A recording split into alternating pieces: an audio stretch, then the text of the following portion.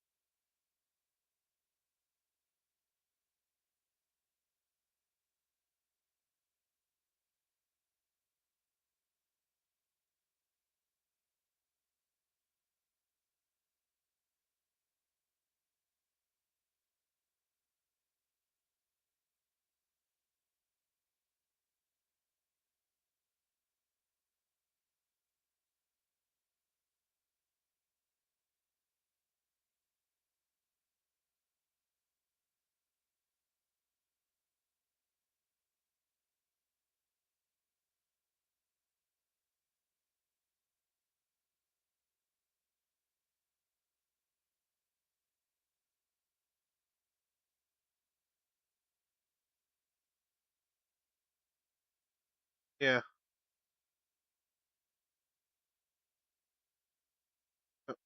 then I'm off tomorrow and then go back on Friday. Then my overtime week starts. Yep, 4 weeks of uh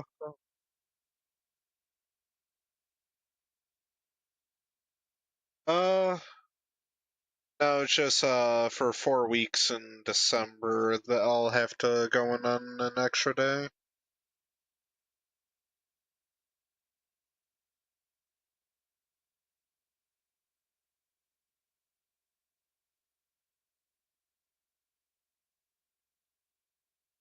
I mean, there's no holidays on the days that I have to go in for overtime, so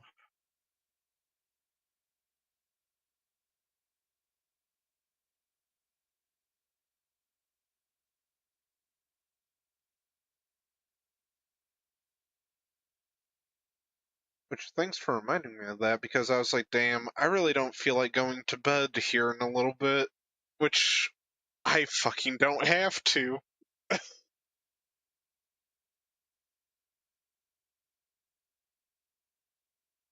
Yes. Yep. Hell yeah.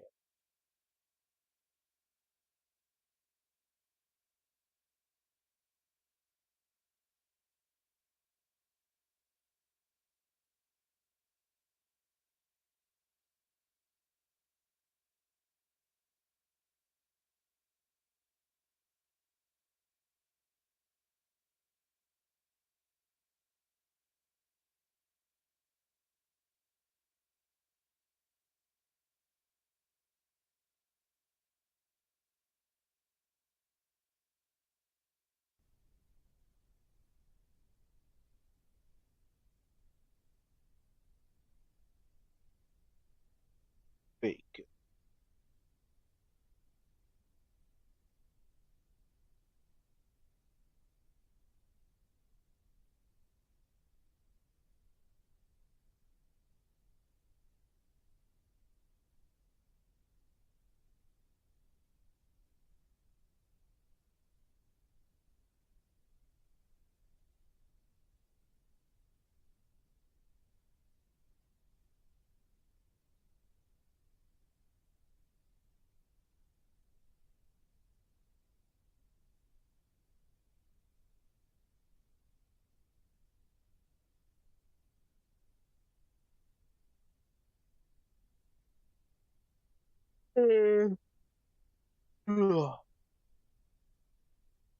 Ja, not thee.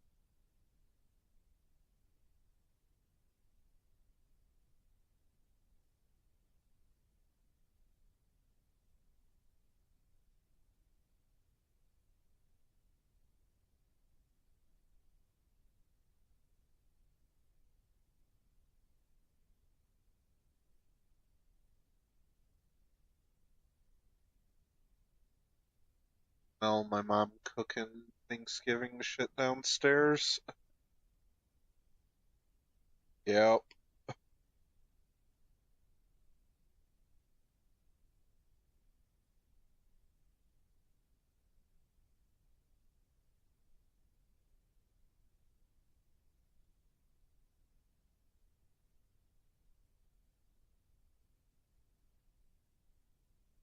Have fun. Hello, how's it going, everybody? Welcome to the Thanksgiving weekend, most of you. Hopefully you guys don't have to work evening shift.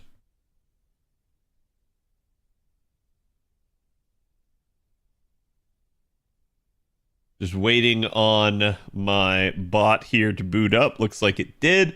I just got the tweet out. Do me the favor, chat. Go give it some love. And let me grab you guys today's sauce. Okay. Like we have it. Hello, everybody. Hope you guys are doing good. Oh, I'm wondering if the camera reset because it's looking all grainy again and blown out. Here is today's artwork. Go give the artist some love. As usual, again, happy Thanksgiving early to everybody. Let me double check my camera here.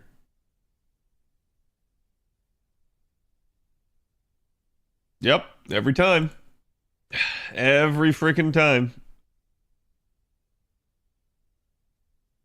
I literally just know. It's like, oh. Yeah, that may be why. Okay, well we can go all the way on our sharpness, but we don't need to go all the way on the sharpness. We can go all the way on the other way. Make you guys think that you need glasses.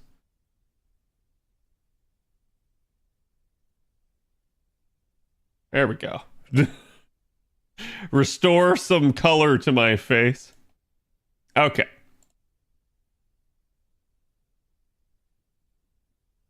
That Tyra art? Yep. It's good Tyra art, right? I figured I was like, man, I was looking for another Arturia piece, and I was just like, it's such a good piece. It's like, I'll just use it. I work on Black Friday. Wish me luck. Oh, good luck. I feel really bad for any like retail person or service industry person that has to work tomorrow. That sort of stuff is always just nasty.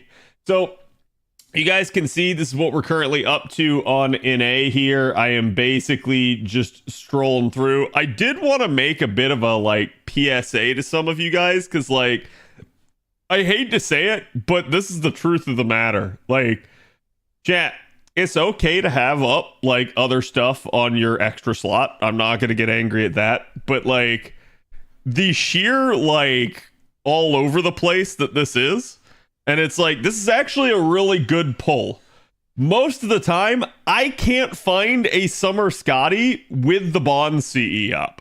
I have people that have like other strange CEs on her, or she's just not up at all. So, like, I don't know what's going on in everybody's extra slot, but that might be something y'all need to take a look at. Because, like I said, I've been at this like all day basically. So it's been a thing where I've been like, oh, why does this keep happening? Why do I have to keep refreshing? I just pulled Nero Bride, and I'm curious what's her gimmick use. Nero Bride's a really good, like, flexible unit, right? So she's not what I would consider to be a meta support, right? Like, she is very good and can be used in meta comps, and in certain situations she is meta. She's just not like Castoria level at that point where she can always be used or is always in the meta. She has anti-sky niche, which is really good on her third skill, depending on what you're fighting. She has 40% attack up for 3 turns, which means she, like her power boost that she applies to someone does not care what card type they are. And she ends up having 30% charge and 45% NP gain for 3 turns on a skill. So like her entire kit is just very strong.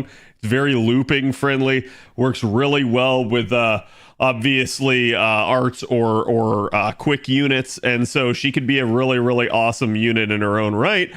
And again, she can also just be your single target saber if you need her to be. So I've always liked Bride for how flexible she can be.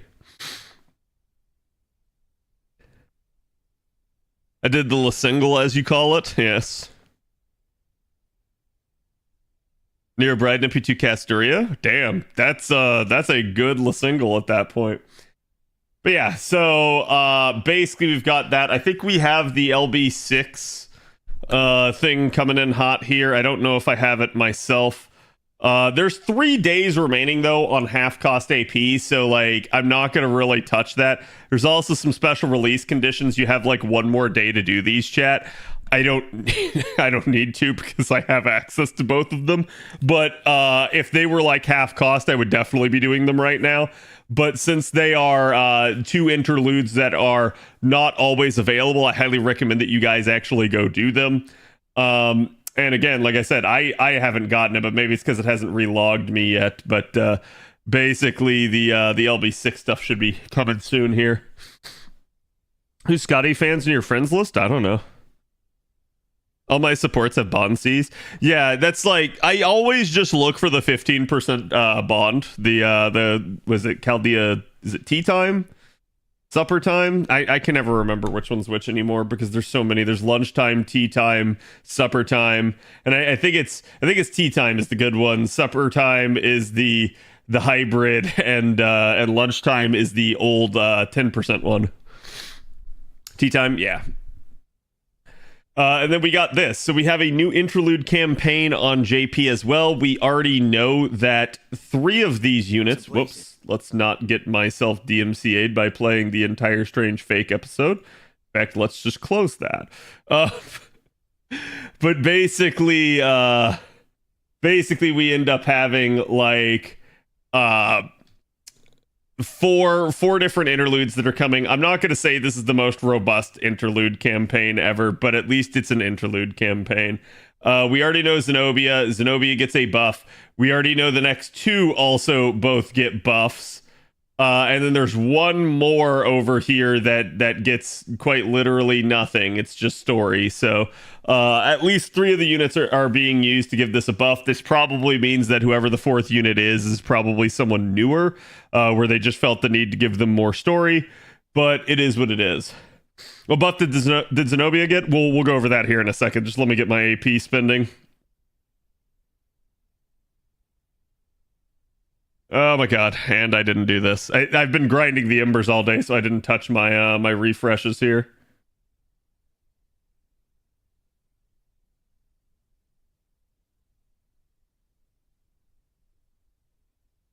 Gotta hyper accelerate that. Yeah. That should be the last one of that. I'm just kind of re-upping everything at this point because why the heck not? I don't know why I could do another one there. That's really weird. Oh, I guess because I accelerated the cooldown. So I can do that with that as well. Okay. I didn't realize that was something I could do. So I can set them to all come back at the exact same time. Interlude 2 is a skill buff. Interlude 3 is an MP buff. Yeah. Yeah, we'll go over the campaign here in a second.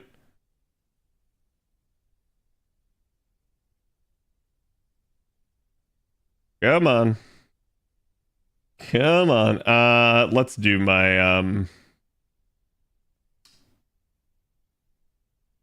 because it's easier to like jump into the node with this.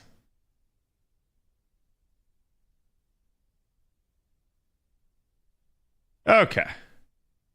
Do you think NA should add exclusive GSSRs in addition to the standard ones? No. I don't think NA should get anything like that that's exclusive. I think anything that they bring to NA should also be brought to JP. I'm gonna say this. There's a lot of JP players, and this is weird because I play both servers. I don't really have a dog in this fight. However, there are a lot of JP players that look down their nose at the NA server. And I'm not talking about like Japanese people. They don't. They're perfectly chill and awesome. I'm talking English speaking players that play only on JP that look down on the NA crowd. I dislike those people just categorically because they have a tendency to like rub shit in like NA's face whenever they have the opportunity. This is also why, on the flip side, you have this entire mantra now of JP being the beta server. And I'm going to say that reputation is earned. It's earned in part because JP does occasionally have some scuffed stuff that they're trying to like work out. And NA usually gets the fix instead of having to deal with it. But mostly because, again, that entire phrase comes from basically trying to rub it back in the JP players' faces that have sat there and been asses the whole time. So a little bit, I'm going to go to bat here for NA, and I'm going to say that, again, NA has long gotten the short end of the stick in that regard. So the fact that NA has had some, we'll just call them benefits here of having stuff come in really early, that was really nice, like the coin system, GSSRs, obviously, and even things like pity. I'm also going to say, still in the honest to God like stance of being fair, I believe that JP should also get these things. I do not believe that they should be unique to NA. I can understand if anybody on the JP side is pissed off about this and the fact that NA seems to be the only one that's getting these two GSSRs. Hopefully JP gets them eventually. I don't know when, I don't know where, I don't know how. I am going to say the fact that NA has two that JP doesn't have, that from my standpoint, it looks like JP at best is probably only going to get one of them. Because it's hard for me to believe that NA has gotten two now before JP has gotten either of them. So it is what it is. I do believe that that JP should get them as well. But if JP doesn't get them, they don't get them. And I understand if the JP player base is upset about that. I think GSSRs excluding Destiny, someone should give one reroll. Because when doing them, you get one unit already. I'm old school on that regard. If that had been a system that had been in place from like day one, I'd be all for it. But as somebody that has rolled many a GSSR and gotten things like USOs and units that I didn't want, it is what it is. Like that's always the risk you have with the GSSR. The good part about it is it's guaranteed, and there will always be another. So that's how I choose to look at it. Yeah, there's a lot of dispute usually about like whether or not NA is considered to be global or not. It technically is, but it is quite literally termed to be NA/USA all the time. Even to the point that like it's run by Aniplex of America and the official accounts are all FGO USA and stuff like that. So forgive me if I refer to it as NA, but it is NA for all intents and purposes. I don't really know why that is. I suspect that at the end of the day, their intent was always for it to be an A, and just the rest of the global like areas got lumped in as they didn't want to create separate servers for them. I'm not sure why. Just that appears to be the way that things have unfolded over the years.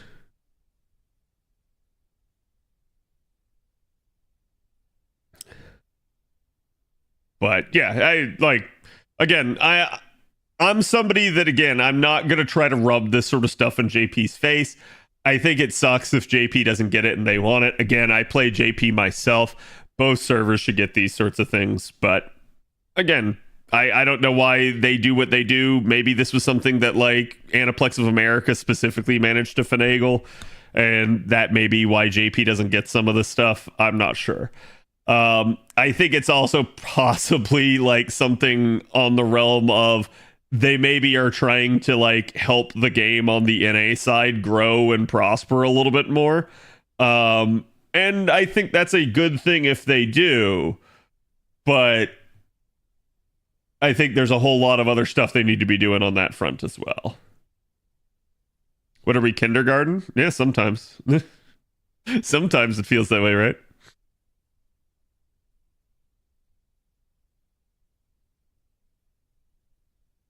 FGO JP, FGO Korea, and FGO China.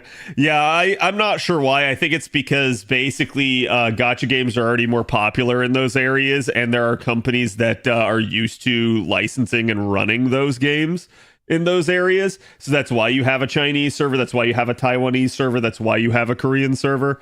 As opposed to like something like Europe, I think it's just probably the case of both that like there isn't the normal like culture for that over there. Not that Europeans don't play gacha games, just that like there's probably not as much like in the realm of like licensors and stuff that would be able to run it on their behalf. And also that like their other fallback, which would be Aniplex. I'm not sure if Aniplex actually has a European division. So that may be an interesting conundrum and, you know, legal problem there. See the stuff in the next Baldur's Gate 3 update? No, I did not. I was not even aware there was a Baldur's Gate 3 update. I do know it's on sale though. Why? What's going on with it?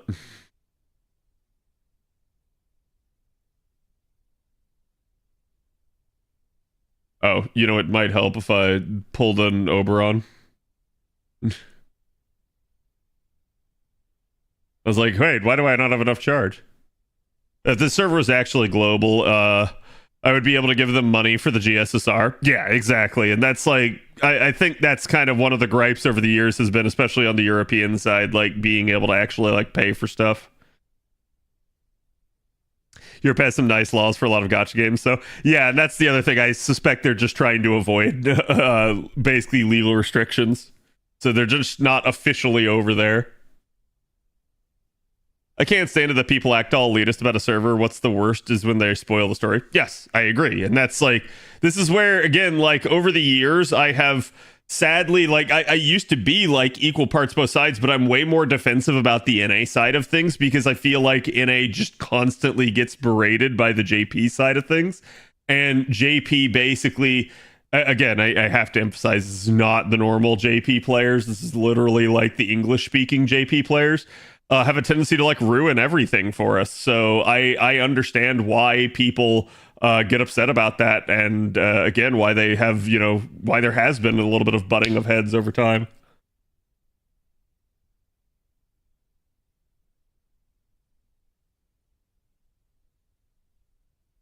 Photo mode, crossplay, and 12 subclasses coming next year. Wait, what? What? Hold up. So this is dumb. I don't care about this. But this? I thought they were done developing the game.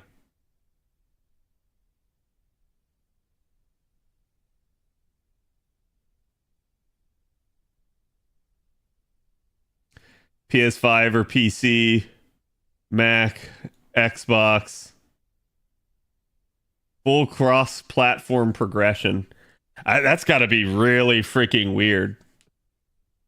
I'd be really worried about this. This is something that I feel like will have a lot of bugs at first. It's currently 20% off Steam. Like I said, I did hear there's a sale.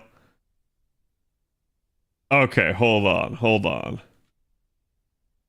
A new way to play your favorite class, adding one new subclass for each of the existing Bard, Barbarian, Cleric, Druid, Paladin, Fighter, Monk, Ranger, Sorcerer, Warlock, and Wizard classes to the game. I'm gonna be real with you. Wizard didn't need another one. They already had the most by far because of all their schools of magic. So, but I'm all for fairness. Expect new abilities, animations, visual effects, summons, and cantrips, and unique voice dialogue lines for the Oathbreaker Knight when written with written reactivity for Oathbreakers, along with a touch of homebrew on certain actions. Yo, somebody ping Mr. Danger Creamy. Is he around? Let me double check here.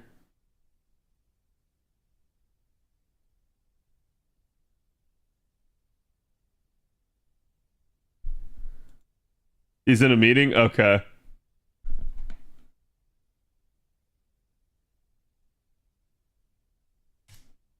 All right, I sent it to him. He can check it out himself. So Bard College of Glamour. Command enemies with equal measure. Cast Mantle of Inspiration to bestow allies with 5 temporary hit points. And should an enemy attack while it's cast, they'll find themselves charmed. Okay, nice. Barbarian Path of Giants. Yo! Easier for you to yeet friend and foe alike. Forget chugging potions to pump those muscles. These barbarians benefit from Giant's Rage. Passive that grants both strength and size, allowing you to deal additional damage with throw attacks. Pockets weighing you down, not for you and your increased carry capacity. That's going to be fun. Cleric Death Domain. Oh, shit. Okay, this includes Toll the Dead. Yo! Oh, man. That's, where is he?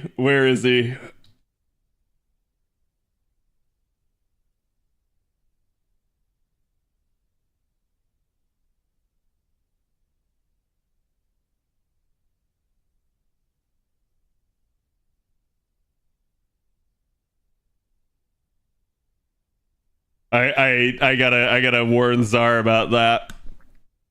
Also added a new homebrewed ability to explode nearby corpses, damaging enemies. Oh my god, that's so awesome. Corpse explosion's gonna be a thing. Yes. Druid Circle of Stars. Okay. Oh yeah, this is one of the ones I feel like when I was reading about Druid, I was like, I'm really surprised they didn't add this.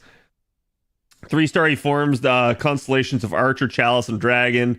Each one favors a different playstyle and strategy. Archers dealing radiant damage with astral arrows. Dude, now I'll actually play a druid. Holy shit. Life-giving chalice restoring hit points to you and others nearby. And the wise dragon allowing you to deal damage with added bonus to constitution rolls.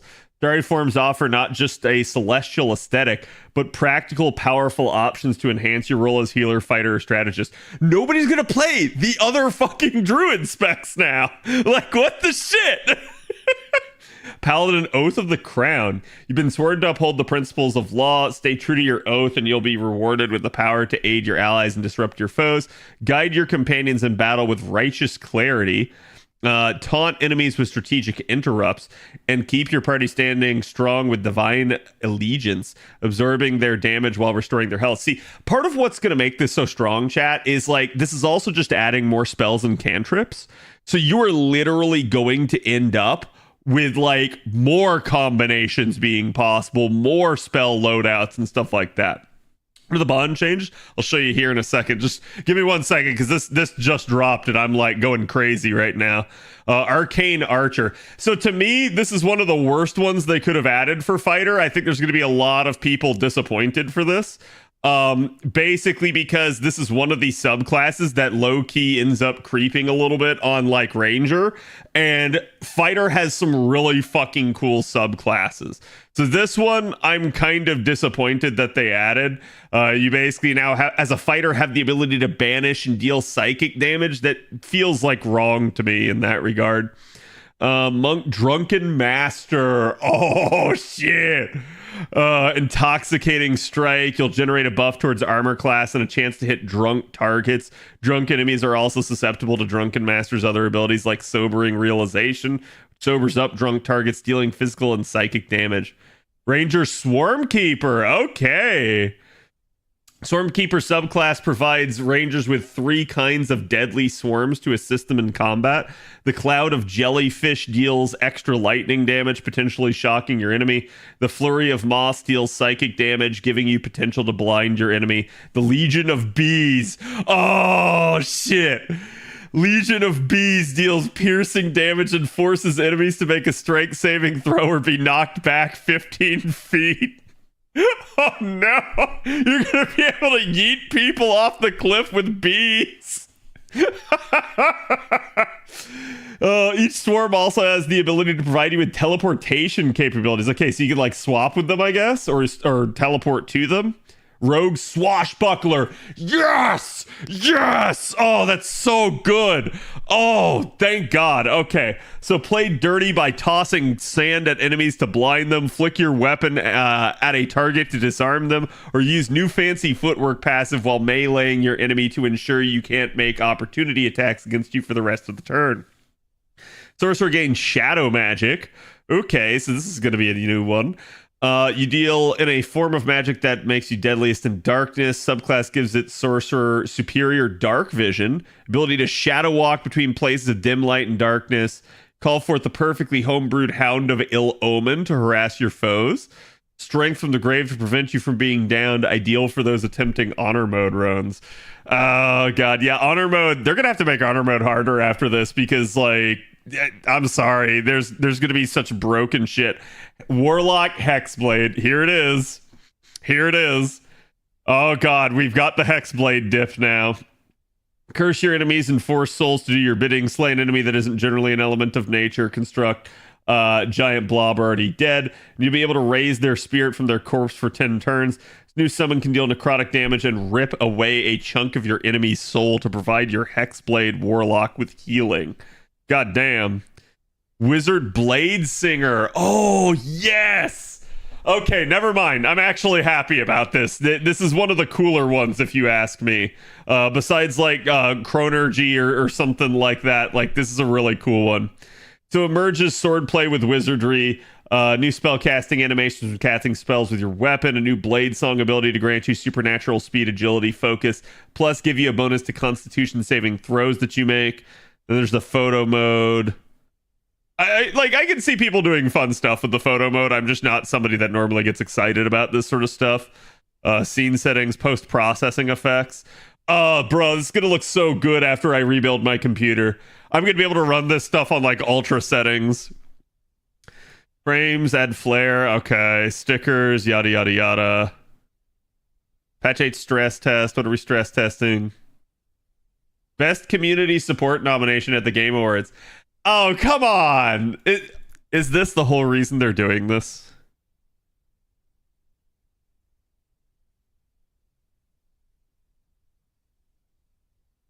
Very Larry and Christmas. All right, sweet. Yeah, no, that's freaking awesome. So the reason that this is so like crazy is because again, they're adding 12 new subclasses after they said they were done developing Baldur's Gate 3. Like, they were not making any other major changes. This is a major change. Like, that's really freaking good, right? Time for another BG3 playthrough? I'll probably have to. I'll have to do it with the new classes.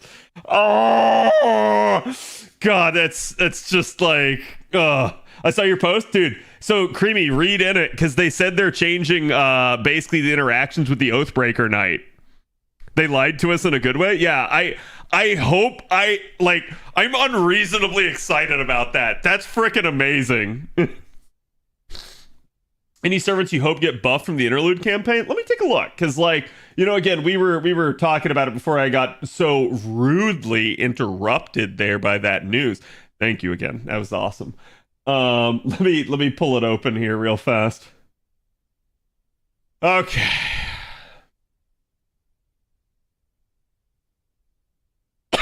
Excuse me, chat. Ugh.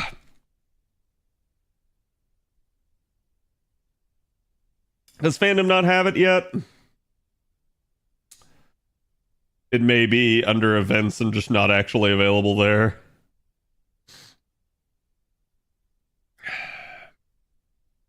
Nope.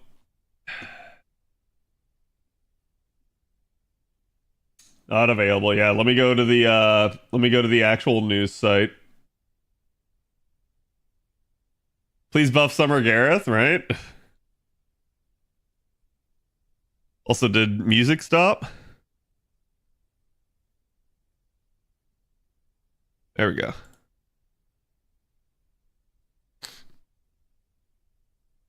Arcane Archer was a good addition to Baldur's Gate 3.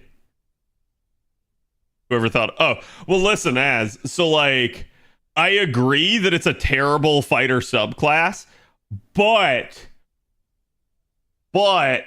if I have faith in anyone to fix that shit-ass subclass, it's Larian. I don't have faith in wizards to do it. I have faith in Larian to do it.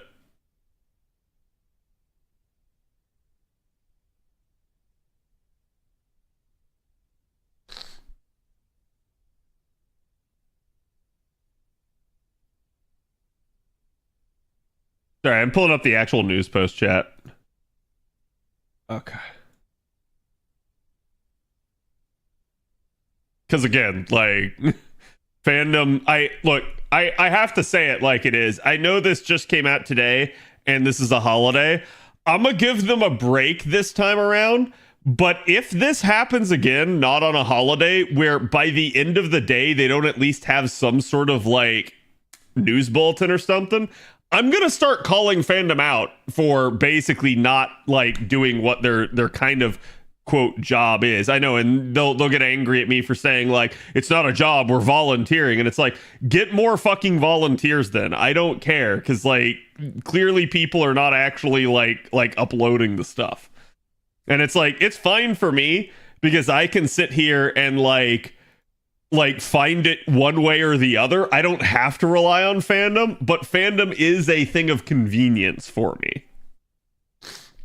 Okay, so again, the interlude stories basically have unlocked stuff. They'll essentially have a doubled super and extreme success rates, super and great, for everybody that is part of the interlude campaign. Again, you guys can see the first one is Zenobia. They're going to be unlocking literally one day each, but they don't really tell us at all who any of the other ones are. We just know that we have another skill enhancement and a noble phantasm enhancement coming. So who do I want it to be? I don't know. This could be so many different units. Obviously, I think there's a ton of units out there in the game that need an upgrade. So without them telling us the class in any sort of way, I'm not even gonna try to guess, right? And here's why, chat, because since it's totally up in the air, then you know who I want to get these upgrades? The Saber Faces.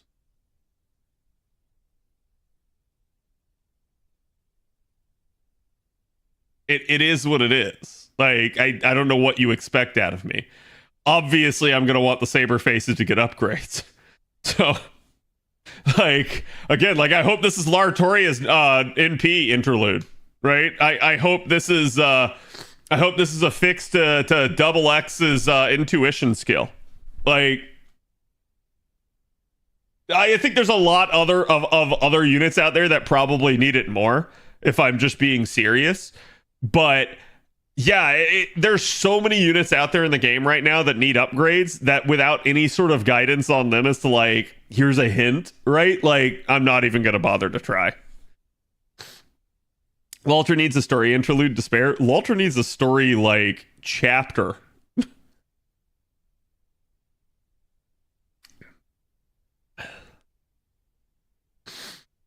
30% debuff success rate on himself, so his MP's buster down is harder to resist. I think, like, usually that's not going to be too big of a deal, because a lot of the time when you're running Arjuna Altar, you're going to have, you know, something else in there to apply, or even, like, something that can kind of assure it. But, yeah, I'm going to say, like, something like that could be a small thing, but it would be nice. But I think you'd probably get some groans from the community if that was a buff that he got.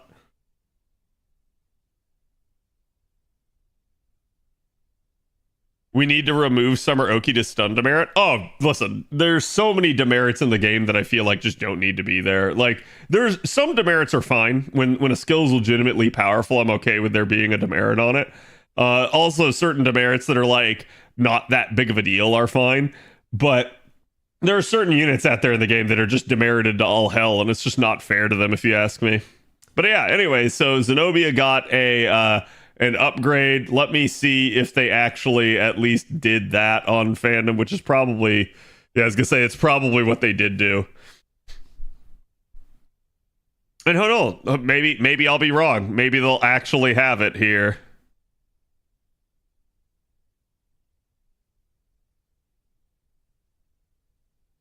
Nope. It literally links back to the interlude page, so it doesn't go to a campaign at all. Which it normally does link back to the interlude page, but normally the interlude page itself will link to like some sort of campaign. You can see interlude campaign 21 in Japan, but there's no link to it. In other words, they didn't do it. Now, to be fair to them, they may also be holding off because, like, again, since all they know of is Zenobia at the moment, that may be why. But I don't know why you wouldn't just go ahead and get a jump start instead of waiting until they were all released. But yeah, so basically, Zenobia, as always, has had a one-time 3 turns guts. It has critical star absorption for 3 turns and a crit star bomb on it. So it's kind of a nice synergistic skill because it allowed her to generate stars and soak them as an arts unit. But they ended up coming in here. They ended up kind of adjusting it here a little bit so that she gets an on guts activate buff for 1 time over 3 turns, so that whenever her guts gets popped, she will basically charge the party's NP gauge by 10 to 20%. So I've seen already a lot of people that are saying this is a terrible buff for Zenobia. I'm going to say this is not a terrible buff. And the reason why is because there have been terrible buffs before in the past. There have been buffs that I felt like were contrary to the unit's intended playstyle. To me, that is a terrible buff. There have been buffs that I felt like took the unit in a way that was wholly worse than it was before. That is a terrible buff. And there have been buffs that I felt like gave the unit something that they in no way, shape, or form needed. That was a terrible buff. This is kind of just neutral because it's a good effect. It's a nice thing for her to have. But let's all be honest, what we all wanted to see here.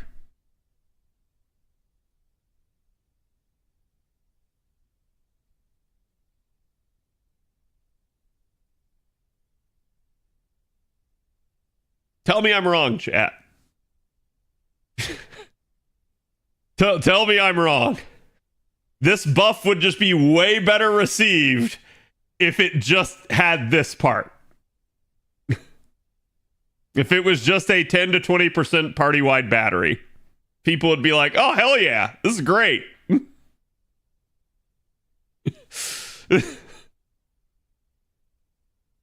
I'm wrong, I know. Now Zenobia won't get another buff for 1 to 3 years, or 1 to 2 years. All right, so let me stop you right there. That's why it's not a terrible buff, Strom. You cannot judge a unit by how long it will take them to get another buff. That's not the issue. The issue is whether or not this buff actually adds something to Zenobia or not, right? Like, it is quite literally not a factor of whether or not this buff is good to consider how long it takes the devs to buff. Because I agree with you, but that's a whole separate issue, right? Like, how long it takes them to buff is their own damn problem compared to how it actually impacts Zenobia, right? There have been plenty of units out there that have had worse buffs than this. People are too 3-brain rotted. Yeah.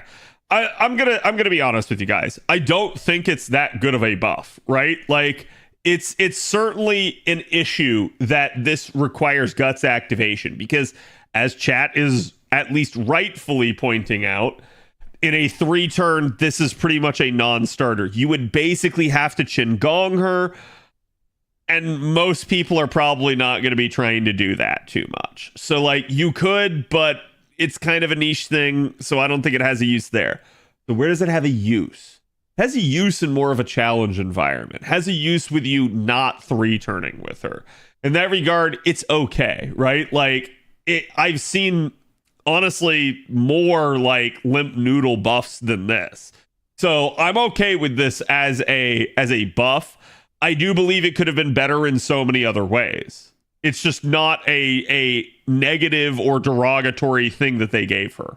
This does not hurt Zenobia in any way. It does not change her play style. It is just an additional effect that's there should you need it.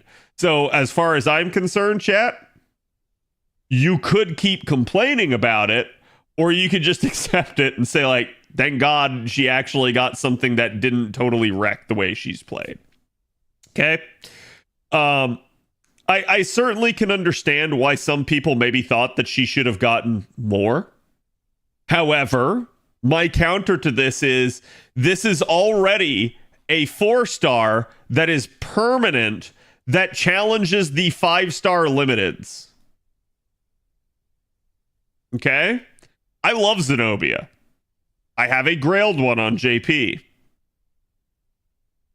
But let's be honest. Buffing her too much is probably not something they're going to do. Trying to buff her damage a shit ton out of nowhere is something that I think they're at least a little bit conscious out of right now. So what they tried to do, if you look at this, is they tried to give her a little bit more flexibility in something like a challenge environment without necessarily breaking the balance of farming. So I think that's what this is. This is a, like, hey, let's give her something, but, like, not too much.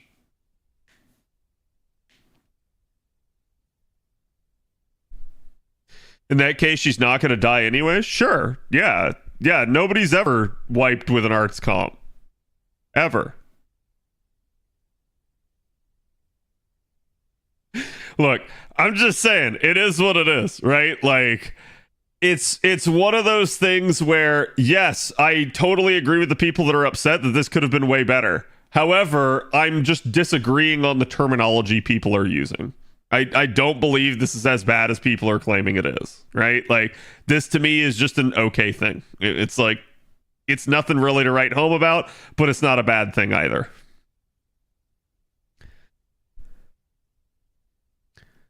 Zenobia hasn't had a banner in 3 years at this point.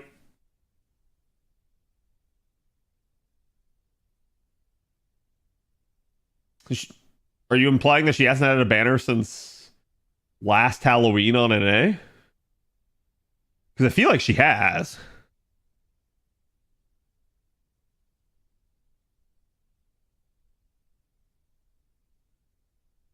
Single target archer buff win. Yeah, I mean, I don't even need to get into that one. That's another topic for itself, right? I don't think it's bad. It's just irrelevant most of the time. Yeah, I agree. Like again, if you're not using her in a challenge environment, you're only 3-turn farming with her. This is like a nothing buff, right? Like, and that's why I think so many people are looking at it this way. However, yes, I have taken Zenobia into a challenge environment and used her pretty effectively. So, like, it is what it is.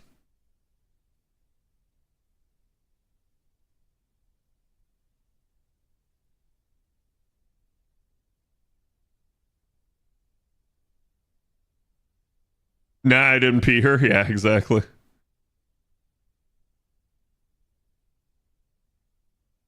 No Zenobia banner since her launch. That doesn't feel right in my head. I feel like there's another, like that there is another banner. Like, obviously, I can't prove a negative, right? Like, I'd have to go out there and find the banner, of which I'm not willing to spend the time to do. But I feel like there's another one.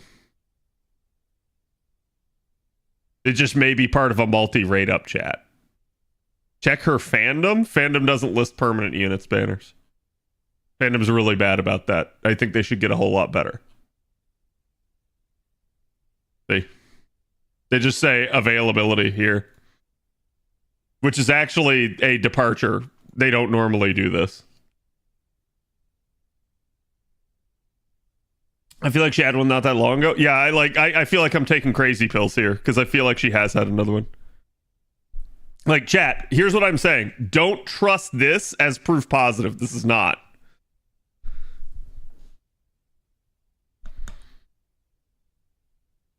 I'd be thinking of SR tickets, which she's been on.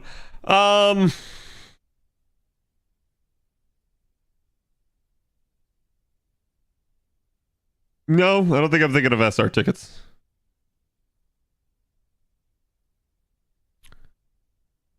There's somewhere you can look at a list of banners. Basically, we're burning just linked.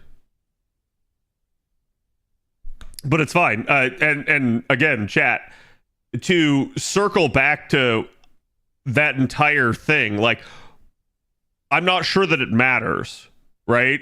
Like, it's a permanent unit. So even if the unit doesn't ever have another banner, it's still always on rate up, and well, not always on rate up. It's always available at least, right? So like, I'm not sure it's necessarily like some big ordeal or something like that. Because I feel like the whole reason that got brought up is like, well, but you can't get more. Yes, you can. You absolutely can get more of her. And as Chad has already pointed out, there have been numerous 4-star tickets at this point. So yeah, I don't know. It is what it is, right? So like, even if she truly has had or hasn't had another banner, that does not mean that people haven't gotten more of her. Valentine's banners? Yeah, she might be there.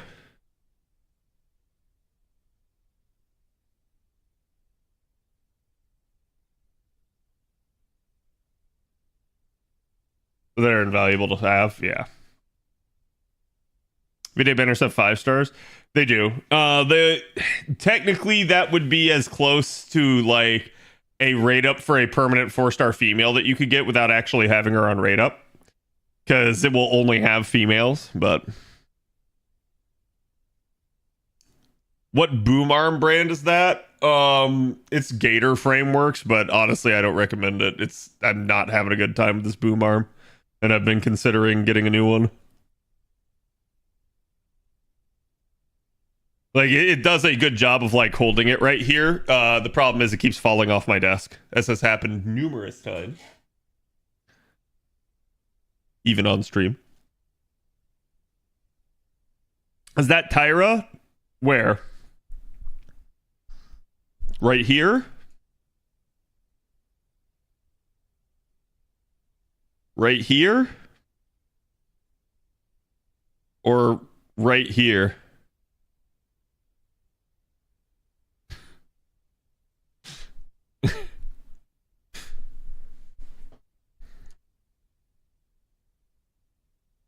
No, the bikini pic. Okay. Yeah. I didn't see it behind me. It spooked me. She was hiding in the divine wine. That's true, yes. She dodged me. Yeah. But yeah, so anyways, that's the interlude campaign. Like I said, I think the buff is, you know, kind of a wash. It's like it's nice to have that effect there now, but how often you use it is going to entirely depend on you. However, chat, to the people that are sitting here saying like, oh, I'm never going to use her in challenge, or like this literally does nothing. That's a fair point. However, it's no different than any other buff to any other unit you don't ever use. So the way to treat it is, if nothing else, if you don't like the buff, it's an addition to your milestones. That's how I would look at it, right? Like, don't get me wrong. I know people want it to be better, but Zenobia is not going to be your top dog for AoE archers.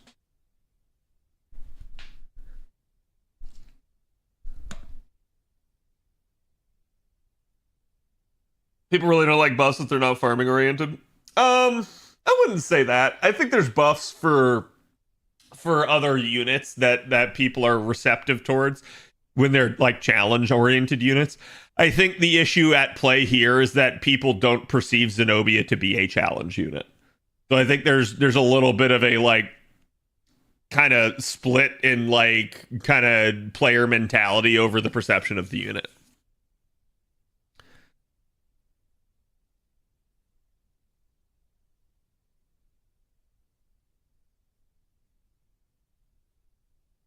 Reject Zenobia, embrace Emia.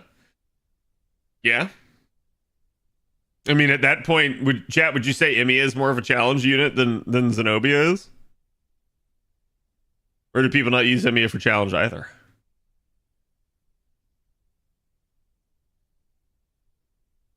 I think it'll come in handy at one point. Yeah. Yeah. It's better to have it than not. I certainly have had Zenobia's guts get popped, so that's also why when people are like, "Oh, this isn't going to be a thing," I'm like, "Sure, okay." Like, I've had it happen, but yeah.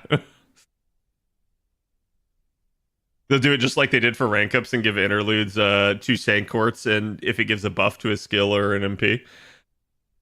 I don't know. I hope at least in the future that they keep doing this sort of thing. That they keep doing like strengthenings and interludes. I think that's like been their biggest issue, is they're trying to get so much of it done via like story and stuff. And I can at least understand that probably from like an analytical and future prediction standpoint, they're somewhat paralyzed, because probably what ends up happening is they end up going like, all right, so we have perfect frame, by the way. We have like basically like, hey, okay, what are we gonna put, for a strengthening in the current event? So it's like they have event after event after event after event, and they're sitting there trying to predict like strengthenings that are gonna go in each of them, and then they go like, all right, but if this isn't enough and we want to add more like improvements to units, how do we do it? And I think the problem is they probably sit there and they go like, all right, so let's have like a interlude campaign or a strengthening campaign, but then it needs to be units that like we're not necessarily going to put into an event in the recent times, like in the upcoming foreseeable future. So I think they probably end up kind of sitting there trying to think about this, and it becomes a little bit difficult as they go like, well, what if we use this unit in this event? What if we do it a buff here? What if we... So like, I can see how it's at least somewhat difficult for them to like figure that sort of stuff out. But you guys know me, I'm way more of the opinion of like, just buff, and then if the unit is relevant to an event and doesn't need a buff, then that's fine. Like there's no issue at that point. Like if you were to put like Tiamat into another event, they don't need to buff Tiamat, obviously, right? Like she's still good and will still continue to be good for several years before she ever needs a buff. So that's where I'm gonna say like, yes, it's okay to have like too many units that are good and be like, hey, we can't buff anyone here. There's no problem with that. That's a good problem to have if you're a developer. I wonder if we'll hit the 60 this year still. How many are we at? Do you know? Because like I don't know. I don't feel like we've done that much. Sorry, 34? Okay. Oh, we're at 56 this year. Okay.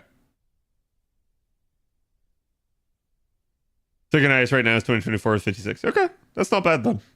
Like, and it's wild, but like, hear me out on this. Well, you may be thinking like, oh, well then Cad's like totally wrong. Why is he complaining about this? Clearly they're doing more upgrades. Hey, Avalon, you want to tell them the prior 2 years? Want to tell them 22 and 23?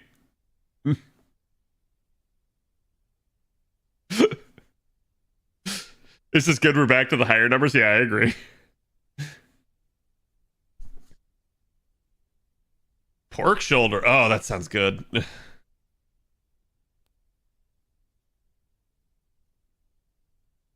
Was 34, 2022 is 54. Okay, so 2022 was not bad. 2023 was god awful, right? Like, so quite literally at this point, chat, they could still do like 90 upgrades in a year, and it only then would it like even out for the current year and make up for like the lack of upgrades that they did in the prior year.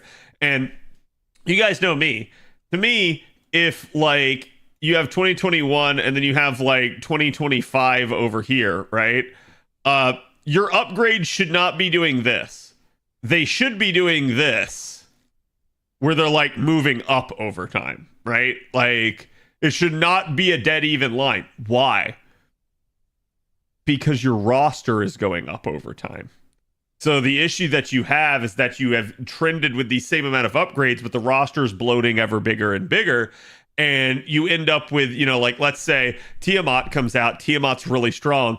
Tiamat sets the standard so much to the degree that like every other alter ego ends up compared to Tiamat.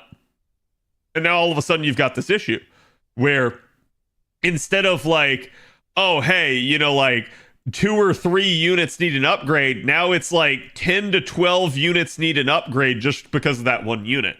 So this is why it's an issue. It's why, hey, look, you know, eventually we're going to have to pick up the slack. Because what ends up happening over time is that one unit sets the trend and basically leaves behind so many other units. Like, let's say the power curve was going like this, and then the one unit comes out and it goes like that all of a sudden. So it's like, it doesn't matter how they do it. The problem is that this occurred. So in order to make up for it, they end up having to like do corrections basically to bring the back line up to kind of keep pace, right? And I know a lot of people are going to be like, oh, that would cause more power creep. That would cause more other issues. The devs won't necessarily want to do that. They want the unit to be strong. And that's true. But we've gotten to the point where it's so lopsided, it's ridiculous. Like, again, you have like singular units that dominate their entire class, and it's not close. And then in other cases, you have just units that have kind of been sitting on the top of the trash heap for so long, while the other units have just kind of languished. So there's no real parity. There's no like changing up of who's actually the like best or the most meta unit at any given time. And so you don't have this like revolving door of balance like you're supposed to have in video games. Instead, you just have stagnancy. Which is really weird because, again, that stagnancy at the same time as power creep is rather an odd thing to have. Normally, when somebody power creeps, it's power creep because it inflates across all units rather than just one. Like, you'll get, like, let's say you have, again, like, this unit is this strong, this unit is this strong, this unit is this strong, and this unit is this strong, and then they come out with a new unit and it's this strong. You now need to play catch up with the rest of these units so that they're, even if they're not stronger than the other unit, they're still at least comparable so that there is a new playing field. This is usually where the most power creep actually comes in. It's not normally from a singular unit. So this would be the argument against buffing more units, would be that it would cause even more power creep in the game. However, it's kind of a necessity because if you don't buff these other units, and instead you just end up with all of these units down here kind of being the norm, and then this one unit, again, we've talked about this, everybody just rolls the one unit. Nobody rolls the other units really unless they like their design or something like that. And you end up basically with the company actually making less money because of it. Because instead of people rolling multiple units of a class, they're just rolling the one guaranteed really fucking good one.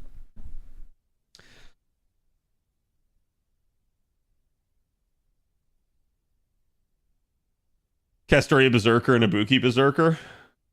Ibuki Berserker is technically not that unit anymore, thanks to Musashi. So I at least hope all the units get the rest of the interludes here that were ones that hadn't had an interlude yet have low screen time. Yeah, that'd be really nice if it is, right?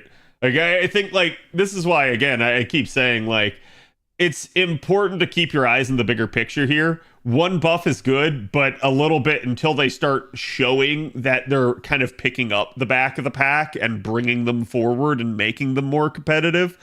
We basically need to keep harping on this. We need to make sure that the developers are at least somewhat aware, that the community is aware, because the more the community is aware, the more it'll be a thing that gets talked about, the more it'll be a thing in surveys. So again, I'm not saying like we need to get all over the developer's case and be like screaming at them at the top of our lungs, but it is something that like I think the community overall should be aware of and be asking for. Let's just roll Melisson, Draco, Tiamat, and ignore 99% of the game's units. Yes. Like, and I think that's one of the like worst things that's actually hurting the game. Like, for instance, chat, I'm gonna be real with you. As a guide maker, it is like way worse for us to make guides when we know there is a one-size-fits-all solution. Because it's not very much of a guide. We're just going to tell you, get that unit, do that thing with that unit, boom, there you go, you win. Rather than instead being like, hey, yo, there's all these other options that work.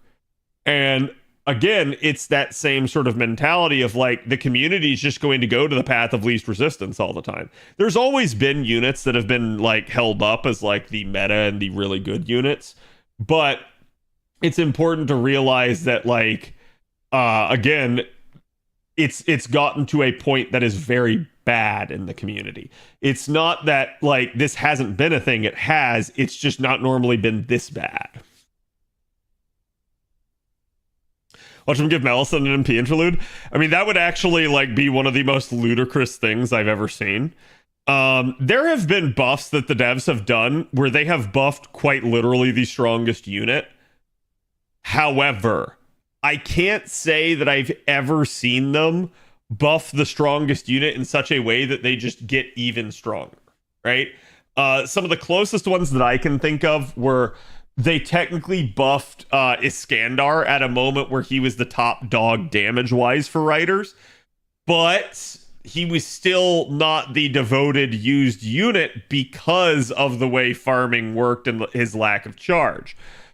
Same thing, we've watched them buff Maid Alter, but hers was not a damage dealing increase.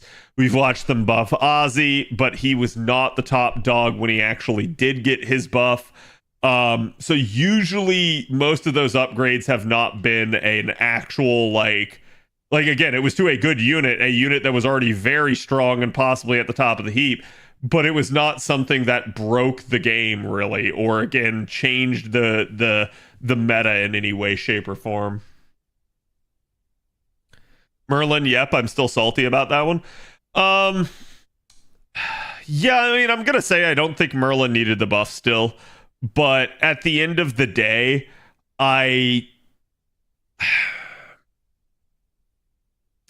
he's in a weird spot, right? Like, I think you could definitely say that Merlin's at the top of the heap in certain conditions. He's just not like the conclusive best support caster in the entire game. He is, for years he was, but nowadays due to Castorian stuff like that, and the fact that Proto Merlin came out, existed, and kind of had a better kit than him, I don't think it was like, oh yeah, we buffed the best unit anymore. It was instead more like we tried to bring him in parity with his other form. But I agree with you. I still don't think he actually needed it.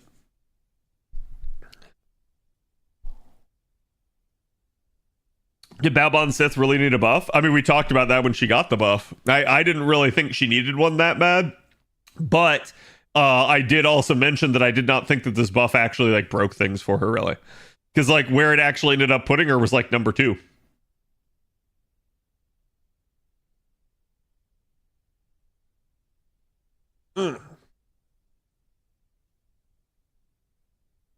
Merlin's buff hurt Koyami.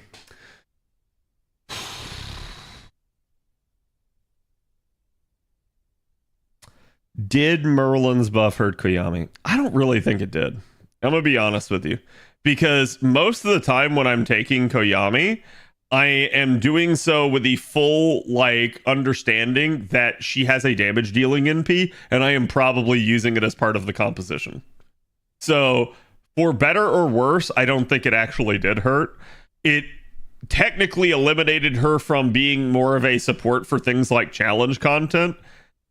But I'm going to be honest, I don't think she was getting used that often for that purpose. Like, if she was getting used in challenge content, I suspect it was, again, as more of a, like, hybrid damage dealer / support rather than a devoted support most of the time.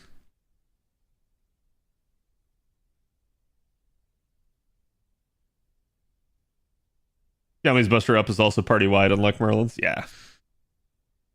Yeah, I mean it is what it is. Like I can at least hear that argument, right? That like, hey, this was not a good thing for her. I don't think it's like absurd to have that take. I don't necessarily agree with it, but I don't think it's absurd to have that take. Tamamo needs some buff. OG or Koyami? Because we have this discussion many a times on the channel, because at least a couple of you guys are really big Tamamo fans. Kiami's still a better support for animal trait servants now. Yeah, I mean, like, I look, I'm not going to sit here and argue that like Koyami couldn't use a buff. I think she could. But I also feel like some of the people want her to be like the most meta thing ever, or like want her to like somehow out damage like Kukulkan, of which I think those takes are insane. Like actually insane. I think if you're wanting that for Koyami, you're not understanding what Koyami is. But if you're just wanting Koyami to be a little bit better, or to maybe like have another niche that she can stand out in, I don't think that's insane. I think that's actually very reasonable. OG needs nothing. Lancer could use something. OG's been argued about for years. Basically, ever since like Castoria was a thing, people have been arguing that OG needs a buff again. I think there's a way that you could like enhance OG and make her better without like breaking anything. But I do think, and this is something a lot of people don't understand with OG, like using OG, like actually using her in challenge content. You loop her quite a bit. You use that NP quite a bit. You're getting those skills back quite a bit. So they have to be especially careful, because out of all the units in the game, Tamamo is one of the units that is very spammy in that regard, that she will keep firing her skills because you're going to keep kind of throwing her into that arts comp and popping off. So any change they make gets like magnified times 100, basically. So they have to be at least somewhat careful with what they would do with something like that.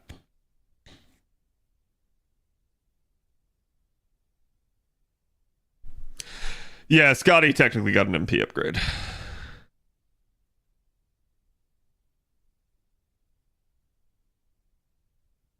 Some sort of defensive charge capabilities.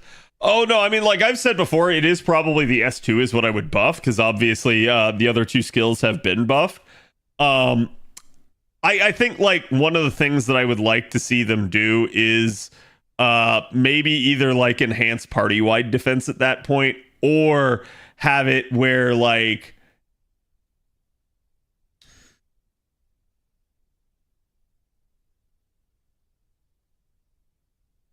have it grant some sort of other niche that is not currently covered by Castoria or Bride.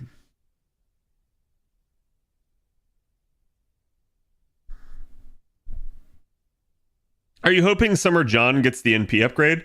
I do, actually. Man, if Summer John gets the NP upgrade, the Zenobia people are going to maul like crazy. However, it is 100% justified. 100% justified. And if I see a Zenobia person complaining about that, I'm going to laugh at them. Because Jarcher absolutely needs a damage upgrade, and it's not even close. And she should not be getting out damaged by a 4-star. Durga exists, exactly. Jarcher's fine. Jarcher's fine on loopability. Jarcher's damage definitely struggles, especially at low MP levels.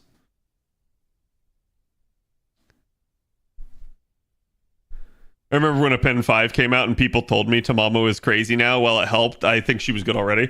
Well, so the issue with a Pen 5, and I've mentioned this before, like I think a lot of people have a tendency to overvalue a Pen 5. A Pen 5, and this may be a hot take, chat, but a Pen 5 is stronger in farming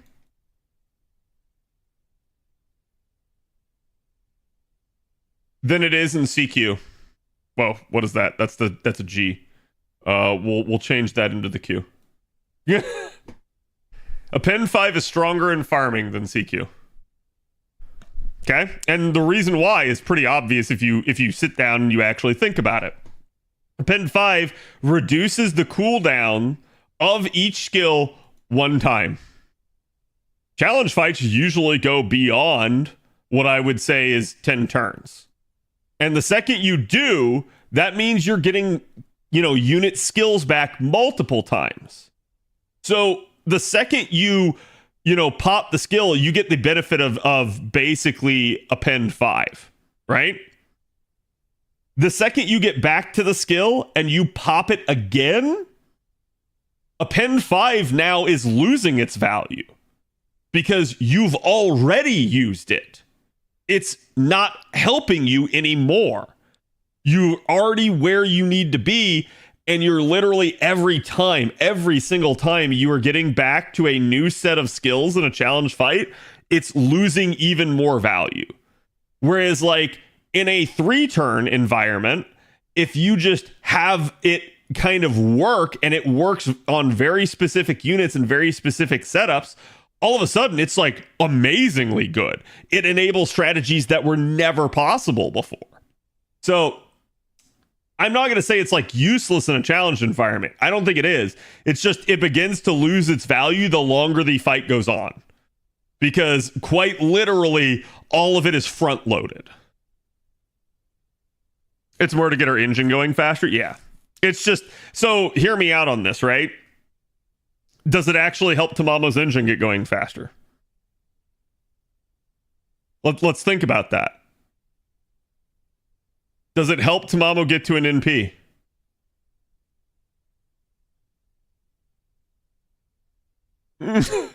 Nope.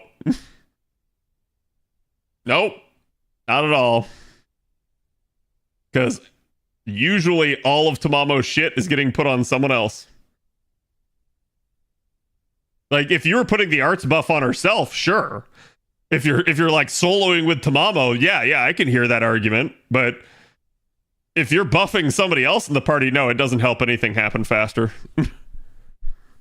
You're getting the cooldown back faster, but it's not really helping her ramp.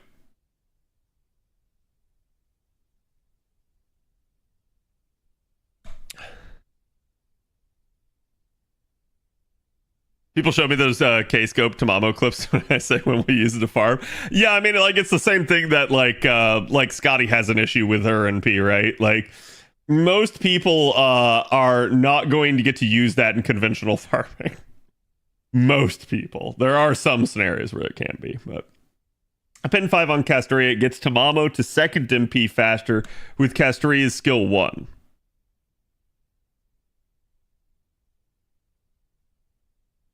Okay, however, right? Like I can hear that. However, I'm going to say that Castoria having a Pen 5 does not equal Tamamo having a Pen 5, meaning that Tamamo gets her engine faster. Like this is a completely different argument now. Like you're saying, oh, if Castoria has it, then the other unit gets going faster. Well, sure, of course. Of course, Castoria has charge. Quite literally, right? Like, so, yeah, I think that's a completely different statement at that point. But no, that don't get me wrong. I'm not going to say again that it's useless in CQ or anything like that. I just feel like it is latently stronger in normal conventional farming. And part of the reason for that is because and don't get me wrong, a Pen 5 is not useful for all units. In that regard, you could maybe make an argument that then it is stronger for challenge because in theory it's stronger for all units in challenge. But I think when you're looking at where a Pen 5 has the most impact, it's quite literally on buster units in very specific circumstances. There are the occasional like quick and arts unit that it's really good on too, but it's usually has the most impact on certain specific buster units in certain specific compositions. The main two you'd want are probably 2 and 5. The rest aren't really what she's meant for. Yeah, I mean, you really like. Ideally, you don't want to be extraing with your Tamamo. Crit could be a thing, but I mean, that's more of like if you have the coins, you have the coins, right? So yeah, I completely agree with you in that regard. This is just a thing that I've talked about this before. It's like with regards to your meta supports, especially in a challenge environment, technically every single append is really good because this is the sort of like law of averages approach of like, oh, hey, I'm just constantly taking this unit into a CQ. I am utilizing their skills every so often. I am utilizing their cards every once in a blue moon when I need to form an arch chain or something like that. Then like, yeah, in theory, every append has its value on them. But yes, I usually am gonna like side on certain things. And to be clear, chat, okay, I want to be really clear here. Append 5 has quite literally a very similar value to append 2 in a challenge environment. Great. Right? It's great in helping you get to that first NP. But the longer the fight goes on, who the fuck cares that you had 20 at the beginning? Right? Like, as long as you just didn't die, if that 20 made or break that, that's fine. But if it didn't,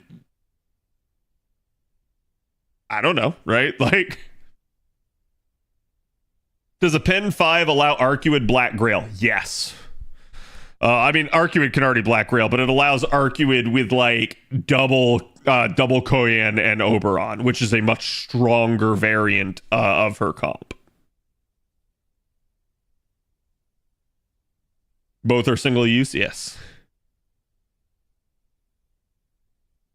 Oh, right, chat. I didn't mention to you guys the bond change because y'all were asking about it. My bad to everybody that was screaming at me. Avalon sent me the picture of it, so this is probably the best thing to do. I did post about it on Twitter, but again, it's not like a huge change, right? But this is a nice thing. So now at the end of battle, you're going to be able to see obviously like how much you got, but now how much until the next bond, which I do think is really good because it's actually going to like both give you that like at a glance where you don't have to go out and check. This is something I have to do every once in a blue moon. And it's also going to kind of show you like, hey, wow, yeah, like I'm going to be able to get done with like some of these pretty quick, and then you're going to go, oh my god, what the fuck? Like what the actual crap is this? Like, why is this one so big? And you're going to know because it's going to be your Bond Grail. It's nice seeing Bond until next level. Yeah.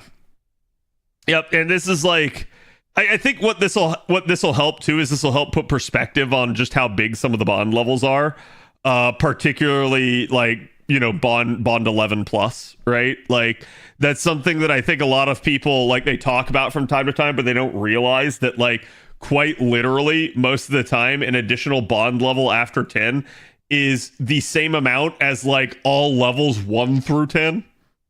So like everybody thinks like, oh, it's easy to get to. I'm like, yeah, you're bonding them to 10 again.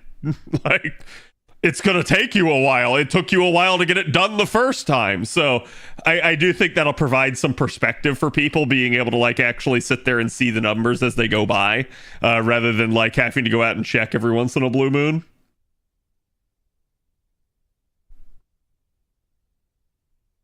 Did Aurelia not dance? 1 second, chat.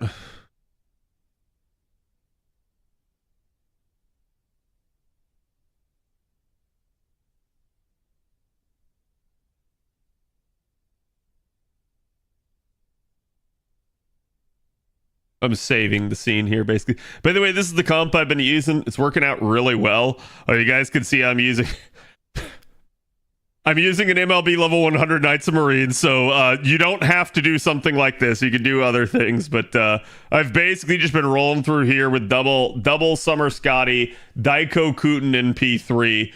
You could probably get this done at a much lower level. I basically just turn 1, pop, it's basically a 9-button press comp, right? For some people, it might be 10. because you might have to use the Mystic Code. But yeah, I just turn 1, pop everything other than the 2 Scotty charge skills, and just go yeet. Sheep World X Terraria. I saw they announced it. I didn't look at like what they're doing. I assume it's a collab, right?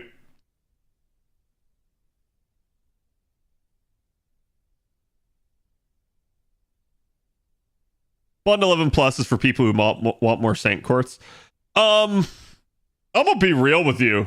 No, it's not, because you don't get more Saint Courts that way. You get the same amount of Saint Courts that way. So to me, it's for people who want more coins. Or for people that really like the unit. Or for people that just don't want to waste their bond. Like, those are to me the 3 biggest uses. The Saint Courts is obviously there, but it's like, it's part of the entire bonding process anyways. Speaking of which, do we even have an event Quixie equivalent to Aerial and others? Yes, it's called Cherry Icicle, and it's split stat. So, unfortunately, it's not as good. Oh, yeah, Trace of Christmas. Trace of Christmas is one, but... So, technically, it's not as good either, because it's it's Quick Up and NP Gain instead of NP Damage. If it were NP Damage, that thing would be like... chef's kiss, right? But instead it is not, so it's just something people got to deal with. Yeah, sorry, that's my bad. Cherry Icicle is basically the quick equivalent to Ocean Flyer and Cranking. It's just, again, like we said, not as good. Got Cherry Icicle to 100 back then. Yeah, it was a lot OC, so it's like it wouldn't have been the craziest thing if you did. It's just like for people that haven't level 100 it yet, I don't really recommend it. And again, like, chat, mark my words, okay? Like, do you guys remember the Loki meme where, like, I think it's from like Endgame or Infinity War or something, where like Loki's locked in the cell and they go to him and he's like all dejected and shit, and then like they go to him because they need him, and he goes like, you must be really desperate to need me. Okay, so mark my words, the Loki meme is gonna be a thing, and you'll know it when they finally release an all attack like perfect Quixie.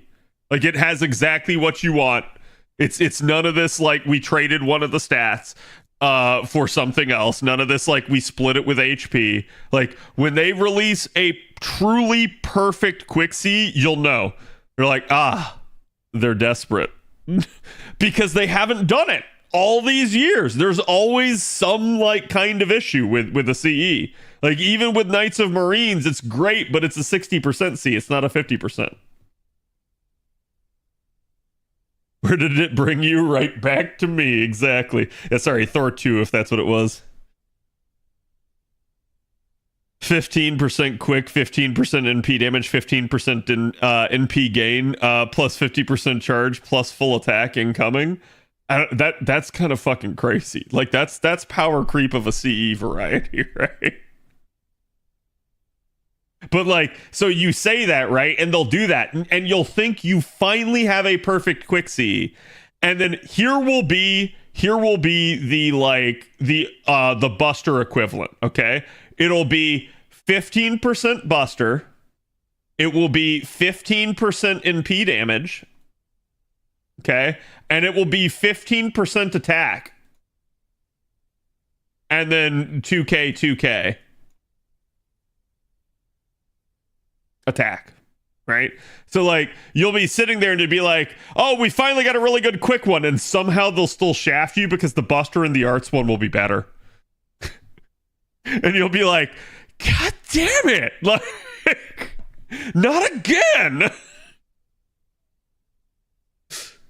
I like using the Bazette C if it didn't need charge. Yeah, that, like, there's still some good ones, but it's usually the 0% ones that are good. Whenever, for some odd reason, whenever it comes to like 50% charge Cs, they just hate quick. They do not want quick to have like good things. Quick can't hold all the L's it takes, Sag. I mean, and again, like it's not Quick's fault, it's the devs' fault. The devs keep making it take the L, right? Like, is song request not working? It might not be. You don't like Kiss from a Rose by Seal?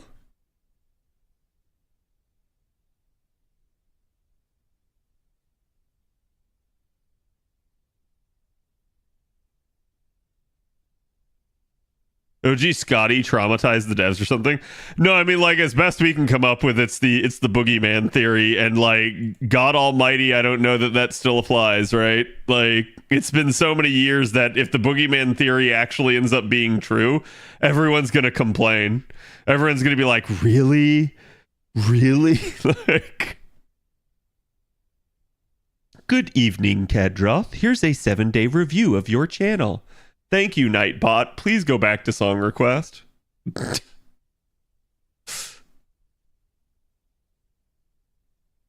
you go.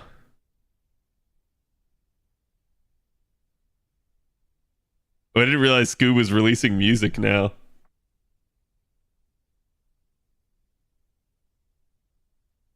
Is Super Recos tonight? I think so. Are they out right now? Or is it like not until midnight reset? Because, like, I haven't had it happen yet. Reset? Okay. Yeah, I was going to say, it's like, I wasn't going to do it tonight anyways, because I literally just want to grind. Because, again, I'm getting close to my 120, and I want it done before the end of the, like, the 3-time suck rate.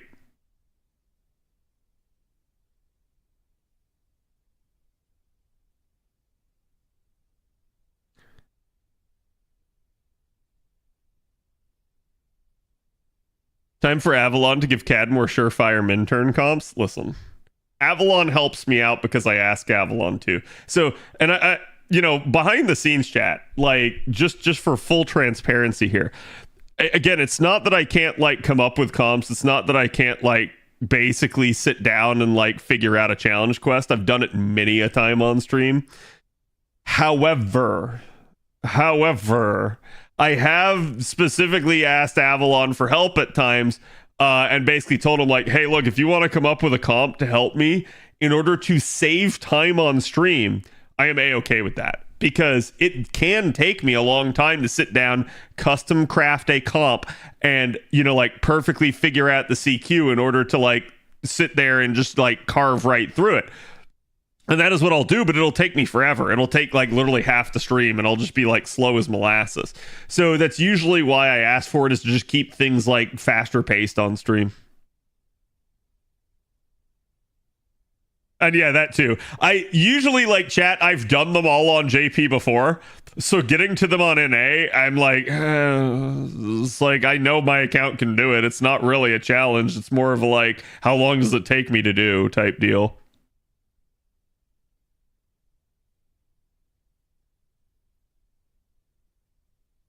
Double experience to finish my mellow. She's already 110. Yeah, like, the whole reason I'm doing this. So, chat, I literally want to finish MHX and then go to MHXA, of which I only have, like, 1 Grail at the moment. So that'll be, like, 102 here. So I want to do 120 here, 102 here, and then I want to basically fill my inventory with all 5-star embers. Okay, this is my goal for this entire campaign, and if I do this, then I know that, like, I'm set for the future, because obviously we're going to keep getting more grails. We don't have another lotto until, like, May. And in that time period, like, yeah, I'm going to be sitting there wanting to work on my MHX, my MHXA. And I know, with her being a berserker, that not only is that kind of annoying because you can't devotedly grind her embers, but also because it's going to eat a lot of the supply of embers that I have for, like, upcoming units. How many 120s do I have? When I finish my MHXA, I will have a full list of 120s, a full support list of 120s.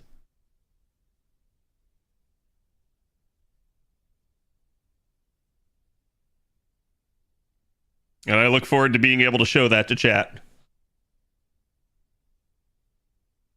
But one Grail left at the moment. Morgan's sitting at 118, but I need 30 more coins. Going to take a while to get those. Yeah, that's like I said. That's why bonding higher than bond 10 is usually a coin issue for a lot of people.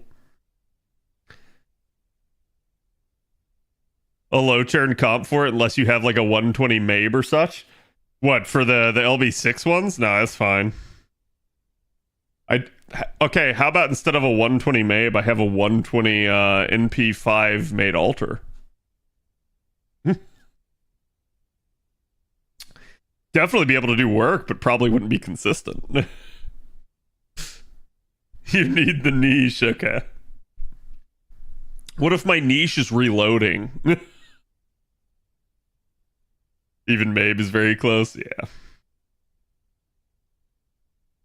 But yeah, so that's why you guys see me like literally popping apples and stuff here right now. It's like I don't care. I have 3 days left by which to finish. I will finish my units. It's the reason I'm kind of in a race is it's more to make sure that I get the inventory filled up on top of that. Because like I can definitely do the other stuff here. And at minimum I want MHX done tonight. Because I've been like all week I've been sitting here being like, oh, new 120, and I'm like, yeah, I want that to stop being a lie. Because it's just taking longer than I thought. And part of the reason it's taking longer than I thought, my MHX could literally be 120 right now. However, because of the fact that MHXA takes Berserker Embers, I am choosing to only use Assassin Embers on MHX instead of pumping in like the Lancer Embers and stuff that I'm getting, so that I have more Embers to spare for MHXA.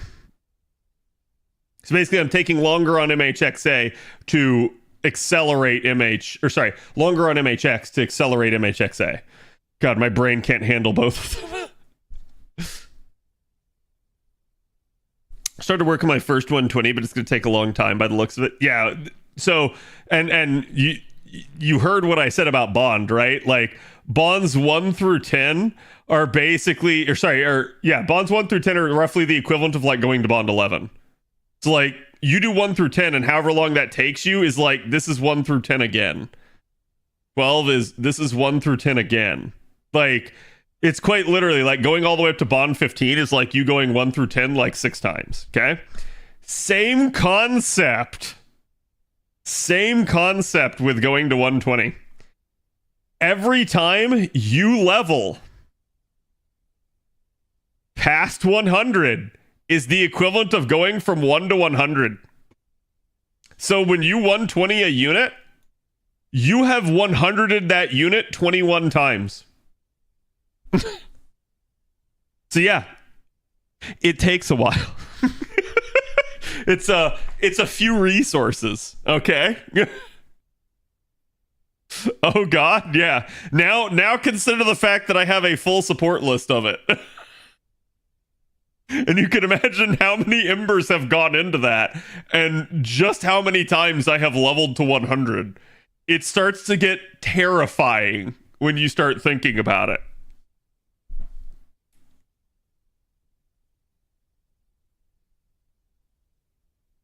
Next year, it looks like there'll be 2 120s for me, Saber Hoku. Okay, so chat, let me ask you, while I've got you all captive, right? Like, let me ask you what you think on this front.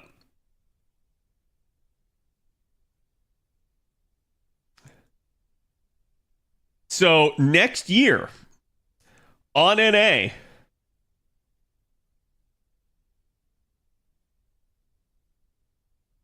where's it start? Is it here? Next year, we start the Evocation Festival. EvoFest is dead time? Well, hold on. Hold on there, pal. So you say it's dead time, right? Let's look at this. What is included in the Evocation Festival campaign? So again, you're going to get like all these units available to you.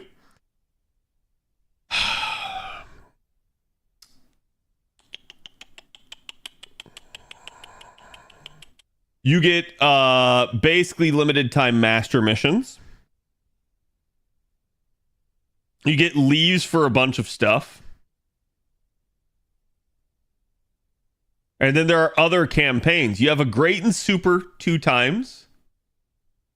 A half cost QP when leveling all units.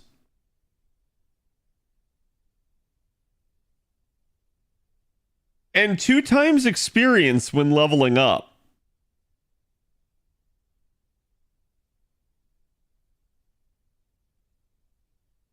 Only these units, though. Now, here's the thing, right? 120 an evocation unit is like a quarter of the cost. He's on to something, chat. He's on to my insane thinking pattern here, okay? So, when it comes to this, it's just not... Hold on, let me see. When's the next one? They're supposed to have it grouped in like an evocation festival list, but it is what it is. I don't know why this doesn't link back to it. So as you start to get down here, you start to go like,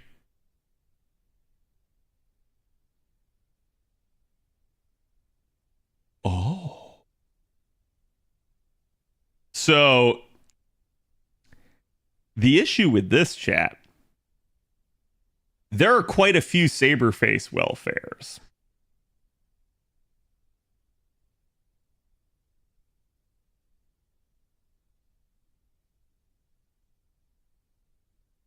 Particularly here, here, here, here. So there are 5 units so far that are Saberface welfares in the Evocation Festival. Let's do some quick head math. Let's just look at Mixa here. 2 Grails to get her to 90. 5 Grails to get her to 100. And 10 more Grails, I don't have enough fingers for that, to get her to 120. So each one of these units requires 17 Grails for me to finish.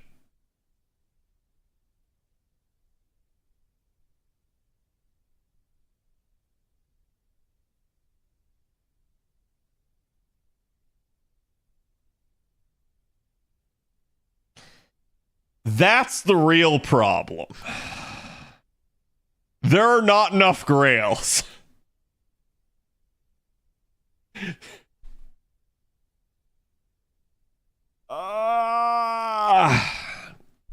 So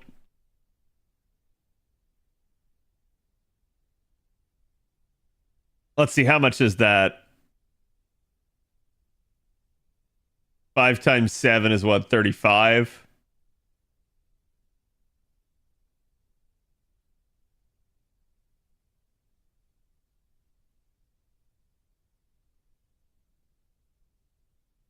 So it's 85 Grails.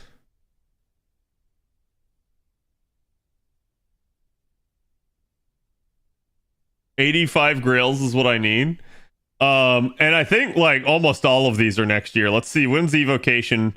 Okay, so this one happened earlier this year. So when was this?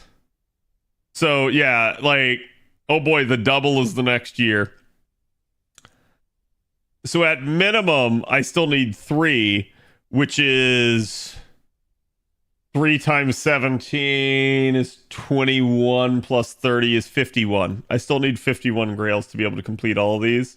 And some of them are nasty, right? Like this one's already, like the earliest one here is in May. So like, I don't think I can do it. I don't think I can get all, because I don't think there's enough Grails. Like, I don't know if Avalon wants to do some Grail crunching for me, but like, I don't think it's possible. What's my Grail count? Goose egg. I technically have one right now, but it's one because like I literally have yet to apply it.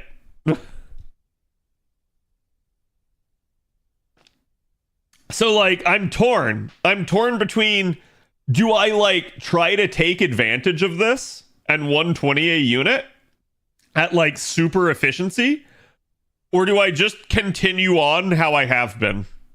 Because like it is so much cheaper, chat. For reference, okay? Give you guys a quick idea here. Here it is. Here's the experience card calculator. All right, so now I'm going to be going from level 80 because each one of these units is leveled up. We're going to go from 80 all the way to 120. Where the servant is a 4-star. If we're looking at 5-star experience cards, that is 4,300 5-star experience cards of the correct type. If you want any idea of how impactful that campaign is, chat, take that number, cut it in half.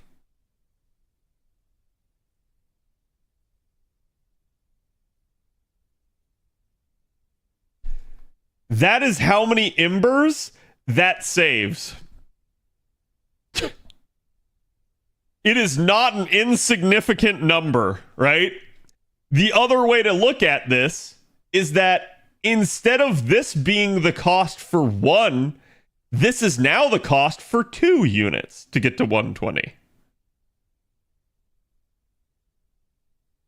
And now the AP cost is cut in half because half cost AP per run. Exactly. So like, oh, that's such a like, it's such a bad thing to throw away, right? Like, I'm sitting there because it's like there's so many other units I want to grail, but god damn, that is efficient. It is so efficient.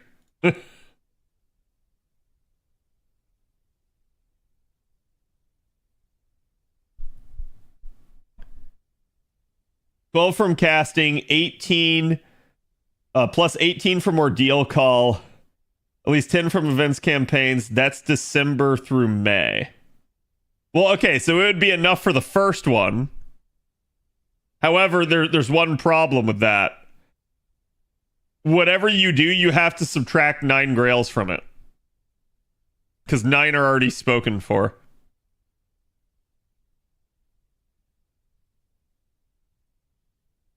The inner min-maxer goes crazy. Oh, it really does. Oh, whoops. Okay, so that's other embers there. Ah, damn, we're almost to 118. Well, rip. Exactly. This is my problem. All right, can you give me the timing on that? Like, can you break that down by month, how many grails I'd have? Like, I don't know if you want to, like, throw it into a spreadsheet or something for me real fast. Because I would love to see that. Because, like... Yeah, I have some tough choices that I have to make. Like, I'm solid through MHXA, but after MHXA, oh man. Are any of your Saberface welfares level 100 already?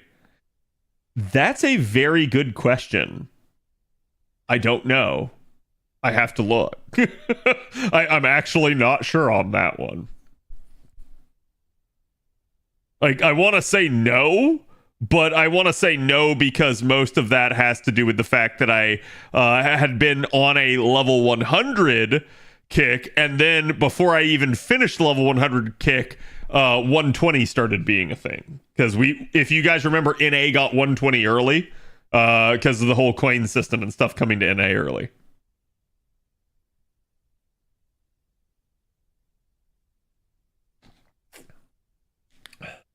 How many are from Bleached Earth mission completion? Right. So it's like, depending on timing, assuming I do a Grail at the earliest possible convenience, how many Grails would I have timing wise? Do you think it's possible they give us Evocation Festival early, or are they going to be stingy? I do think that's possible. However, I'm going to say it's unlikely at this point because if they were going to give it to us early, it would have been during this year. And they haven't. So I'm going to assume at this point you're going to wait till May because there's no real benefit to bringing it earlier. Okay, but is the like one accounting for MHX? Okay, so let me for starters, you could just start out by telling me how many grails I get, right? But here's the thing. Just assume that I have 0 and that currently MHX is done. And I am 1 grail into MHXA. Because I am. I already applied the grail to her.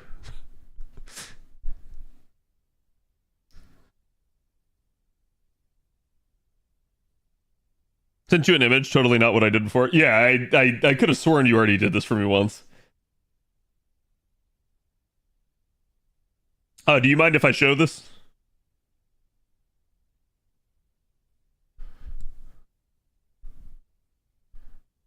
Sure, okay.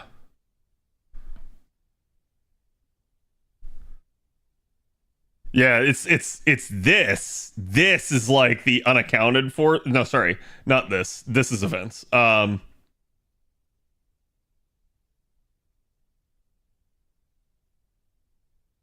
it's this. It's this one is the unaccounted for one. Wait, why do we get so many in June? Oh, that's the ordeal call, like major influx of resources. Okay. Okay. That's gonna make things difficult. Just give me 1 second here. I'm still doing the node on the background. Okay. So basically, yeah, I'm gonna have 2 more from Grail casting, 2 more from story because that's gonna be LB7. What's the campaign here? Is it like New Year's slash? It like New Year's should be 1, but what's or maybe 2 because they're well. Is there 1 from a GSSR at New Year's and then 1 in like the bag that you can purchase? 3 are from New Year's. Okay. Okay. Yeah, that's 2, 4, 7, 9. Okay. Okay, that's actually good. That means she's literally done right there. Right there. Because I haven't grail casted for December yet. So by the end of January, my MHXA can be done. And I need 17 grails by May.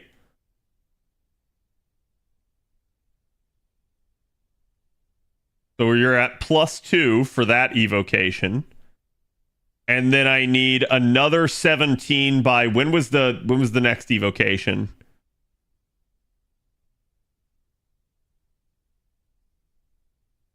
July.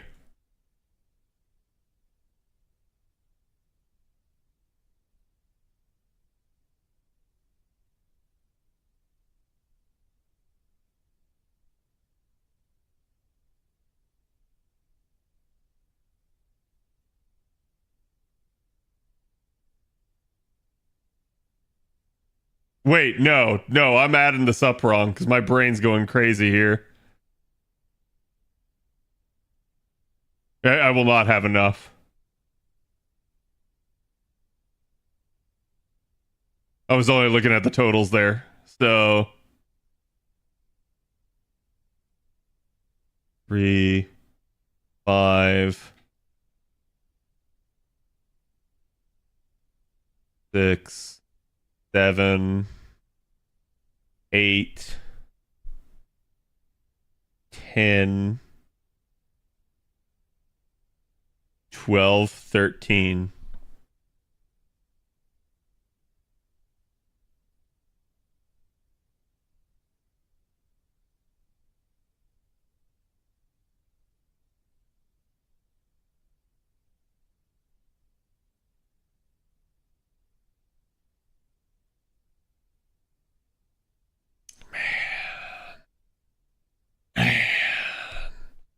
Man. That's so rough.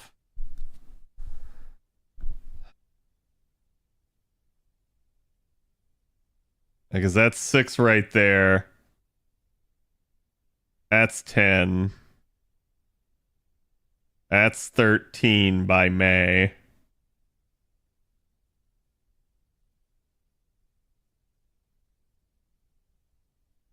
And I need 17, so I would have to not use 4 on MHXA to not screw myself for that. Which would force me to not finish my whole 120 list, which would just deeply aggravate me.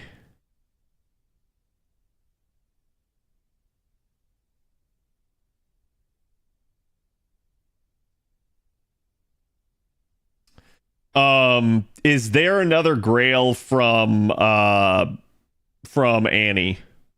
Do you know?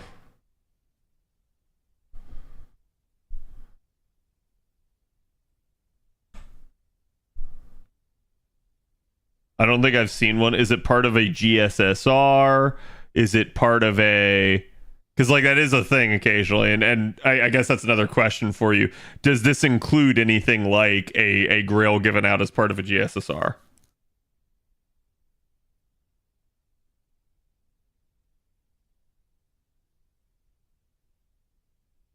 Were the bond changes? They just changed how bond is displayed. So you can now, at the end of a node, see how much bond you have left. Like, instead of just the depiction of the picture there, you actually get a numerical value for how much bond you have left, which is nice.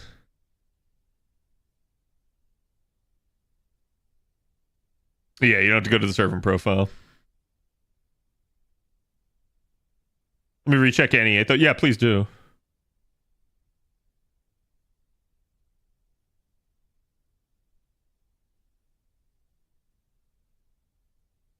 Because it's basically 3.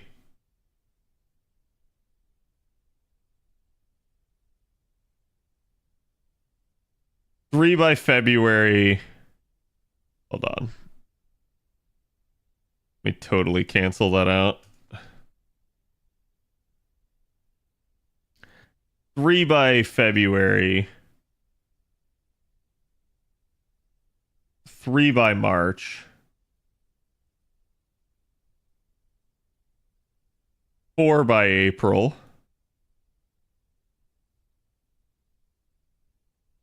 13 by May.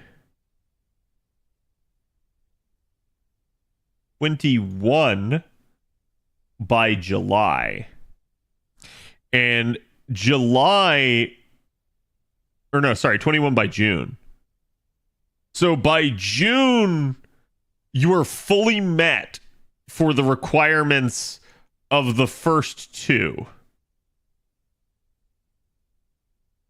Because July is actually when it occurs, so you're actually +3 there. When's the third one here?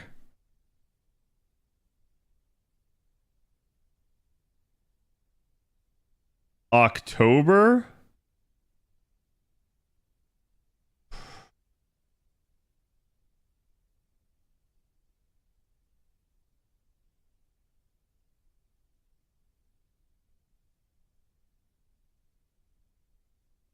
August gives 4 more. September gives 3 more. And October gives 3 more.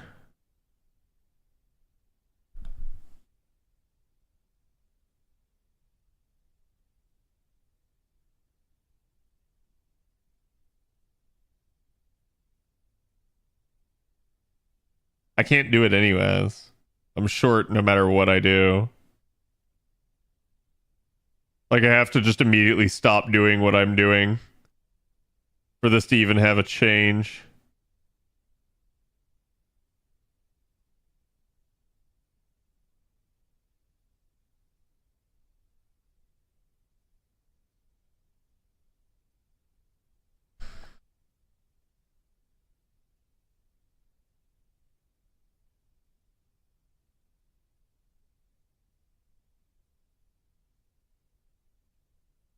Because I need 51 grails, so I'm -4 here by October. And that's assuming I can get the event Grail. Like in each of the months that it's required to. You check if you have any of the welfares? I didn't. I likely don't, though. At least not on my NA. My JP might, but my NA probably does not. How long does the 2 times experience last? It's usually the week.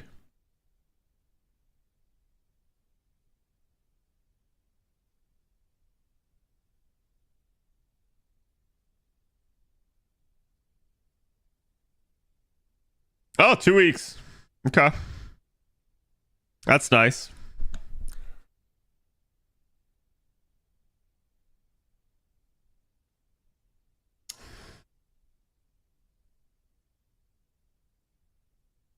Same thing with the suck rate and the half cost QP, so that's really good.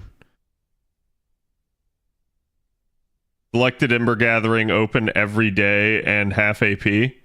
Wait, hold on. Selected Ember Gathering open every day and half AP. Half AP I get, but does that mean that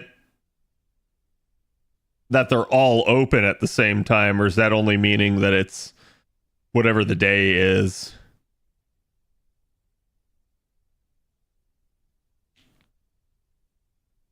Wait, hold on. Targeted quest, Evocation, Part 1 Ember Gathering, Rider Saber, Caster Archer.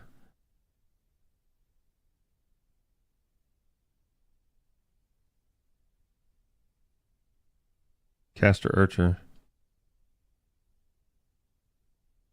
I mean, that definitely covers 3 of them. You obviously can't cover Mixa because she's an all class.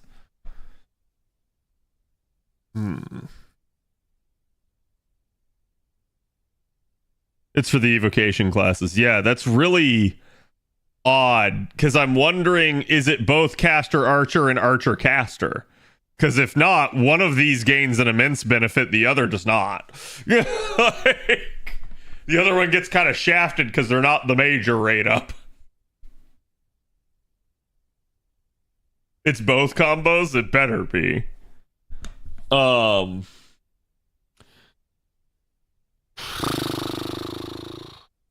No, that's good. That's good to know that it's a multi-week thing, because that probably means it's exceedingly likely to overlap with any other event that is occurring at that moment. So that alleviates concerns about, like, will I have the Grail? Because every event nowadays is basically 3 weeks. Like, there's almost guaranteed to be an overlap, unless it's like some poop where it's like a like lotto or something, because those are the only ones that are like, hey, I'm only gonna be like 10 days or 2 weeks long. I checked the news post. Okay, perfect. So by October I have 47 and I need 51, so I cannot complete this. But let's take a look at this, because maybe the way to handle this is to, like, give up on one of the options here. So Gray has to be done by October.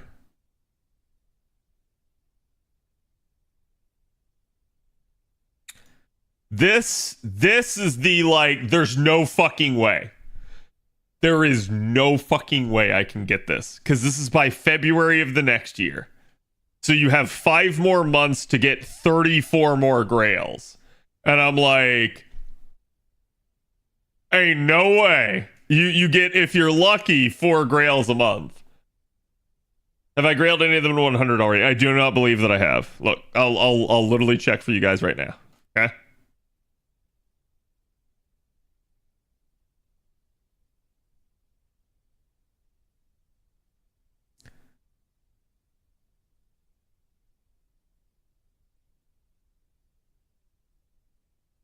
So, no.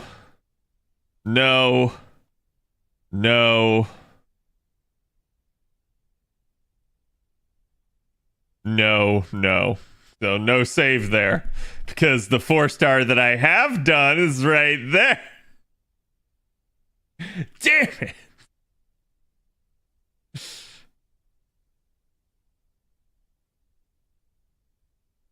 Are these calcs taking into account Draco, Ask, and Zerktoria? No, they're not. And that's why I'm like considering like how I want to do this. This is a very like problematic issue because you simply don't have the grails, and quite literally the efficiency is so damn good. Like I could always grail Draco, Castoria, and Ask at like a later point. There's no need to necessarily rush them because they don't have like any actual like tangible benefit for grailing them when they're first released. Okay? Like that is to say, there's obvious benefit of like, ooh, wow, I just grailed the new unit, but there's no benefit in the sense of like efficiency or anything like that. So it's kind of a problem no matter how I look at it. The thing is, and let's be real here for a second, chat. Let's consider that. Let's consider taking literally any other unit to 120. Let's assume that it's an SSR, right? So at that point, we know these grails are all spoken for at the moment. So as we already denoted, quite literally, your months were kind of, well, okay, never mind. It all went to crap, right? But so it's like, here's 3. Here's another 3, so that's 6. Here's 10.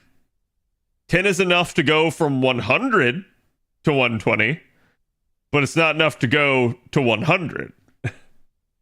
So you literally couldn't even have a new 120 until June. Okay?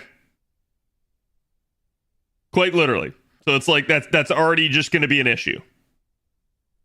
Trying to think about 120ing any of these units is going to be a problem.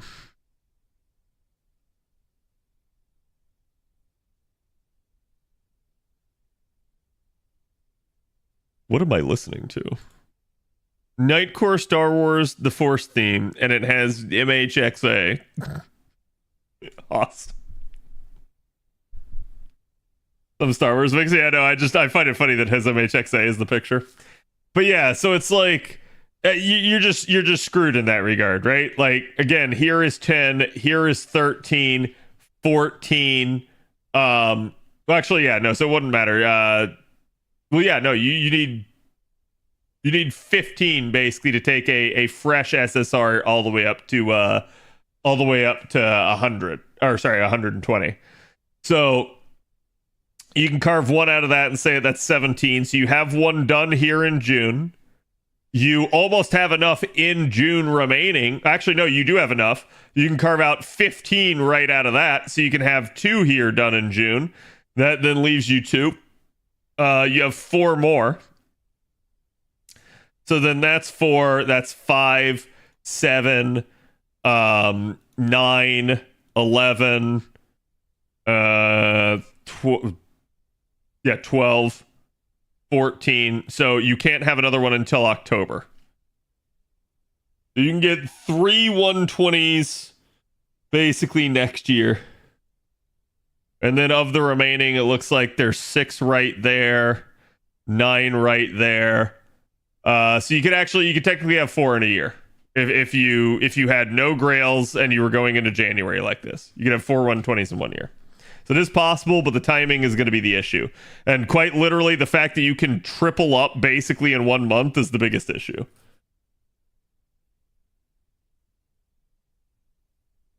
I need that lotto bad? Yeah, sure. Sure you're getting a lotto. Of course you are, Strom. Yeah, totally.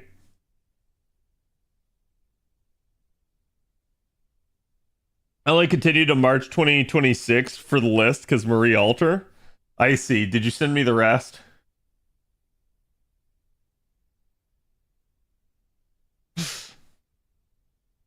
Looks at JP still getting no lottos. That's because it's the beta server. No, I'm just kidding. They have yet to come up with a new lotto concept to test out. I'm just kidding. It's one of those things where, again, like, we don't know why, but I can hypothesize many reasons why they would not run, 2 lottos in a year, particularly maybe even none in this current year.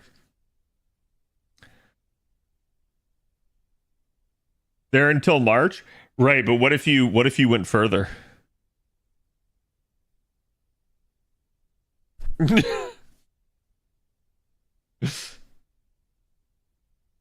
I don't know. You don't have to. I don't know what to do because it's such a like. I'm damned if I do, damned if I don't. Like some of the welfare units were not very high on my list to Grail, but the fact that they have a like extremely hyper efficient like point to do so is like, oh man. That being said, you can still gain some of the efficiency of that. You just don't gain the half cost if you're not working on one of the units. But like you can still get the half AP like Ember Gathering and use that to like grind for you. I don't know where Saberface, do you still need to 120 at this point? A lot. Chat, you realize just how many saber faces there are, right?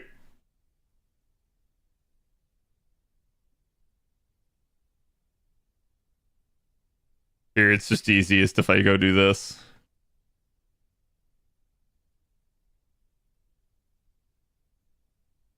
Okay, and this is just the ones the game fully recognizes, right? So what have we got? We've got 7 per row. That means there are 35. Even assuming they're all SSRs, you can literally take that times 15, and that we all know that's a bad assumption. So let's see. Yeah, that's a lot of grails. That's a few.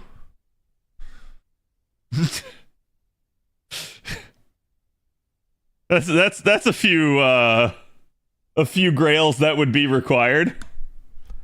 I'd vote to do the Artorias first, but yeah, the efficiency thing. And that's probably what I will do. I probably will try to prioritize the Artorias. So like of that, taking a look here, that means we could eliminate Jonta. That means she's definitely game. We could eliminate her. She's game. Where's the other one? Who is the other one?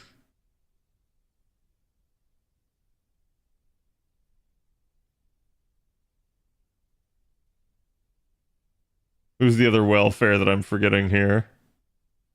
That was part of the Evo Fest. Oh, Gray. So, and we could probably eliminate Gray. So that means like, yeah, I would need to do these two, which is 17 each. So I would need 34 grails set aside. That's a hefty amount. But again, as we were kind of denoting, there are like 63 in total remaining. So if I take out 9 from that, minus 34, and this is not including next year's grails either. So what? That's 9 and 34 is 43. 43 minus 63, that still leaves me 20 grails, so I could still do another 120 in that time. So that may be what I have to do, is I may have to go halvesies like that.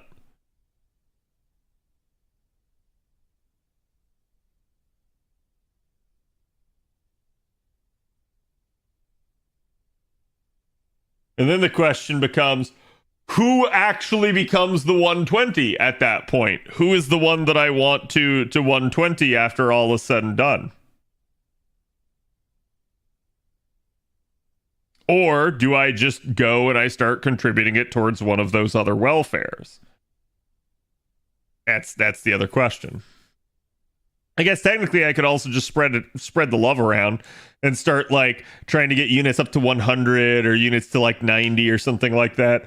Start like kind of leveling them across the board rather than trying to hyper fixate on one, since I'll have an entire support list. Did you like the idol event? Why not level Mixa? I did like the idol event.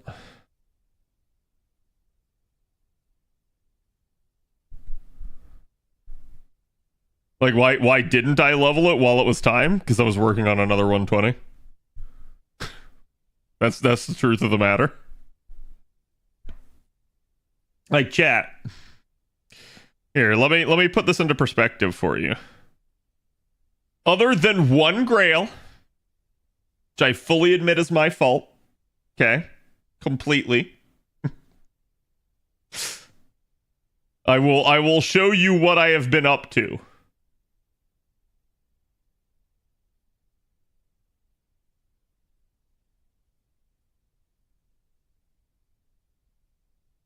Oh, there we go. Nice. I can actually, this is the perfect time to step out then, because I gotta swap that anyways. The Marianning incident? Yeah, dude, I really need that Grail back now. Okay.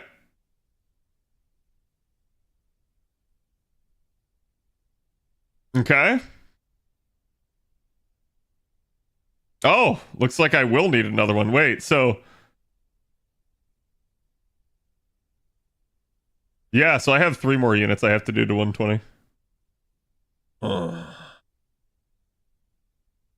Either way, you can see there's quite a few Grails lined up here. Okay. So, right there, that's 15, 15, 15, 15, 15, 15, 15. I've technically used 6 here because you can't see it, but she's already unlocked to 102.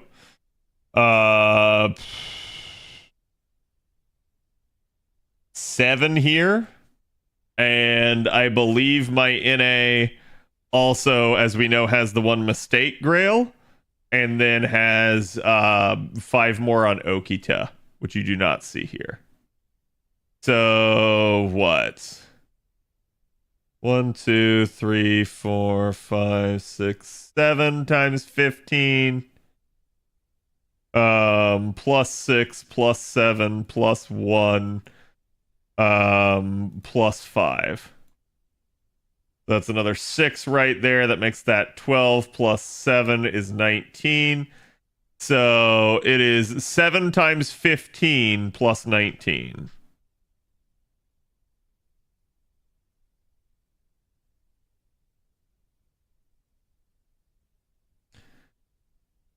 That is how many Grails my NA account has already used. I have never missed a Grail, by the way. Which makes the fact that I fucked up that one Grail hurt even more. That is to say, again, my NA account has never missed one. There was like 1 or 2 Grails at the very beginning of the game that I was not playing yet for. However, I recovered those Grails on a rerun of the event. So I have never missed a Grail on my NA account. But yeah, it's been a lot of work to get to that point. And even chat, even just using 124 Grails, there's so many, like so much that went into that.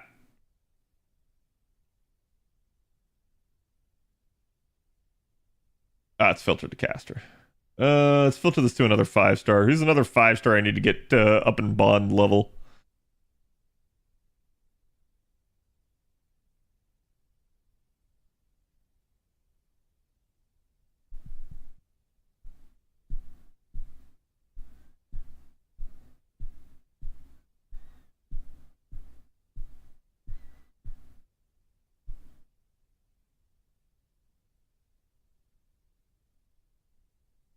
That's wild. These are the only 5-stars I have that are not bond 6 or higher. I think it's gonna be right there. Is Takeru in your NA Grail plans? I don't know. Like, yes, but like in the same way that probably all the Saber faces are, right? So it's one of those things where it's like, I have no idea how long this sort of thing's going to take. Grailing to 120 is like my in-game chat. It's quite literally like, I just expect it to take forever. And I expect that the game will never let me be done. And the day that it is done is probably the day that I'm actually done with FGO finally.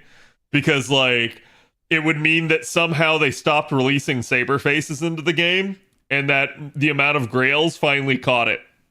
Like you saw the calculation there. I need something on the order of like 500 plus grails.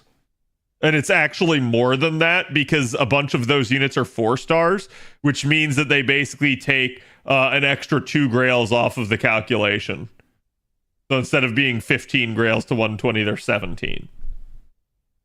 So like, yeah, that's going to take a while. I've only gotten 124 so far. That means I need like 400 something plus still. I don't think that's a reasonably achievable goal anytime soon. It will be achievable. It's just by the time you get to that point, surely they will have added another saber face. And with every other saber face, it's a minimum of 15 more grails that I need. So like, even with grail casting, it is highly unlikely. Highly unlikely. Even if we just filter this to actual Artorias, right? So 1, 2, 3,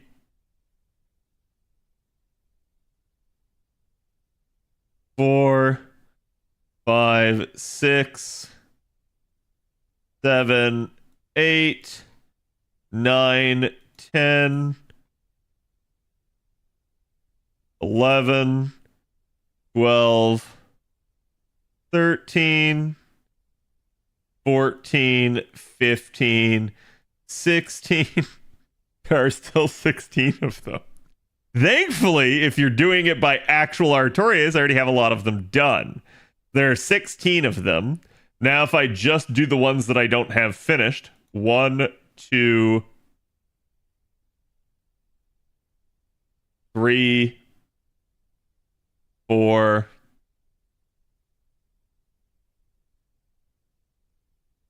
5, technically. 6, 7, 8. She's already level 100.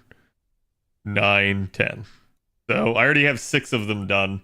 I'm about to finish the 7th. So I would have 9 more still to go. Just doing Artorias.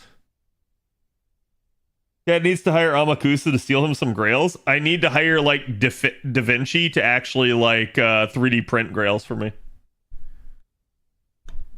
In this sense, I'm lucky to be a Rin fan. Oh, absolutely. Like, I understand that my goal is completely psychopathic, and that's exactly why like I have it, is because so hear me out on this, chat. Again, FGO is a marathon, not a sprint. However, eventually you finish a marathon. Right? So part of the reason that I set out this goal is because I knew that it is not reasonably achievable in any short time span. And you need goals to keep playing the game. Like, if you don't have a goal, you will eventually get bored and you will stop playing. Like, usually players always have something that they're striving for, right?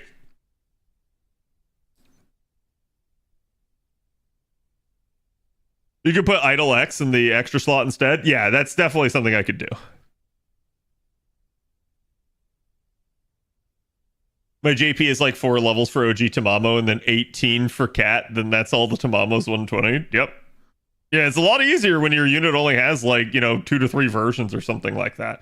Or heaven forbid 1, right? Like,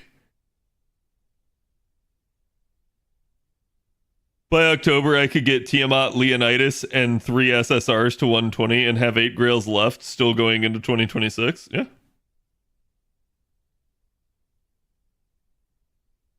And it makes me content to have 3 units at 120 as a Tamamo fan. Oh, absolutely. But like, and here's the other cool thing, right? Like, when all is said and done, when I've done all of that, chat, people are gonna look at that and they're gonna be like, holy fucking shit. Like, wow, right? Like, again, I know of plenty of Artoria fans. I don't know of any of them that are like doing what I'm doing. Like, I know plenty of people that are grailing their Artorias. I don't know any of them that are doing what I'm doing. That's like, I'm a psycho. And it just is what it is. Like, so that's my point, is that like at the end when I look back, I hope to be like, damn, that was a fucking journey, right? Like, wow, I did a shit ton of work in that. I'm not whaley enough to do what you're doing. Yeah, it's usually the thing that's going to stop most people, and I don't blame anyone for not, right? Like, damn, what the fuck is wrong with me? Yeah. Just looked at my grails and I have 123, meaning I'm missing exactly one grail, which I think came from the OG Valentine's event, which never reran. Yeah, I was there for that. Yeah, that let's see, did the OG Valentine's event never rerun? I know Saber Wars did. No, the OG Valentine's event did rerun. And I remember it because it was still terrible on its rerun. But was there maybe a way not to get the Grail from that? Like they fixed the whole like chocolate coin thing so that you, instead of being a counter class farm, it was actually like neutral or even like efficient. But they never fixed the shop, which was the worst part of it. Oh god, what am I doing? Take that off. Go back to not level max. Ah, feels good. You know what? Hold on. Try to save me some embers.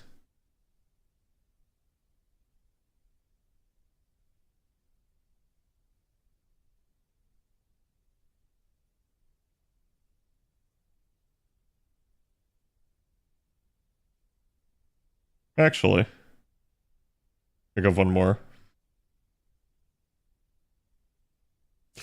I swear, I never get successes right now on her whenever I'm using her actual assassin embers. It always happens if I try to use any other ember.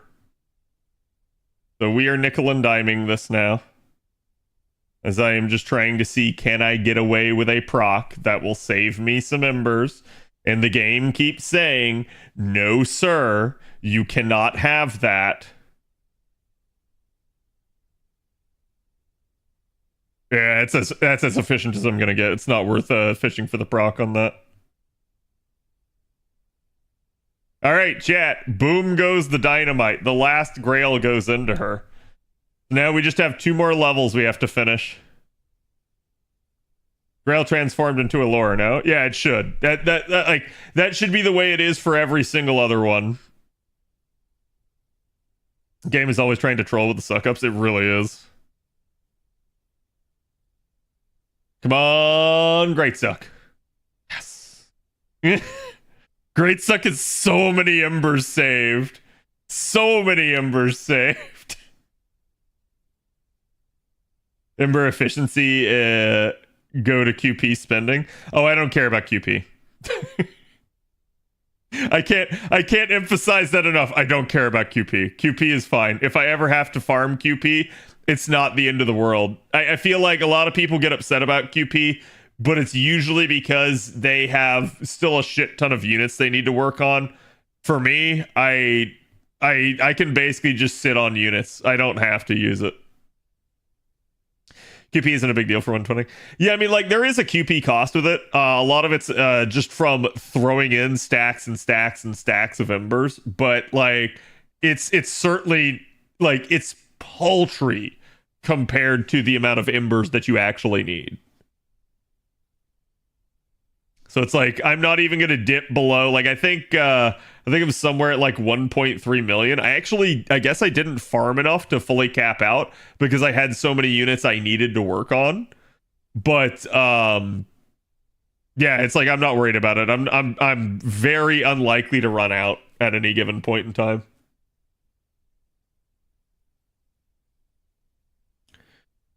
Pretty sure I did all the tiers we got so far.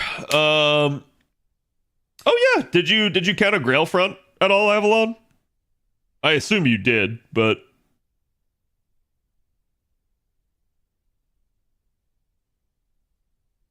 Are you ready for Turkey Day? I am. I'm gonna get to see my family for the first time in a hot second. So I did for October, wasn't November. Yeah, the only one next year should be the old man. What's his fucking name?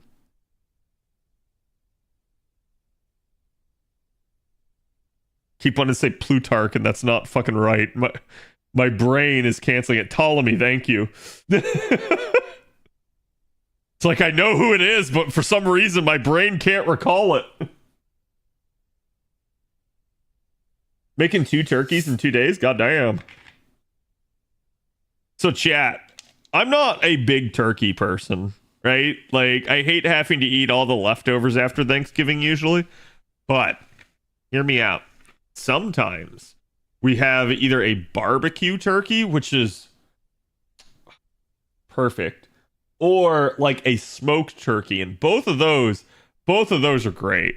Like, I highly recommend it if you guys have never like smoked a turkey before doing that. It's so good. You mean Fate's Heihachi? Yeah, sure.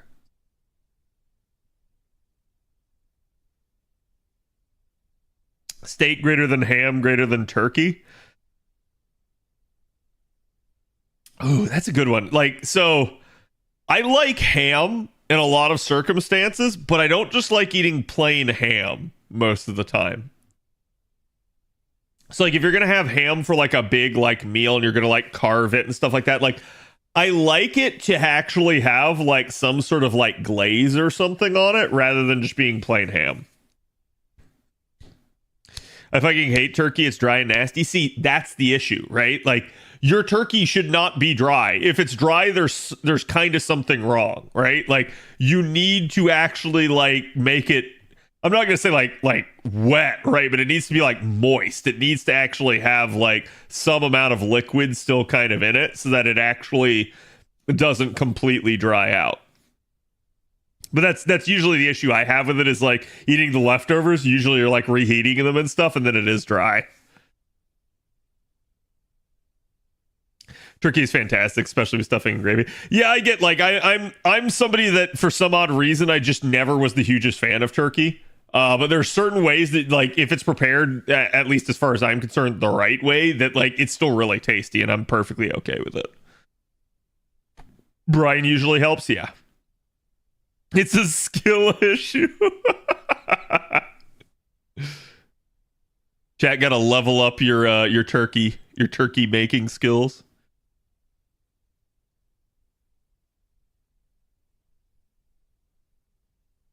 And nothing, it's bland. Yeah, exactly. I'm a man of the cranberry sauce for my turkey. So, okay, now I'm about to say something sacrilegious. I'm not a big cranberry fan. I think part of that is because like all the time as a kid, whenever I would have cranberries, I drank so much milk as a kid that like cranberries with milk, fucking awful. It's so bitter. It's so bitter. So like it kind of ruined me for cranberry for a long time. Finally, someone else. Yes, never drink cranberries with milk. Trust me, chat. If you haven't done it, don't do it.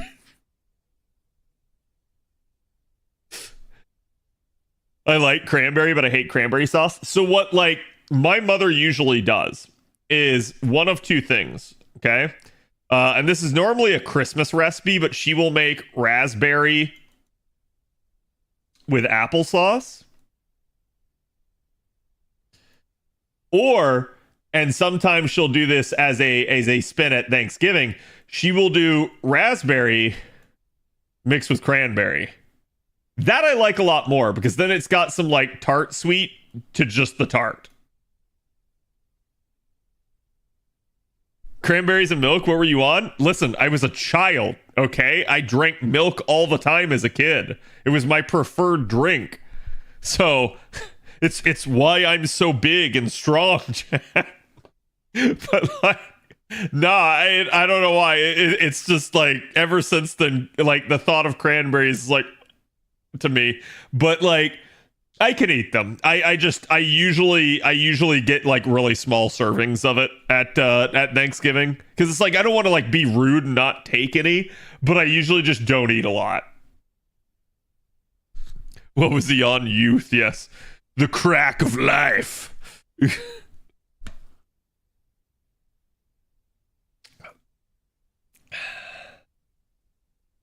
I assume the natural sweetness of the milk takes that away from the cranberry, just leaving a sour flavor. Yes, it's very sour. It's very bitter. Very, just like, it's not a good taste, trust me. I know when you eat Swedish meatballs, it has a Ligonberry sauce. Ooh. Like, so it's really funny you say that because I've had like Swedish meatballs plenty of times without any sort of berry sauce. Like I've had it with like gravy and stuff, and I love Swedish meatballs with gravy. Oh my god. Oh god, that's so good. Like, so part of my like part of my family, especially on my dad's side chat, is like Eastern European, so like Czechoslovakian and like Hungarian and stuff like that. So like, oh, we love our paprika, we love our gravies, like especially like a brown gravy. Like I gotta admit, I'm not the biggest fan of turkey gravy, but it's usually because turkey gravy has like a lot of like butter in it as well. But like brown gravy, oh, brown gravy with like, oh, with like some roast beef. Oh, that's so good. That is so good. That is like that's better than steak to me. I could eat that like all day. In fact, it is one of the dishes that we have like every Christmas. And it's my favorite. It's roast beef with gravy and mashed potatoes with the gravy on it, and then a like Ritz cracker cheddar cheese broccoli casserole, and then that that raspberry applesauce with it. So it's like it's a 4-course meal, and it's so good. It's sweet, it's savory, it's so, oh, it has like every possible like flavor. It's got crunch, it's got softness, it's got chewiness. It's a feast for the mouth and the eyes. I'm looking forward to pumpkin pie and whipped cream. You? Wait, you? You? I've never been able to understand how people enjoy meals so much. I get that, but is it possible that you've just never had like the perfect meal for you? Because that is the perfect meal for me. I've never been a fan of pumpkin. I like pumpkin. I don't like pumpkin spice. Listen here, white girls. I don't know why. I think it's because pumpkin spice is normally it's not pumpkin spice, it's allspice is what it is. And I've never been the biggest fan of allspice because like, so coincidentally I'm not a huge fan of a lot of stuffings, and it's usually because a lot of stuffings have a lot of allspice in it too. But like pumpkin, I love pumpkin. I like pumpkin soup. If you've ever had that, that's fucking great. I like pumpkin pie. That's fantastic as well. Trying to think of like what else I have that has like pumpkin on it sometimes. Because like I've had pumpkin, like pumpkin's just a squash. It does have a unique flavor, but it's like it's still good in the right things.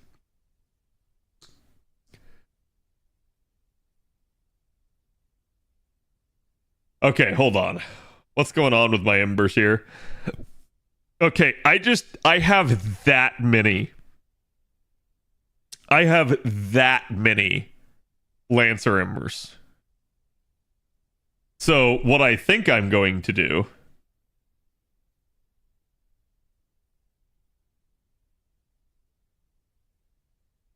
is I'm going to throw some of these Lancer embers into MHX here. I'm gonna have to do it manually because I don't want to. I kind of don't want to use the um the archer embers just in case I need them since they're a different class. Same thing, I have a couple of caster embers here. I'm just trying to diversify because like when you're using off class embers, it doesn't matter what you use.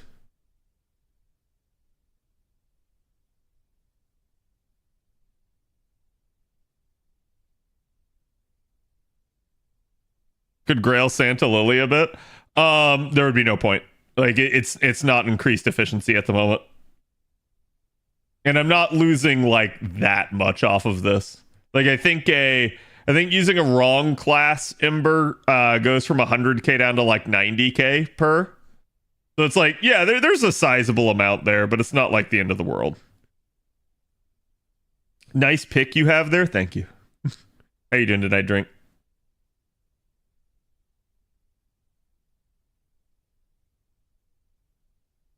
Yeah, I think what I'll do is I'm just gonna finish her to 102 right here, just with the Lancer embers, and then I'll sit on as many of the Berserker embers as I can. Okay, there you go. We got a nice proc there, so she's done. So I literally just have these two levels are all I need. It's 97k versus 81k. Okay, so it's worse than I thought, but not too bad. We're doing pretty good. We're almost done. Because I just need 2 more levels with her. It's definitely going to take some runs in the node, but it shouldn't be too many.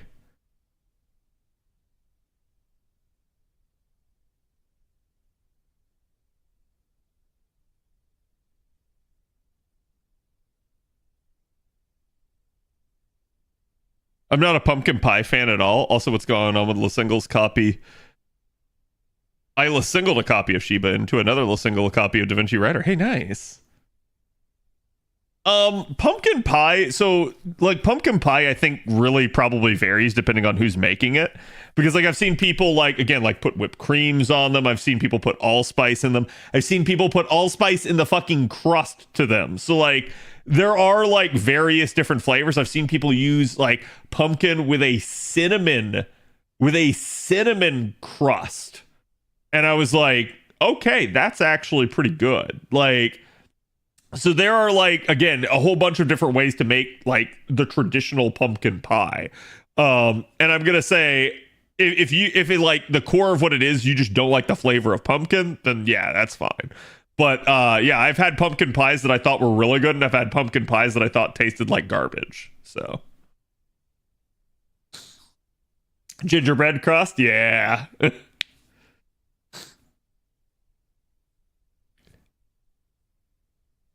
Inquisition in full panic mode. Nice.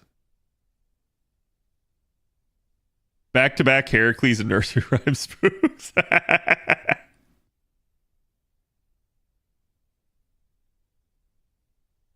Not quite Heracles and Ilia, but pretty close, right? I'm more of an apple pie person. I do like me a good like fruit pie, like apple pie, strawberry pie. Not the hugest fan of blueberry pie, but I can still dig with it. Boysenberry pie.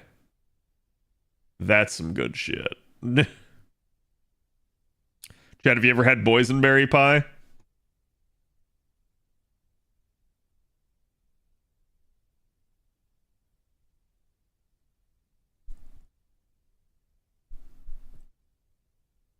So like, look at it, right? Like, it's kind of like eating like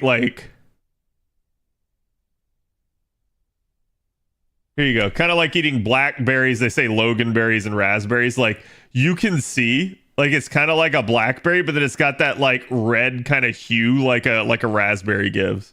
It's really good. They're super tasty.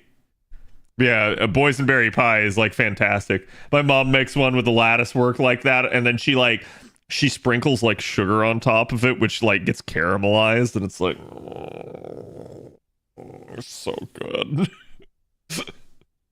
I'm a foodie, chat. I like me some food.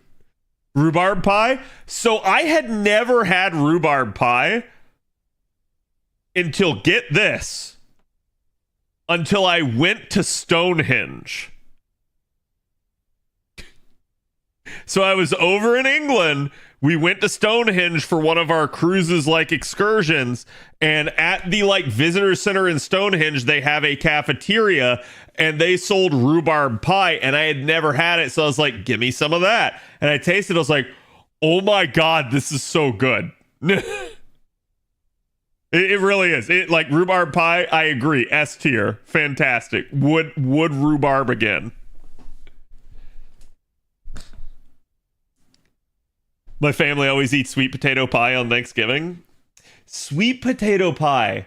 You know, again, I've always heard of it. I can't say I've ever had it. And I'm trying to think of like where I would have, because usually like the pies that I have are something that either like, you know, my family makes or like one of my extended family members makes. But yeah, I can't say I've ever had sweet potato pie.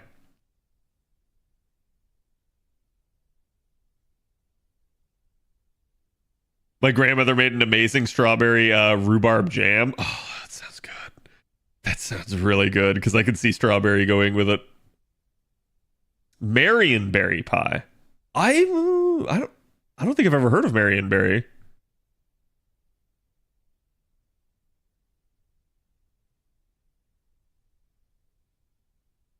Has at least 3 Michelin starred restaurants within an affordable price range till recently.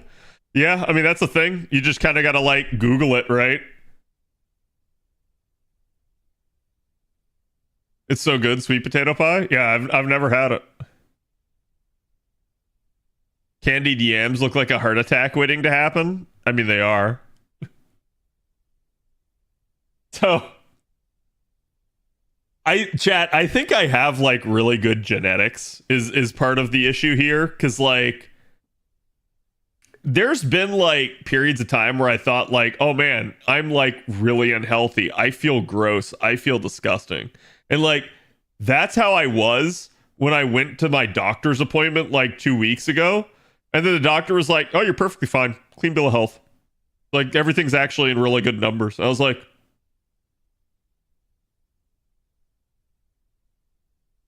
"Really?" I was like, "I sit here like all day. I drink gallons of Dr. Pepper. What do you mean everything's fine?" And I was just like, sweet. That's a load off, because I was like getting kind of worried there, Doc. But no, like yeah, I've always kind of just been able to like eat whatever. That's been my biggest issue. And really, I think the only reason I've started to put on weight here is because of how sedentary I am. Like I used to be very active. I used to play a lot of sports and stuff and work out and all that stuff, and it's like the thing I need to get back to doing is working out again. But like yeah, I've always loved eating a lot of food, and normally I don't have to hold myself back because of how big I am. That's probably the thing that's going to bite me in the ass in the end, is going to be my actual size, because big people usually have like, you know, joint pains and other stuff like that as they get older. There's people that just have better genetics. I don't know what it is, but like it's been really funny too, because like as I go on like the dating apps and stuff, I see, and I don't know if it's that like some women are like lying about their age, but I see women that are like my age and they have like wrinkles. Like they've got like the bags under their eyes, and they've got like the crow's feet and everything, and I'm like, really? So it's like, I guess people just age completely differently. Like some people age faster, some people age slower. I'm not sure what it is, but skincare and self-care issue. Yeah, I mean, like I think probably the best thing for me is like back when I was a kid and stuff, you know, playing a lot of sports, I got a lot of like sun on my arms, like my forearms, basically my biceps and stuff. But I did not get a whole lot of sun like everywhere else. Like, cause like some of the women I see, like you can kind of see like their entire like upper chest is like, they've got like the sunspots and the freckles all over them from just how long they've been out like at the beach baking. And I'm like, yeah, that's gotta do like terrible things to your skin over time. I understand everybody likes having like a nice tan and stuff, but I'm like, to me, it's not that big of an issue. It's Florida, the sun hurts the skin. Yeah, absolutely. How's dating stuff going? I have like I'm picky. That's really all it is. I'm picky. I could have gone on so many dates already, and I just keep telling myself no. Like, part of it's because I'm a firm believer that like if I don't feel like the person is like somebody that I could potentially like marry at some point, I'm like I'm not going out on a date with them. Like I don't want to waste their time. I don't want to waste mine. So I will not like I'm not going to be like rude or be an ass to them, but I'm not going to like again lead people on and stuff. I've had that done to me. I fucking hate it. I'm not going to do that to other people. So it just like I don't know. Like I'm being needlessly picky, but I've told you guys before, it's like I'm trying to find like a woman that's like actually into like video gaming and anime and stuff like that. Like somebody that at least is gonna like share a lot of my same interests, and I'm not gonna feel like a total fucking idiot trying to talk to about that. Because unfortunately I've dated a lot of normie women over the years, and like man, they're hot, but like they ultimately end up having problems with me or I with them because it's just like they're doing something where like they think it's perfectly reasonable and I think they're insane, or vice versa. Like again, my last ex years ago basically was just like, what do you mean you stream? I don't understand that. And I'm like I can understand like thinking to yourself like I would never do that, but I can't understand how you like just don't understand the concept of that. So like that's the type of like issues I've had in terms of datings at times. And again, like I've also had like some pretty terrible relationships. So it's why like I've not been the most like avid get out there and like date everyone type of person over the years.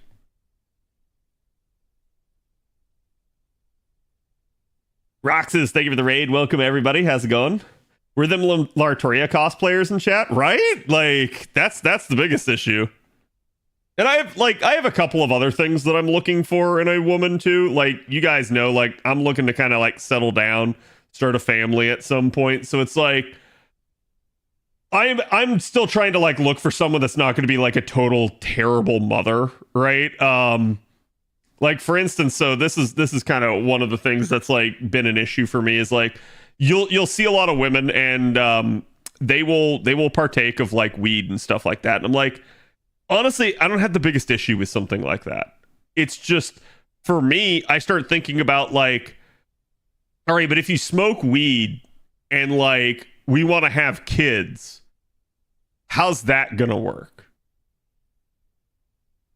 And like part of me is going like, it's probably best to find somebody that's not a habitual smoker. Like, so that's kind of been one of my considerations. Dueled links and got the cards I wanted. Nice. How is well, so you got the cards you wanted, but did you win any of the duels?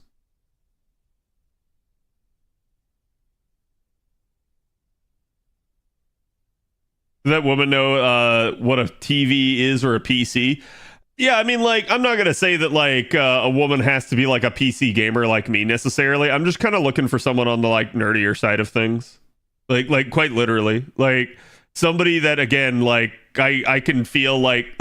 So this is the other thing, right? I see all these women on here, and they're like, "Hey, I wanna settle down. I also want kids," and then they're like, oh, but I want to like travel the world and I want to like go out partying and I want him to like do spontaneous things for me and like take me on like again spontaneous trips and stuff like that. And I'm like,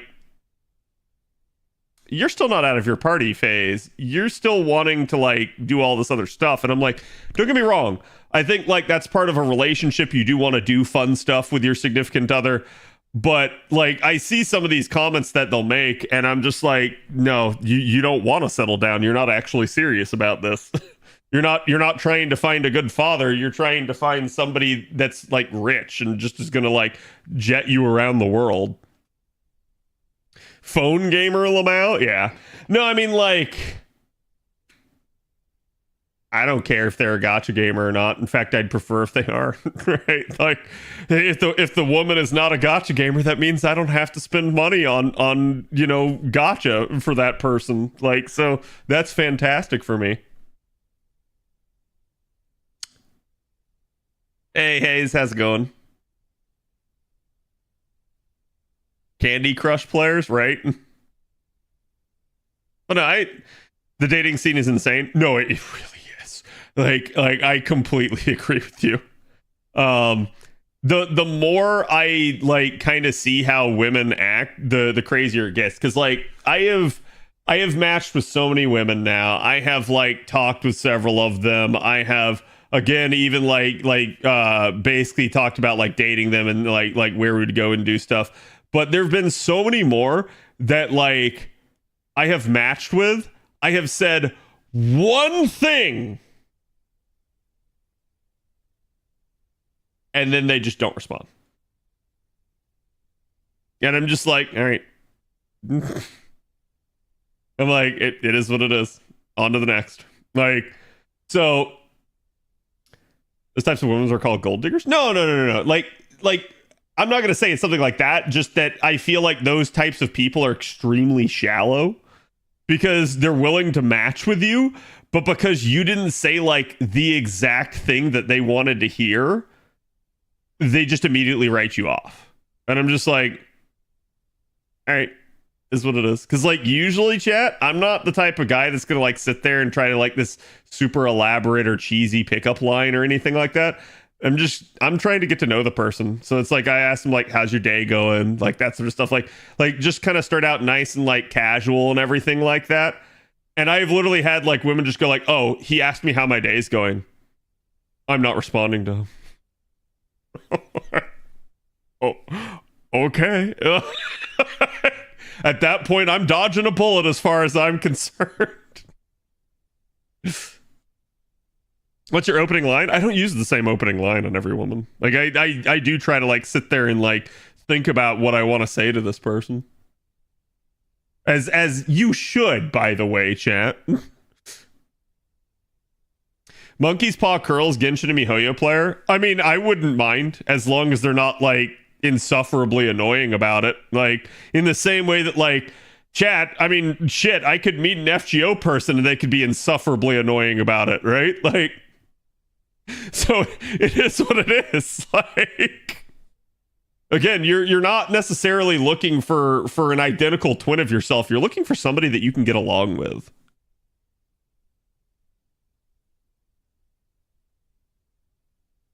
One said hi there and the other said hey bitch. The latter got a response. So yeah, women can be weird. Yep. But I'm also going to say it's like if they're the type of woman that would respond to hey bitch and not like hello there, that's cool. I don't want you. I don't need a woman that's going to like constantly like sit there and like bust my balls about everything and like just is rude and swears like a sailor every 2 seconds. Like it is what it is. Like I don't know. Like again, I'm a pretty easy guy to please in all seriousness. Like, but I do have like a high standard, and I do at least like because my standard is basically like if you don't meet it, I would rather be alone. Like that's just how I view it at this point. It's like if I don't find somebody, then I'll just be alone, and I just won't care. Like I'll be depressed, but I won't care about the fact that like, oh man, I missed that one that like might have been something. No, it would not have worked out. That's basically how I look at it. The mind of Western modern women is literally mental gymnastics. I mean, like, I still have hope that there's like good women out there that actually, you know, like are reasonably sane, right? But like, and you know, again, like this is coming from a guy saying this, so I know like what guys find to be like normal, what women find to be normal, and what like they each desire in a potential mate are like not the same, right? Like we all would think that like it's the same, but yes, like I can look at something, I can be like, that's actually insane, and that person can think it's perfectly normal. So there's just disconnects, and that happens. Join the alone club? No, I mean I would rather not, right? Like I've been alone for long enough. Online dating ain't it, and meeting people by going around is super difficult. I do agree with that. People could say I could be a good husband, but how would I even find anyone? Yeah. Woke up at 5 a.m. and it's like 10 and I worked and I streamed, so have a good night, Cat, and good luck FGOing. Thank you. Appreciate it. Have a good one. Thank you for the raid again. You might have to go overseas. So this is another thing. One of the women that I probably hit it off the best with is a Brazilian chick, and she was a gamer. However, I kind of realized in this process, because like there was a language barrier there, and I kind of was like, you know what? I think I do want somebody from the United States. Like, it's not that I couldn't get along with someone from overseas. It's just that in the same way, I would feel like I was just kind of still alone to some degree when like the person just didn't understand some of the stuff that I'm talking about because they haven't like lived through or experienced it either. So like that was something that I kind of realized is like, yeah, it's probably best if I stick to like again like actual American women.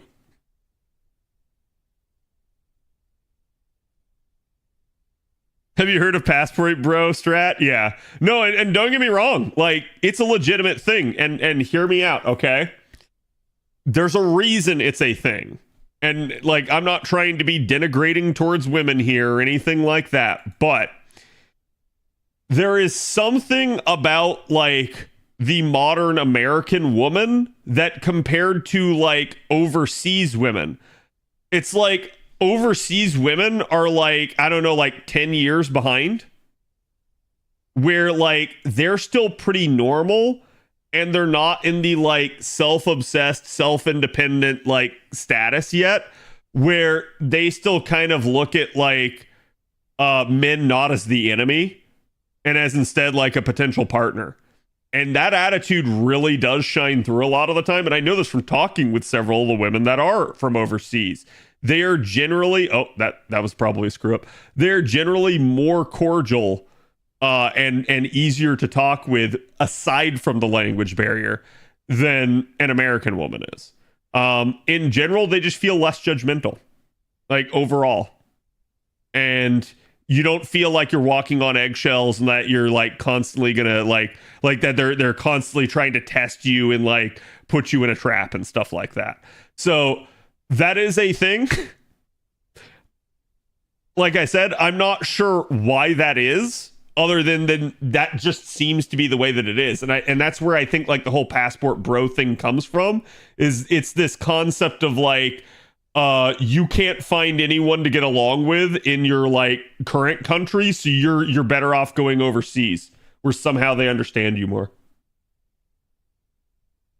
Even American versus European women, it's so different. Yeah. Personally, I'd rather foster a more energetic and developed connection with someone you find a great friend in first. Meeting somebody for the intended purposes of finding a lover in them is kind of artificial.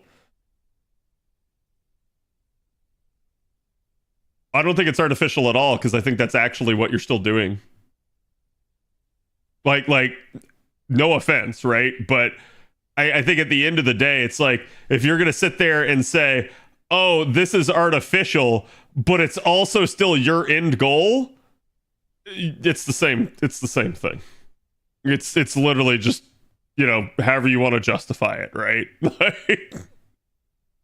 And I think it's just like, it's okay to like take things slow and to like get to know the person. I think that is a step that everybody should take. Not everyone seems to, but I think that is a step that everyone should take.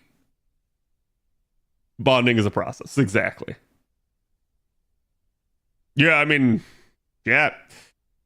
I've had women that would jump into bed right away. Let me just go ahead and say, though, those are usually not the marriage material women. Like, they'll absolutely, like, be willing to do so, but a little bit as a guy, as much as, like, you want that sort of thing, it's sometimes a good idea to slow things down. Like training a dog, yeah. Just get a Japanese girl easy. Well, I have a friend that might beg to differ on that front.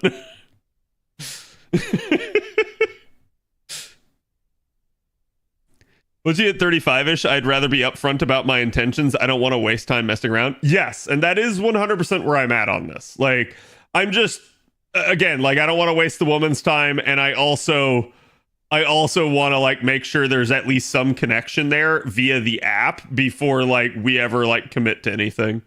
Like, hey, let's meet. Hey, let's blah blah blah blah. It's like, I want to know that there's at least, like, some social glue there, some, like, hey, we kind of click a little bit before, you know, I get to that point. Romance is never the first thing on my mind when I meet someone and be friends with. Romance isn't an initial goal. I got you. Yeah, that's fine. Like I said, like, to me, I don't. So this is really weird because I've seen, like, women basically say, like, oh, you know, like, guys only view me as, like, a means to an end, right? Like, and they don't like it that, like, oh, I just want to be, like, friends with this guy, but the second I tell him I want to be friends, he's disinterested and he leaves and never talks to me again. And I'm like, while I understand that mentality, and I have been friends with several women before, I am not close friends with any of those women. They are acquaintances. They are not my close personal friends. Why? So, to explain that, part of that is because, one, they're not a guy like me, and there are many things that they will not understand. There are many things that they will not get. Two, if I do find that somebody is very likely to not like me spending time with them. So it's usually a self-defense mechanism that every guy will employ. When a girl friend zones you, you walk away because it's best for both parties at that point.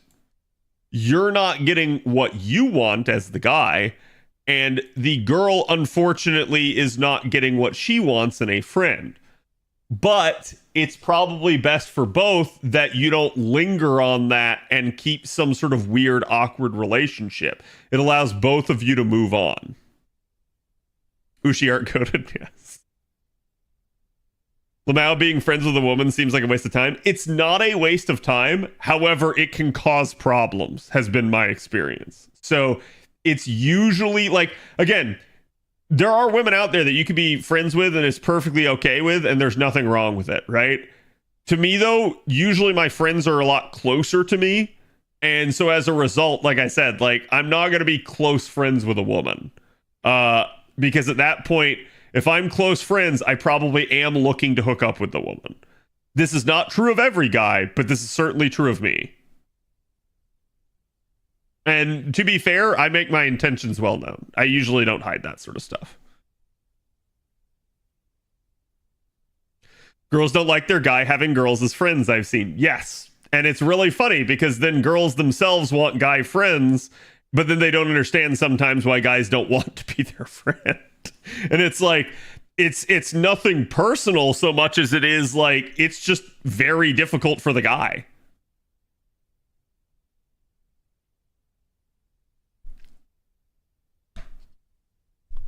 I've actually had the same conversation with my coworker last night. I had to reassure her about it. I ended up wanting to marry my best friend, and I ended up doing just that, and I love it. She's amazing. Right. Yeah, and it's like, it's okay. Like to be friends with a woman. There's nothing wrong with it. It's just like, yeah, there's a lot of drama that can happen over stuff like that. That happened to my Aunt Karen. I never saw Uncle Steven after he got married to his wife, had issues with the woman in his friend group. They were friends since high school. Yep. Because again, it's a jealousy thing, and like, I get it, right? So even if it's not a jealousy thing, I want you guys to think about this, because imagine you are spouse one and your significant other, spouse two, goes off and meets with a friend of the opposite sex. Or heck, maybe they don't even have to be an opposite sex. Maybe it's like, you know, like, oh, it's your wife. and they go off and meet with their girlfriend who's a lesbian. In the back of your head, you have to ask yourself how much you trust them. And the problem is this is like very, very easy to lead to cheating. It puts a strain on the relationship because you have to trust them. In some cases, you can, because you know the relationship that they have, and you're like 99% certain that there is nothing there, right? But in other cases, there is that possibility that there is something there. Maybe they were old flings. Maybe at some point they had wanted to hook up in the past and it didn't work out. And that's kind of the issue. So it's like usually people don't want them going and hanging out with that opposite sex or that person that may be interested in them because of what it can lead to.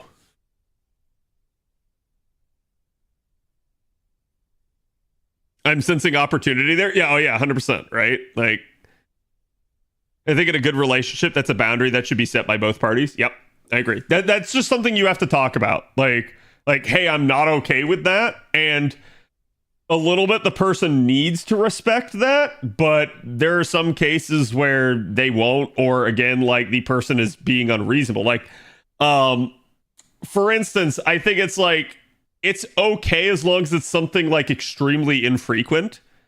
It's the issue usually arises when it's like, hey, every week I want to go hang out with this person, because then at that point you're starting to be like, this isn't just like some one-off like work thing.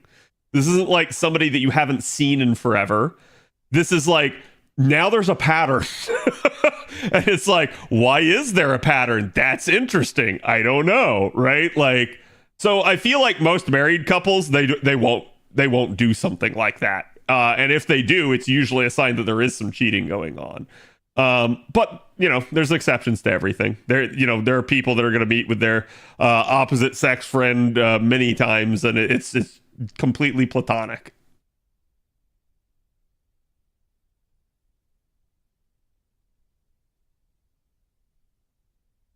And I trust my wife. Yeah, like that's what I'm saying. It's like it becomes a trust issue, and especially in like new and budding relationships, that can be a problem, right? And it's just going to come down to like who your significant other is and who this other person is as to whether or not you trust them.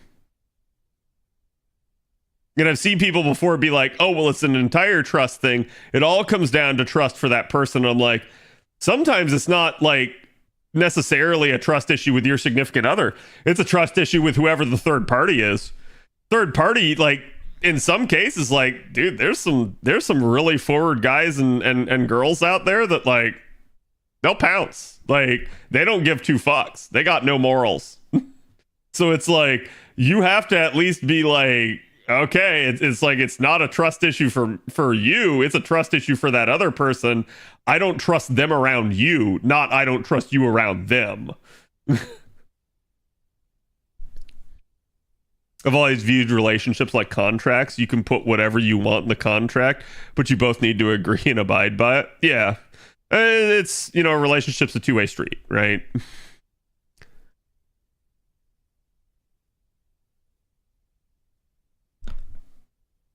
But yeah, it's like, it's just a weird thing. And I don't envy anybody in those types of situations.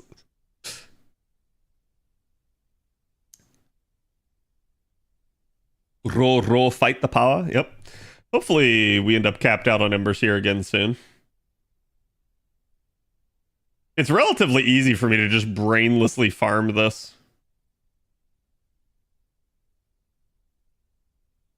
Now, chat.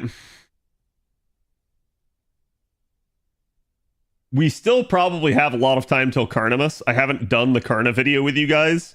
Like I said, tomorrow's stream is iffy. But we'll see. I'm trying to think of like kind of what we'll do, because I know like I'm headed over to my parents relatively early tomorrow. But usually we don't eat until like mid-afternoon, And then by that time, I may like come home and just be like super bloated. So, like I said, I'm not sure whether or not stream will happen tomorrow. If it does, it's very likely to be like some sort of impromptu lazy thing. Or we might do some more Dragon Ball Super because we're actually like, we're in the last like couple of episodes.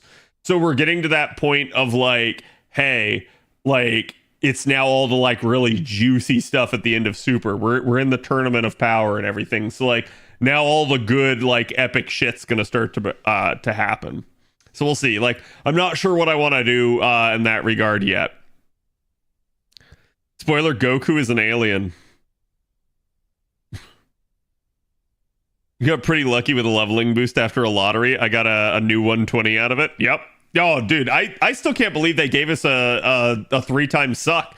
They don't do that. That is normally reserved only for anniversary. The reason why I suspect they did is because there was 2 times suck for anybody that completed LB6. And that lasts all the way until December. Like basically end of the year, right? And so I suspect that they needed to like give something here, and they decided, well, let's just give them 3 times because it's the only way like it's going to seem better than the 2 times.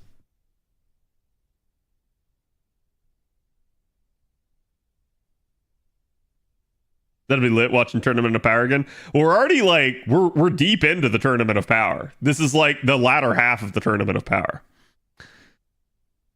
Nearly doubled my finished CE bombs thanks to this. Nice. Yeah, I need to check my supply. I think I've still got a crap ton of them because like I have not like really been level 100ing CEs very much at all. I've maybe done like 1 CE this year. And at some point I don't know like where I am now, but at some point I had 40 CE bombs made. So it's like it's literally good for like the next like 5 craft essences that were headed my way. So I don't know. Like I'm probably still fine. Did you go past the stream yesterday? What do you mean go past the stream? Like did we watch more? No.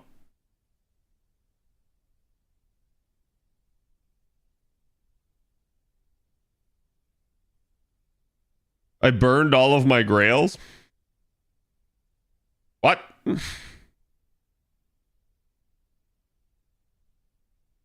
just rolled out my boxes today, not going to deal with the FP now. Yeah, I don't blame anyone for that. Actually, how many days are left on rolling out boxes? Because like I was done literally the like next day. I think the only thing I waited for was the 3-time success rate. 25 hours? Okay, chat. You have until the end of Thanksgiving to roll out your boxes. Tell your family they need to wait. You have boxes to roll. Don't do that. But don't waste your boxes either. When is Oberon? We already have the banner, right? Oberon should be very soon here. Which I just want to state is very odd. Because like Oberon was like mid to late December on JP, if I remember correctly. So now he's going to be like early December to mid December. Okay, so chat, just case in point. Allow me. No Bonsi. Sorry, Avila. No Bonsi. A Bonsi, but it's a hybrid. Actually, I don't remember what this one is. Okay, that's an even worse hybrid. Not a Bonsi at all. And that's literally one of my pulls. November 28th at 8 p.m. Oh, December 12th. Okay, I was like, huh? I thought there's more people who put up Bonsi, so I put up Mystic Code. And don't get me wrong, like I'm sure there's still a ton of people working on Mystic Code. Nope, not me. Scotties are a pain to find. They really shouldn't be, but they really are, and I don't know why it is. I think it's just, again, the extra slot is so much of a like mess for people. Wonder how many of these put their Summer Scotty on the same list as their Castoria or Koyan. I believe that's what's going on. People don't split their supports, or people split them, but they don't like divvy them up very smartly. Because, like, I'm gonna say this, chat. So the vast majority of the time, your like quote unquote most meta craft essence should be on a Castoria, a Koyanskaya, and a Summer Scotty. Hear me out. There is also Oberon, Nero Bride, Reigns,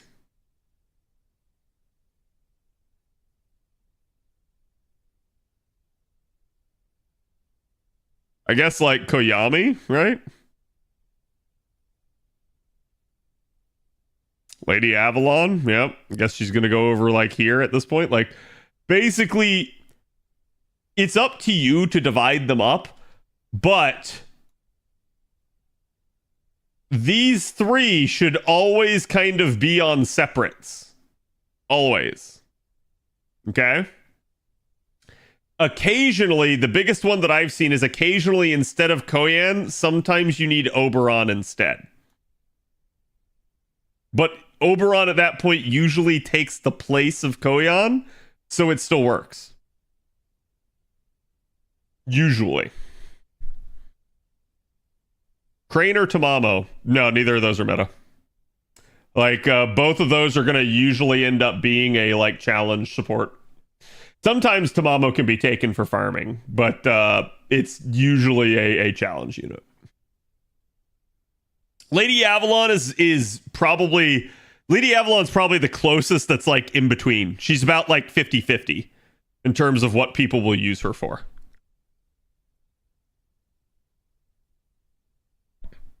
I don't have Summer Scotty, so I put the third C on Oberon, and that's fine. There's no issue with that. But that's how I always divide it up, and from there... Sorry, let me hit snooze on that restart notification.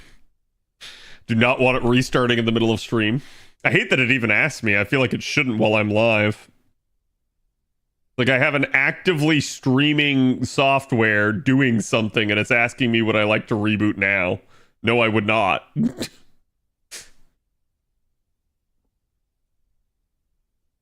The first MLB drops on each color support across the three lists. Yep.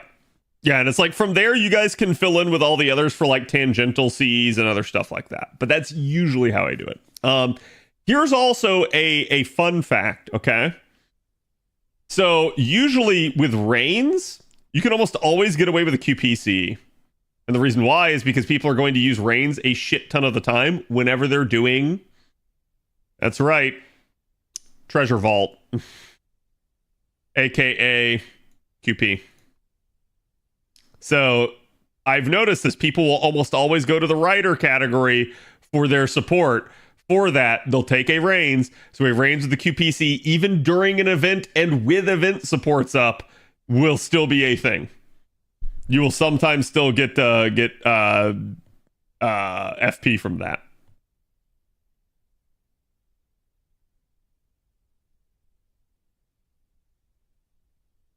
Usually for CQs, I don't use event C, so I put those supports on my normal support list. Yeah, so for instance, on even my event support list, I have Merlin over on the all slot, basically with an MLB like Prismacosmos on him.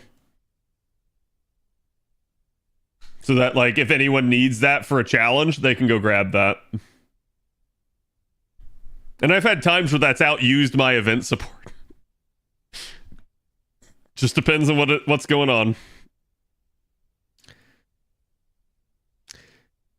Your first mistake was thinking Microsoft cared. I know. Writer always has some Mona Lisa, yeah. Except when Storm Pods come out. Wait, sorry, for what? Like, in what context? Why are you saying Storm Pods are the exception? Like, just to the event support thing? Or oh, you mean like Reigns with QP? Um,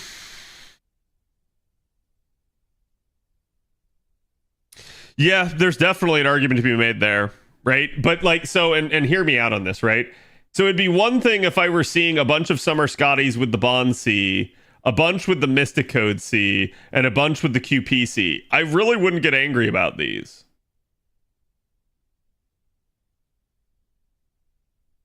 But that's not what I'm seeing. And that's kind of my issue with this.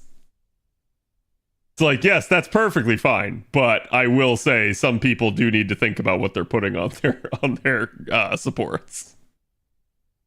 Again, I'm not saying people got to be perfect, right? Like, I'm just astounded at like how bad the extra slots have gotten. Feels like most people don't have her up even. Yeah, that could be a thing, like depending on the events and stuff. Hello, Type. How's it going? 24 advanced quests remaining. At this point, I'm gonna just let it go. I mean, hold on. What advanced quest did we just get? Was it like section 11 or whatever?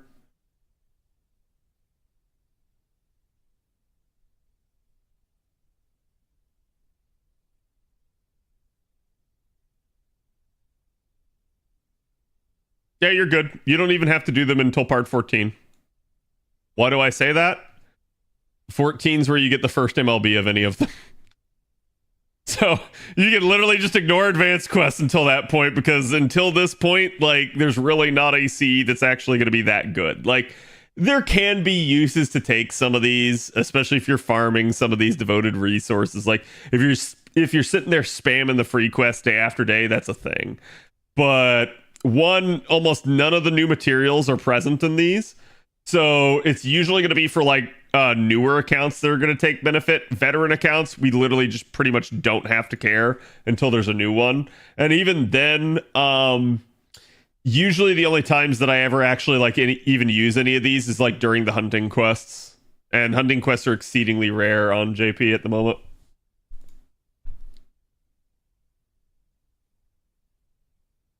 And it will introduce the rewards, yes. So that is the thing. Like, you do want to eventually get them done, but like, there's not a like, oh man, I have to like rush out and do them right now. It's just, again, like, if you find the advanced quests annoying, you can put them off. That's fine. Just keep in mind, at some point, you probably will want to do them all. So the way I usually choose to look at it is like, I don't necessarily do them the second they come out, but I usually will like kind of try to group them up and then have like a day where I just do a bunch of them. Give me the seashell drop, see? It's a thing.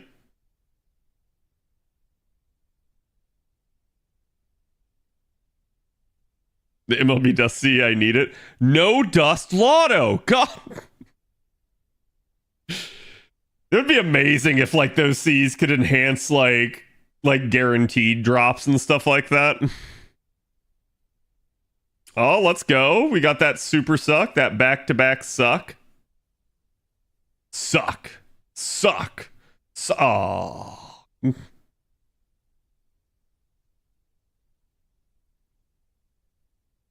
Oh.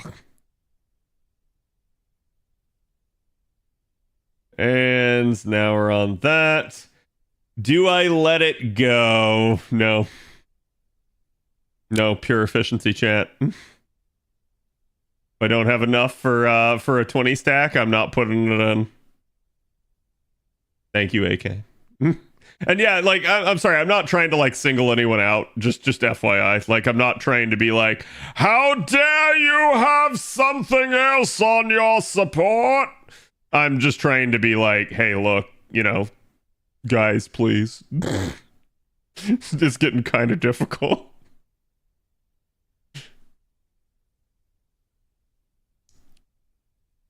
Don't we have a Dust Lotto next month? Sure, yeah, Carnimus. Carnimus, there's your Dust Lotto, Avalon. You wanted one.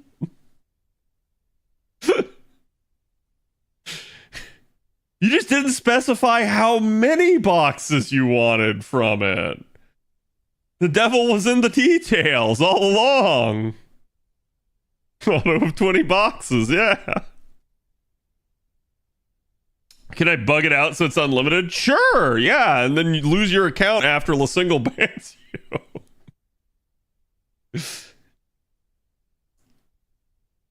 Sick, thank you for the 47. Appreciate it.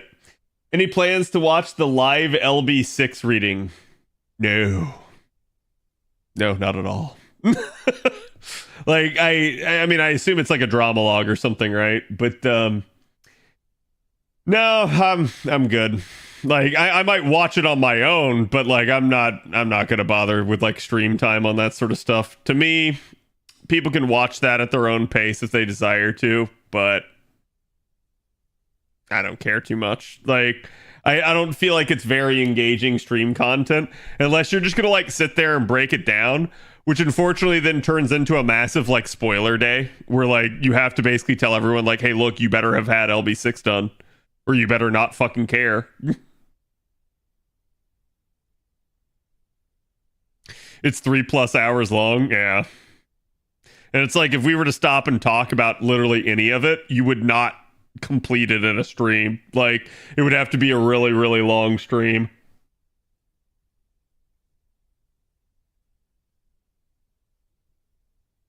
We'll give you 4 copies to purchase with currency.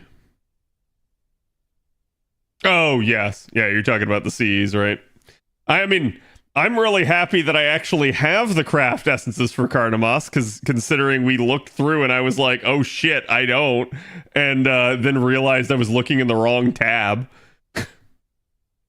Had a miniature freak out assuming I didn't have it.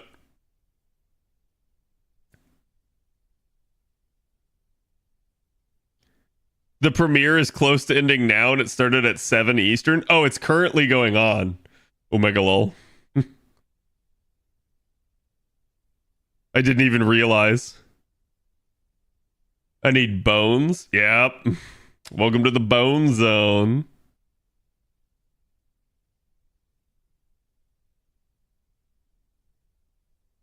We'll make getting to 20 boxes easy. Shop, on the other hand, yeah, the shop's going to be the actual problem. Like, I've said it once, I'll say it again. Basically, with a limited lotto, you can usually hit the box count. It's clearing shop and hitting the box count at the same time that causes you problems. If you rolled the event, you'll probably be fine. If you didn't roll, you'll probably be short on the shop. If you did roll, or sorry, if you didn't play the event at all, you'll be short on both. It doesn't mean you can't complete it. It just means you might have to pop an apple or two at the end in order to make sure that you get it. And chat, you guys know my mantra on this.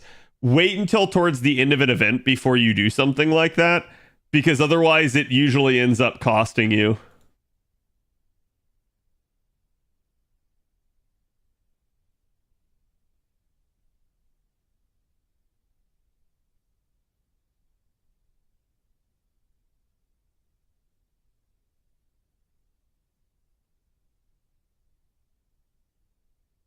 At least 2 times MLB Dust Seas next year will make getting dust per Charlotte run a guarantee. I'll need a couple of people put that one up for me, though. Yeah, it's fine. You just gotta ask. I honestly, for me, I have people that do ask me from time to time to switch my Cs around. I usually don't, and hear me out on this. The reason why I usually don't is because normally my craft essences are like hand-picked, basically for the lion's share of the people that are using me on support. And so it's like usually when one person asks me to change, it's like I obviously can change. I just have a shit ton of people that I know are going to be like using my stuff, and the very second I change something like that, I usually get screamed at by someone else. So I go like, it's fine. That's like, I understand everybody does have like robust friends lists and stuff like that. I don't know. My stance has always been a little bit different because I'm a content creator in effect. If it's like on an off unit, I don't mind, but usually on one of the main supports, I don't change stuff too much. Like I've had people ask me to like, hey, can you put a unit up? That's usually a lot easier. Changing the CE on a meta support though is usually something like I probably won't do. Got a few friends who don't care too much. Yeah. With only 20 boxes, do you really need the Carnamas Cs? Let me ask you this: how many apples would you like to pop on the limited lotto? So like that's why I say that. It usually just comes down to an efficiency argument of like you can get it done, but you're trying to get both the boxes and the shop cleared in like a 2-week span.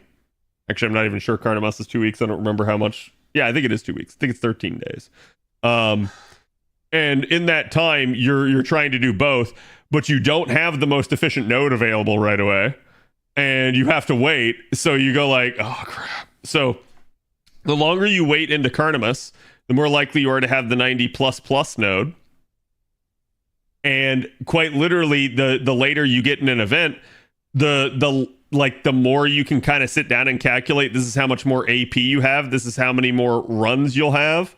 And then from there, like kind of go like, okay, this is how much I think I'm going to have. So I probably need to pop like, I don't know, like 1 to 2 more apples before I like finish. Versus if you pop apples early, you might over pop and then you might go like, oh crap, I didn't need to use all of those. That's why I tell people like wait till the end. That way you don't end up like screwing yourself.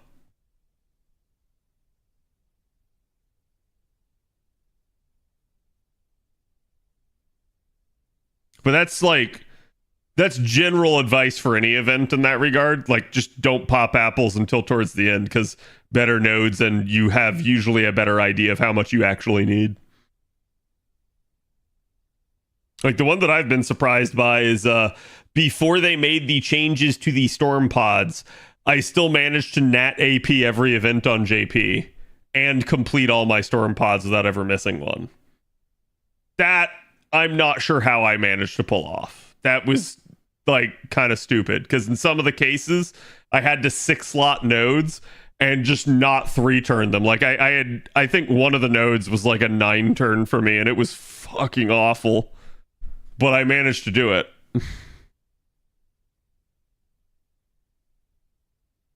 Which makes it a lot easier to get the boxes. Yeah, exactly. So it's like if you have the CEs, you're going to get the boxes done a lot easier, and then that won't be your problem. The problem will be the shop.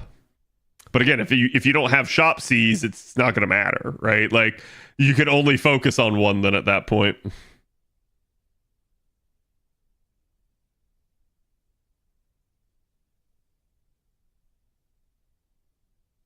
I remember doing both comfortably on JP. If you did, then you did.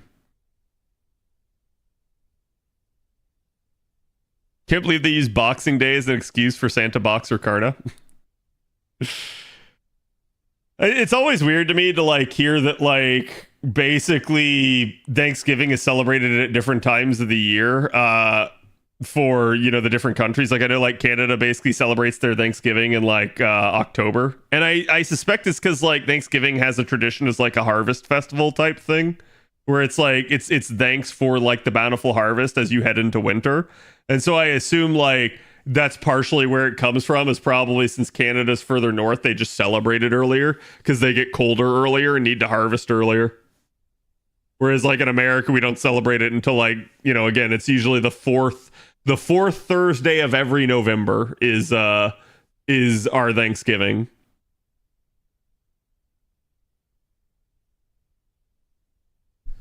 Same for Christmas. Yeah, I mean, like, well, in different denominations, Christmas moves around a lot. But I have seen, like, even in some Christian denominations, it does too, which is really interesting. I don't mind if a run is more than 3 turns in a non-lotto event.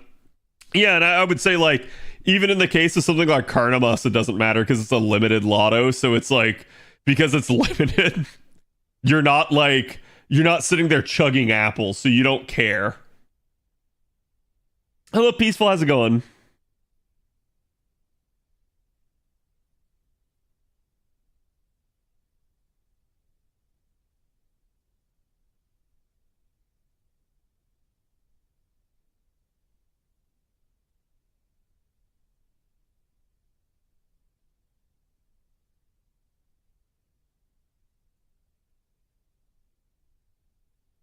Latin America celebrates Christmas on the 24th. Russia celebrates in January. Yeah, and it's like at least with Russia, I assume that's like an Orthodox thing, right? So it's not going to be something that they're like immediately going to like have the exact same rules and setups.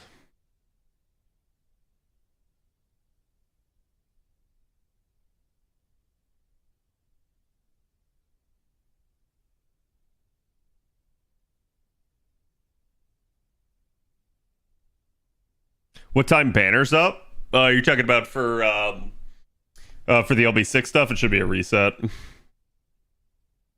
So like 17 minutes. Hmm?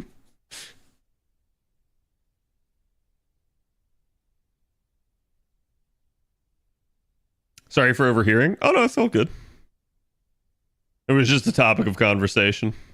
I'm just out here grinding assassin embers as I'm trying to get to 120.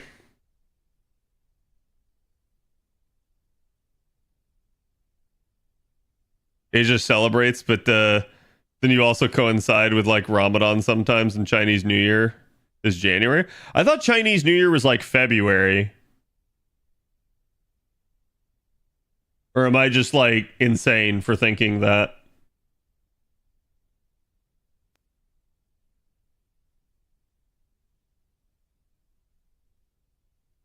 Ah, my eyes. As a Canadian, can confirm that Canadian Thanksgiving is harvest related. Yep. Yeah, I know that's the way it is for America. Like, obviously not anymore, right? But like back in the day, that's I know why it was for America.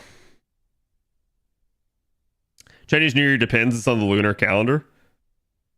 Yeah, see, like, and this is always really weird to me because when I was growing up, I was friends with several, in fact, Vietnamese kids, and they would celebrate Chinese New Year, which I always found to be kind of weird because, like, you're Vietnamese. Why don't you celebrate Vietnamese New Year? And then, like, I ended up learning. It's like, oh, okay, this is why. Like, it's just a like cultural thing.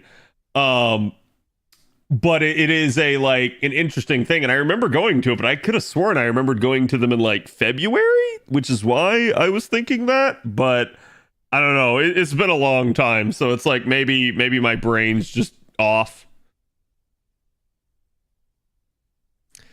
Which is based on lunar calendar. I think in 2025 it's in January. Oh, okay. So it's like it just fluctuates around within about probably like a week then, so it can fall in January or February.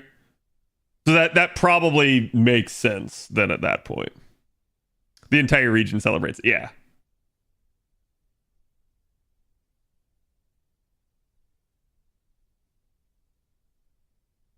China just got better marketing. Well, it's kind of like back in the day, China was a big deal, right? But yeah, it's definitely a thing. I couldn't remember. And I do know, I think the reason I'm probably thinking it too is because like I remember at least like Overwatch I think celebrates the Chinese New Year. I don't know that like very many other games do. I mean like Overwatch does I assume because like Blizzard and Blizzard's always trying to like pander to China a little bit. But like I'm not sure how many other games actually like celebrate it. Like I think like FGO we've had like a Chinese New Year thing like at least once before. And I'm sure the China server celebrates Chinese New Year, and probably Taiwan at that point too. I don't know. Is like anyone Korean in chat? Does Korea actually celebrate like Chinese New Year?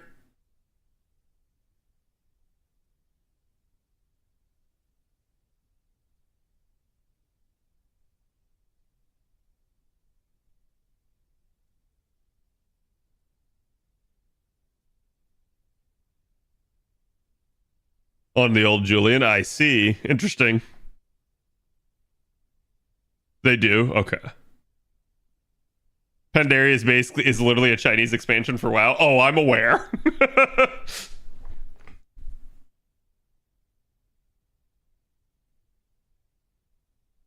It celebrates Chinese New Year's. Pokemon Unite. Interesting.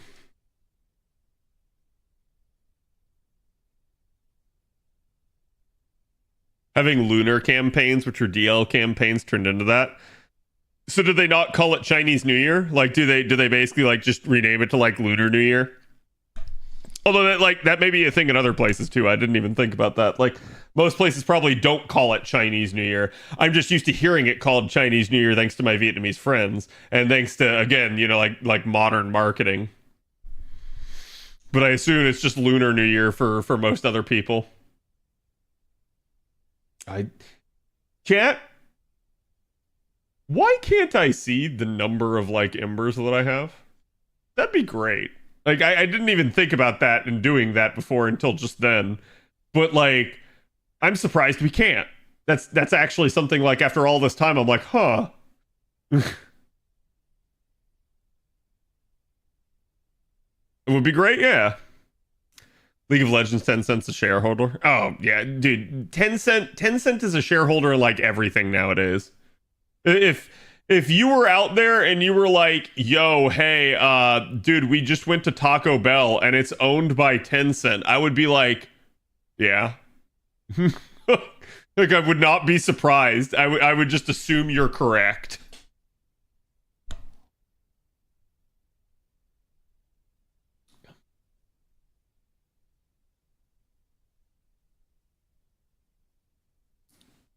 I've been complaining about that for years. What, the Chinese New Year thing or like Tencent owning everything? I think the Ember counts is due to spaghetti code, probably. Also the fact that you're getting like multiple drops in there at a time.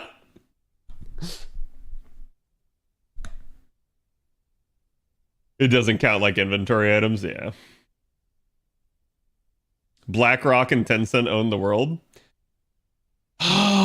Yeah, I'm like to an extent I understand like why these are like why these like big investment firms are like necessary. Like they're what have the capital and they allow the world to kind of go round, right? But also at the same time, it's like they have undue influence. And I feel like there should be some sort of like standardization of like investment contracts where it's like, look, you give us the money because you're investing in us and not dictating to us what we can and can't do. I do know, like, usually they don't, and usually instead it's this, like, huge incentive thing where, like, that's...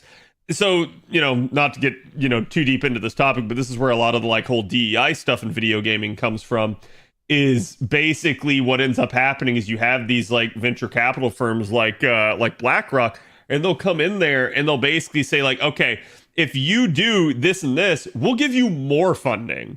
So games are kind of incentivized to go ahead and like do that sort of stuff in order to secure more funding so that they can make a better game. And as a result, then you end up with a lot of these like kind of agendas that companies like BlackRock are pushing. And you end up in this like weird sort of state where, again, like, in some cases, I truly believe like the game and the publisher and the developer all are kind of in lockstep and they really just want this.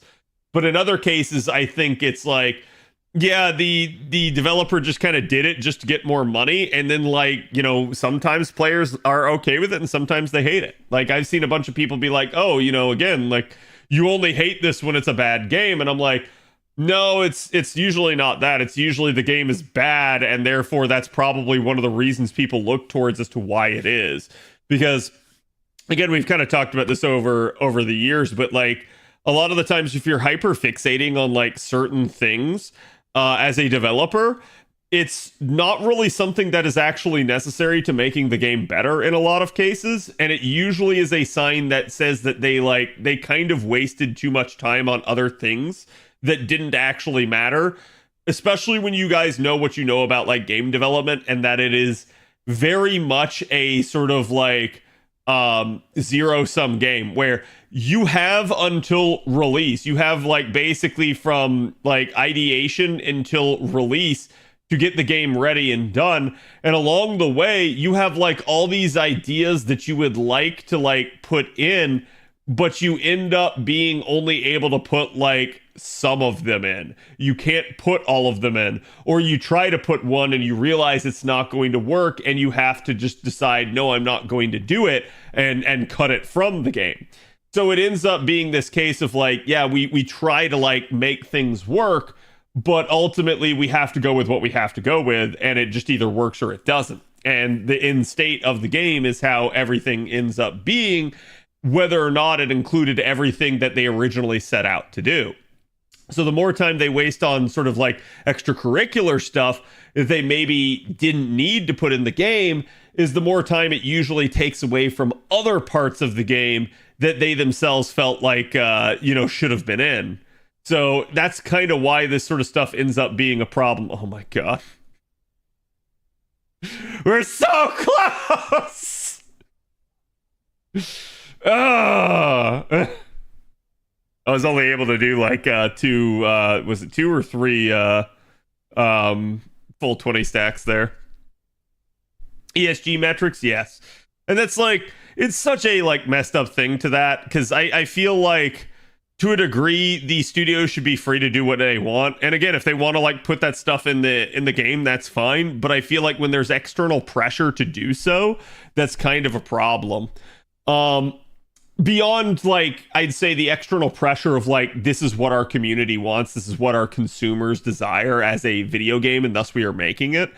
Like external pressure from a third party that does not have the consumer's best interests at heart is where I kind of draw the line.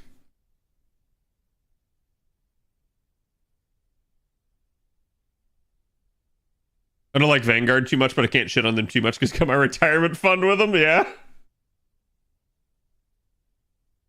Hello, Mr. Fox. Thank you for the raid. Welcome, everybody. How's it going? What are you guys up to? Cat, I got a spare PoE2 early access code. Did you want it? Yes. Is the early access already ongoing? Hello, Merlin.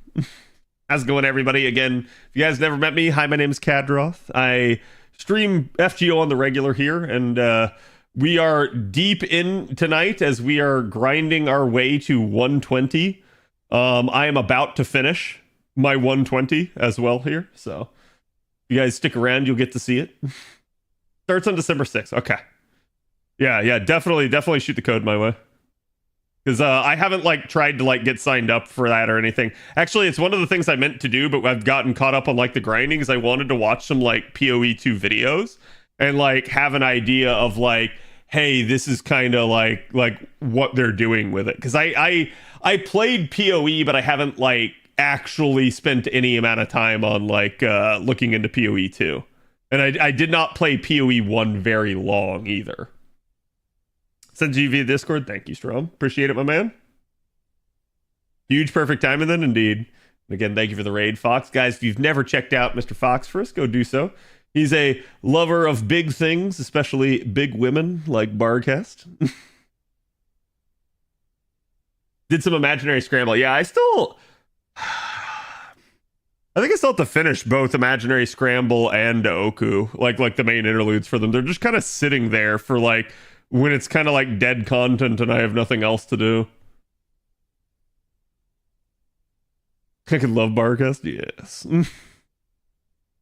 Why not put it in chat? Because I think Strom is not an idiot and knows that if he puts it in chat, there is no way that the streamer will get to it faster than chat will. I think he knows, chat.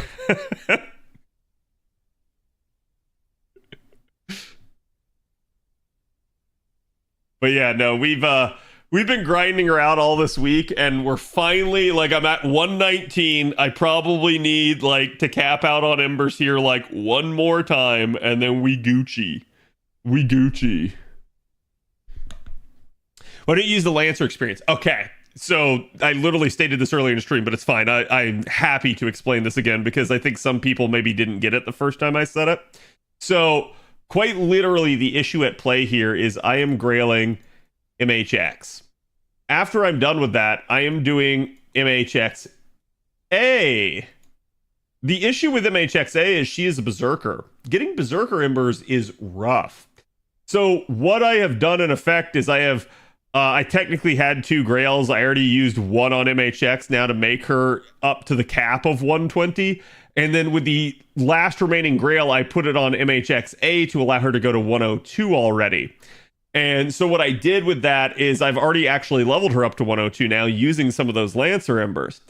So what I've been trying to do is I've been trying to basically only use Assassin Embers on MHX so that all the other embers that I get can be stockpiled basically for MHXA and taking her to 120. So in a sense, because it's difficult, it's more difficult to actually level her. I'm just spending all the time grinding specifically Assassin Embers and using only the Assassin Embers on MHX. So that I'm increasing the efficiency basically on the other unit, if that makes any sense. Because my goal here is to try and get both of them up to the maximum they can be, because again, I'm stuck on Grails, I can't get any more. And then to basically, once I've done that, like fill up my inventory with as many embers as I possibly can, fill up the second archive, everything, and then from there I will take that and kind of turn around and go, okay, now this is like my treasure trove as we head forward. Because, like, I mean, quite literally, it's the 27th. We're about to head into December, and I'll be able to print 2 more Grails. Well, that's a crap ton of embers, right? Like so immediately I'm going to start draining my ember supply with every new Grail I get. So I'm going to have quite the hoard. Because, again, you can never hold enough embers basically in your entire inventory, second archive, and like a stuffed mailbox. You'll still not be able to have enough embers basically to 120 a unit. So you have to kind of try and stockpile as much as you can and like kind of fill yourself to the brim each time you get like a half cost event like this. If you're trying to, you know, continuously 120 Grail. Not everyone's a psychopath like me, so I don't blame anyone for not doing what I'm doing here. Are we 120? We're 120 MHX. They need to add a Berserker node. I'd be okay with it. I'd certainly be okay, because I have obviously units that I need to Grail as Berserkers beyond just this. But yeah, I mean, I got kicked the title. Of course, it's reset chat. New banners out, by the way. But yeah, like I don't know. I don't think it's like some big deal. Like, I don't know why they never have given us specifically Berserker Embers. I feel like they tried to like make it harder for people to get their Berserkers online so that everyone wouldn't necessarily just use Berserkers all the time. Like, I think that's an old school mentality thing. I don't think it really matters that much anymore. And it's just needlessly annoying. LB6 Super Echoes are out? Yep. I wish they replaced the random Ember Day with a Zerker all day.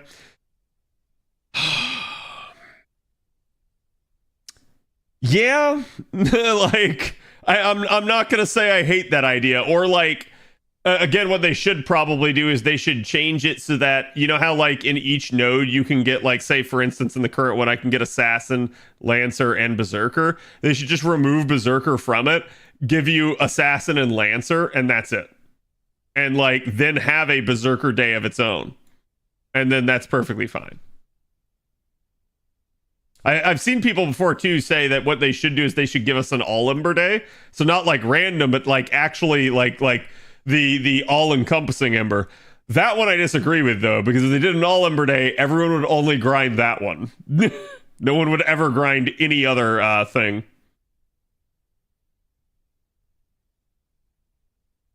Ooh, we kind of stuffed here. Hold on.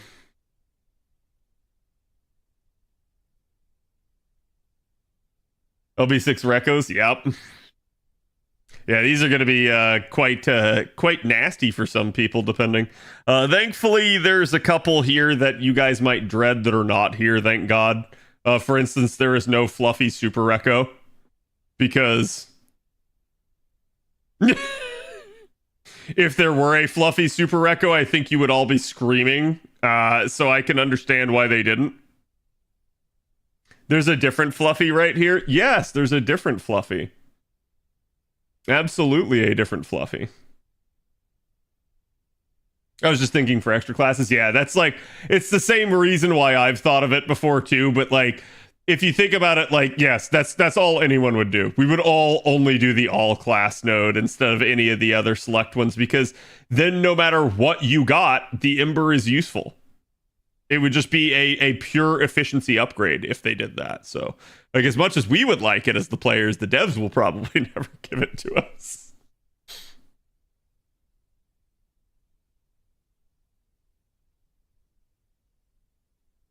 Using my MP5 Creamhild on a bug? Wait, what do you mean? Not the Fluffy, exactly. Is it the Norwich battle with DVR and MASH? You'll see.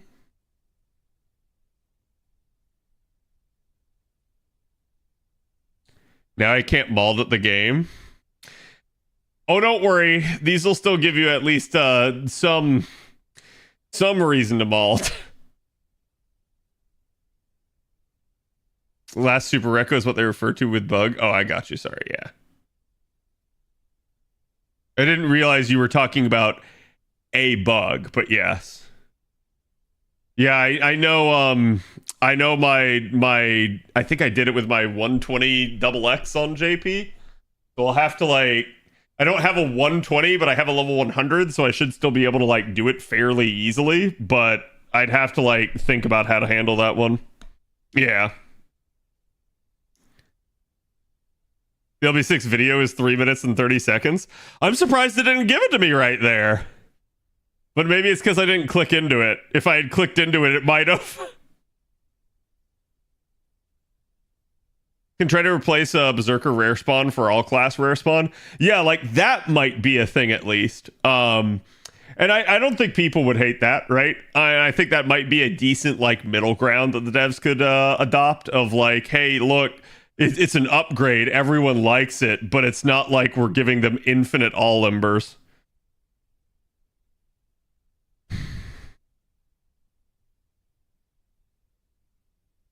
Widow bullies Sussy Moth, yes.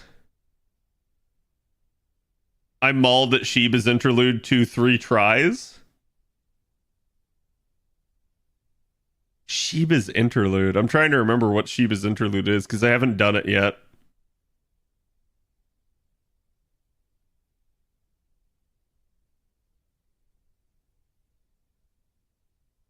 It's a pop-up at load asking you if you want to watch.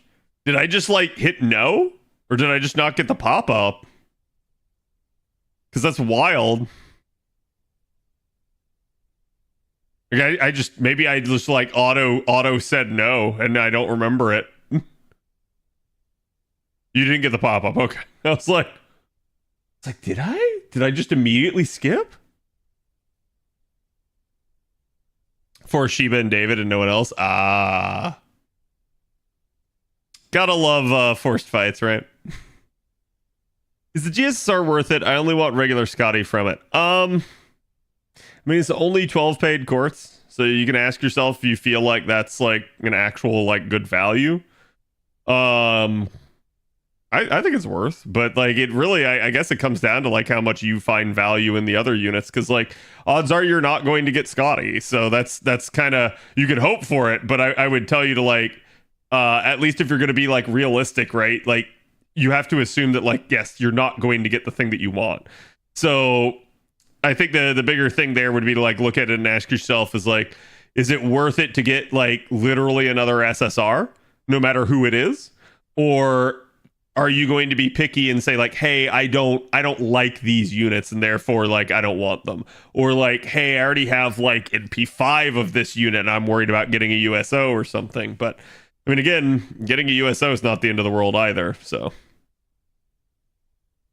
NA posted that LB7 teaser video now? Oh, they finally did. Okay. Try closing the app and going back in. Oh, no, I'm good. I'm fine. It'll happen probably tomorrow morning when I finally relock. But yeah, I mean, it's cheap, Godako, so like that's something I think that you should consider. But if you don't want to spend money on the game, then you know, it is what it is. There is a single Scotty for Christmas next year. I guess I can wait. Up to you. I will never forgive FGO for low-res sprites. The sprites were full HD in the video. Yeah. That's a thing.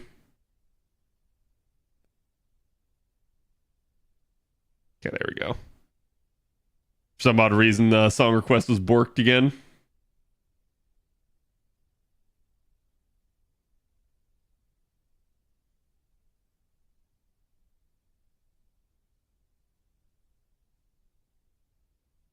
I rolled for Tyra, got her in P6, so I'll be ready when the 5 of Pens are here in an A. So, and I'm thinking about making a video about this, chat, but like, coins are kind of dead. Like in the sense of like needing more coins now. You know, again, like we've talked about this, but now with JP, with being able to swap your pens around, who the fuck cares? Like, you don't need it all. You can just swap to whatever thing you need.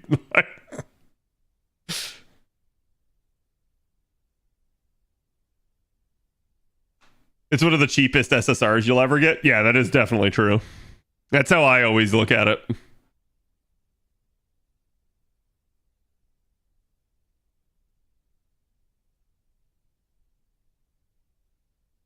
I want it all just for one servant, which is Tyra. That's fine. Third pin is also kind of fake most of the time.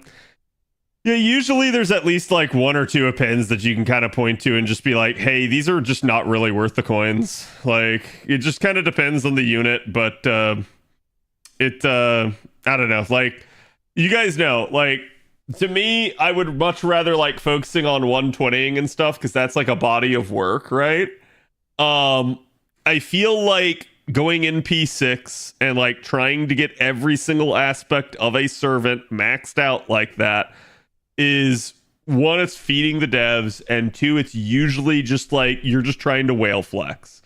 I don't know. It is what it is, but like this is why I've said like I don't care. Like I'm not gonna sit there and try to like in P6 all the units. I don't think it's worth it. I think it's kind of a trap that the devs have laid. And I feel like at this point, with the ability to shuffle the stuff around, it has even less value now than it ever has. There it is, chat.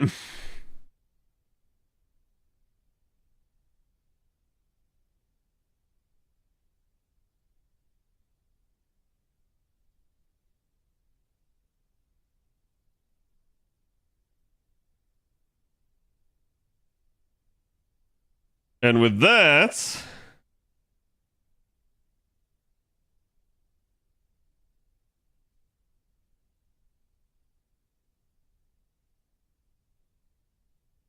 we're getting places.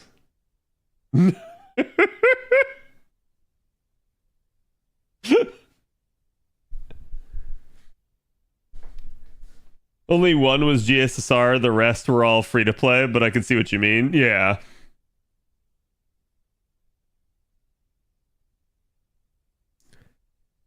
Almost there, almost there. Like, it is God, that is just so beautiful. Like I look over here and I see a 120 and I'm like, well, surely the rest aren't 120. And then I look and my eyes keep going, they're all 120.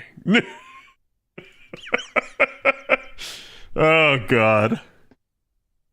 Now on to the next one. RDA. I see that level 90 Merlin. Yeah, you do. He's over here. This is the normal support. 120 Echan Doko? Exactly. The 1,000-year voyage is almost done. It feels like it. Like, that is, again, like I said, like, right before 120 came to NA, I think I had finished MHX, and I was literally doing double X. Like, I was in the middle of double X to 100. And then they were like, hey, here's 120 on NA. And I was like, fuck, I now don't have grails that I can like kind of devote to this. Like, it was nice. We got the coin system early, and I had the ability to like use more of those grails, but like I just didn't have any grails to spend because I had literally used all of mine. Whereas like some people just flew out and like 120'd a bunch of people right away because they had been sitting on Grails for all this time because they didn't have units that they actually wanted to Grail. So like for me, I felt like I've been playing from behind, but in reality, I've been playing from a lead because every single one of these Grails has gotten like really good usage already, and they're all like sitting here at level 100. So like everything was already pre-prepped basically to level all the way up to 120. 150 coming soon because Cat is almost done. Bro. Please. Please no. If they do 150, and I've said this before, this is something that they could do, right? If they do 150, what they need to do is they need to just like come in here and say like, okay, now everybody has another 30 levels of cap room. So it's like you preserve whatever level you're at, and your new max is whatever like basically plus 30. So like if you have Grails applied, your max is like again like 150 now. If instead like you were at 100, your max is now like 130. If instead you were at like 90, your max is now 120. And so like it is what it is. And you can continue to apply Grails. Like Grails would just be like extra basically in addition to the system.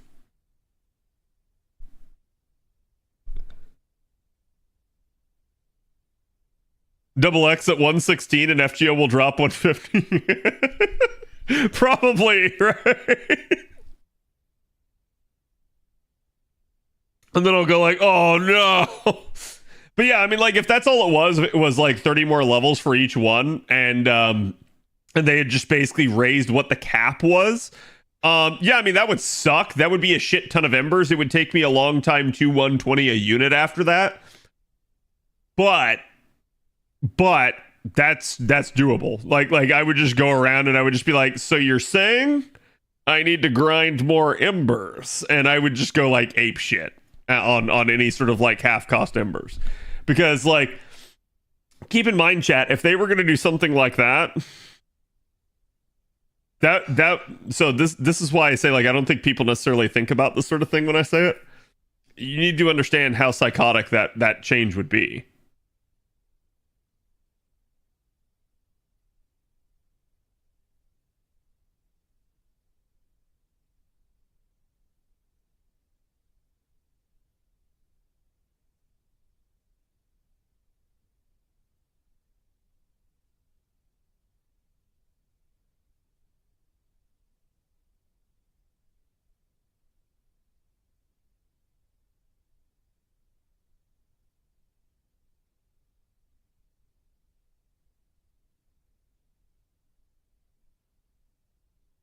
That's a lot of embers. Like, if you had 30 more levels to level every unit in the game, fuck. That's a lot of embers.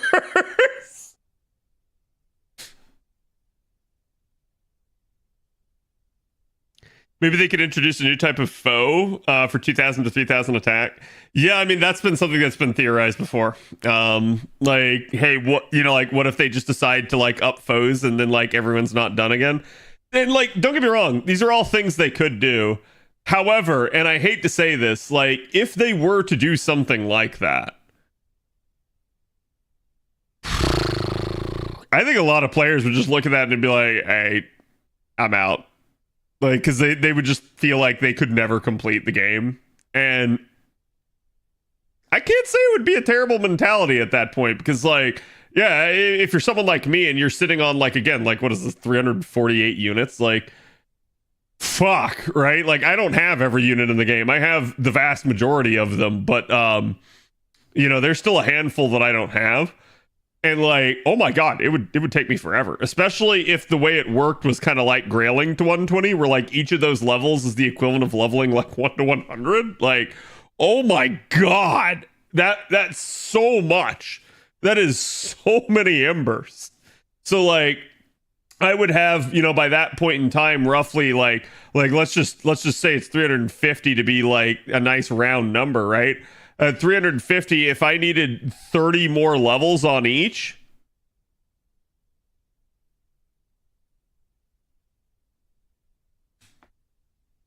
that's a lot of levels.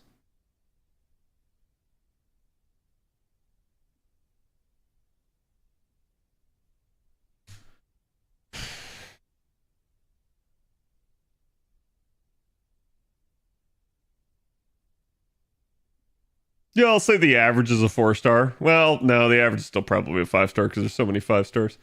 Um, Budge.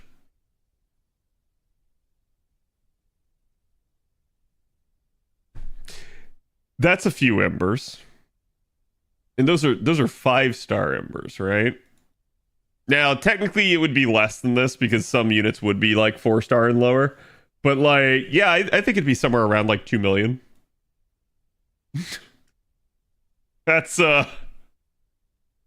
that's oof, right? Like, I don't think most people would be able to like reasonably ever finish that. So it would be, yeah, like you would almost need like a new rarity of ember. And I feel like it would just be like really also LOL, literally Lartoria.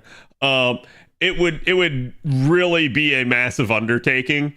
I think some like insane people would probably take it on, but I do feel like that would be disheartening probably to the majority of players. So they would have to find some way of like making the ramp not nearly as bad for your average person. And I think that would kind of be part of the issue. Is I think some of them would be like, yeah, no, I'm just not dealing with this.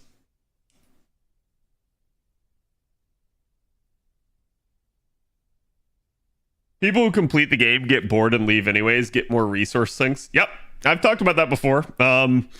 I've seen plenty of people that go like, Cad, why don't you 999 every single one of the units? Why do you sit on so many of your resources and stuff? And I'm like, well, one, I'm future-proofing myself so that I can never like end up screwed. And two, because the second I 999 every unit, the second I have every single unit leveled up, the second I have every single unit foed all the way, what do I have to work on? Like again, like you guys have seen, this is why I have such a robust like 120 grailing project, is because like if I don't, I have nothing else left. Like I don't have every unit at 999. I also don't need every unit at 999. Every single one of my units is insanely strong where they're currently at. They are what I consider to be efficiently invested in. I could take them further, but they don't need to be taken further in most cases. There's, I say every single one of my units, there's like probably a handful that like, yeah, there's still a little bit of work I need to do on them, but it's nothing too major. So like, if I were to get to that point, yes, I feel like I would be incredibly bored and I would really begin to be like, why do I log in every day? Why do I spend my AP every day? Why do I do this stuff? Versus as long as there's something to work towards, I still continue to do it. And I have noticed before, those are usually the people that get like really toxic and down on the game. Like, you guys know, like when I'm complaining about things in the game, usually I'm not complaining about the game itself. Usually I'm complaining about the developers and why they're not like fixing things, or why they haven't done this or that, right? Like, I'm not sitting here being like, oh God, FGO trash game. And usually like the people that I've seen that get to that point, they start to shit on the game. And when I usually see people like that are FGO players that are shitting on how bad the game is, that's usually my sign that they are like on their way out. And I stop paying attention to those players. It is what it is. It's been a thing. Like, I've noticed it time and time again as a content creator that's been around for like years and years and years. Usually the people that are very disgruntled with the game do not stick around. It's very rare to see someone constantly like complaining about the game. And I don't mean like the state of the game. I mean like the game, right? It's very rare to see someone complaining about the game and they stick around for any amount of time. Cad got the strong crotch clown? No. I mean, like, again, you say that, right? Let's go look at my crotch clown. Since chat knows that I'm not the biggest fan of that.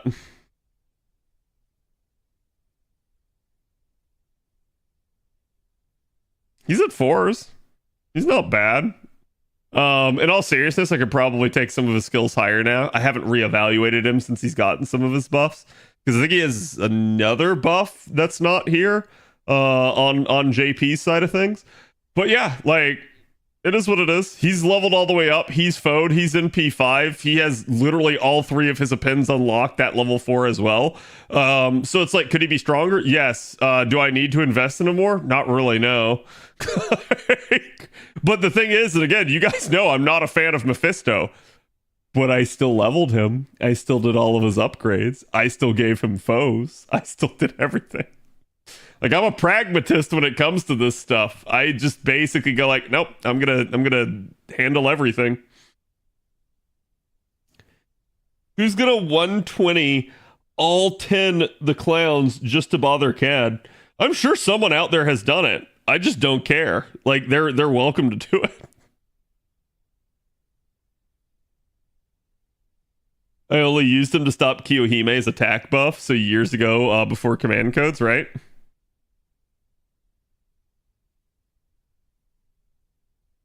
Stop short of doing his strengthenings. I mean, you should do his strengthenings at least, you know, like when they're half cost and stuff, right? Because then at that point, like you're getting more milestones, which means more quartz for you. So again, this is usually why I tell you guys, like, level up all of your units. It's to your benefit to do so.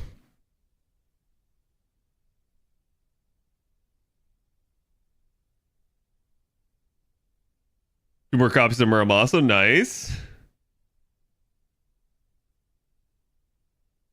I got all my units planned for 999, but it'll take some time.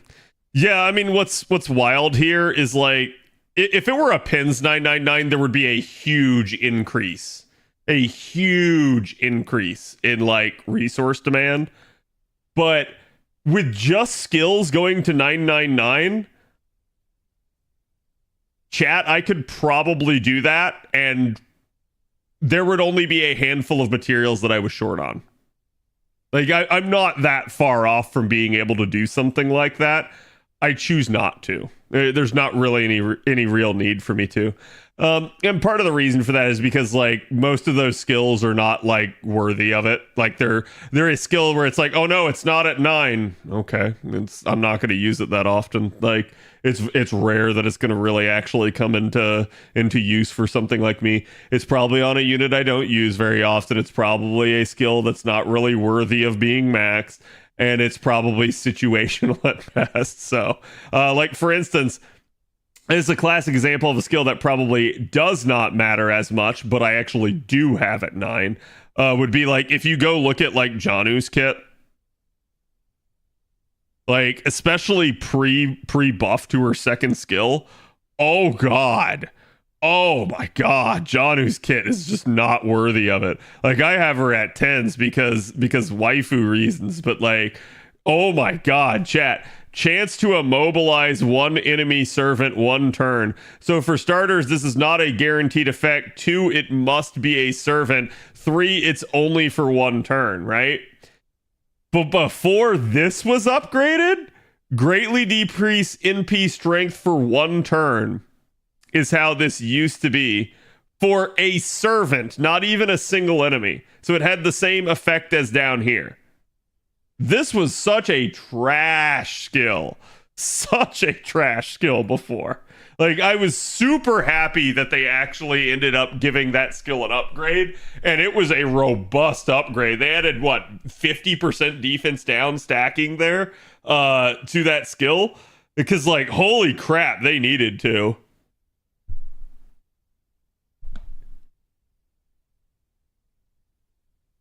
FGO burned her at the stake with that skill set? No.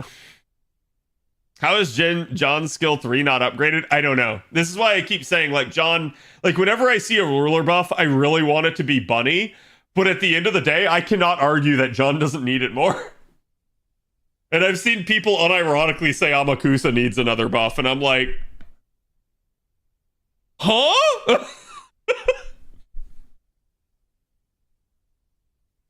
Her skills are trash, but her NP carried me through all of part 1. Yeah. Yeah, her NP, right? Chat, you guys remember the original NP, right? You guys remember that, right?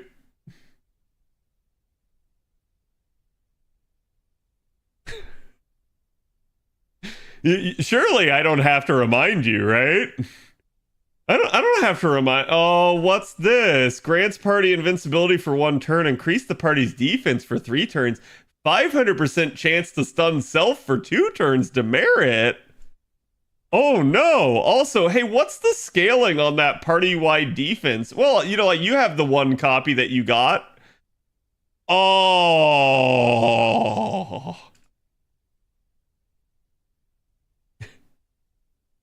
So I'd like to point out, she is one of the only units that has ever gotten an NP upgrade that did not do anything for the NP level.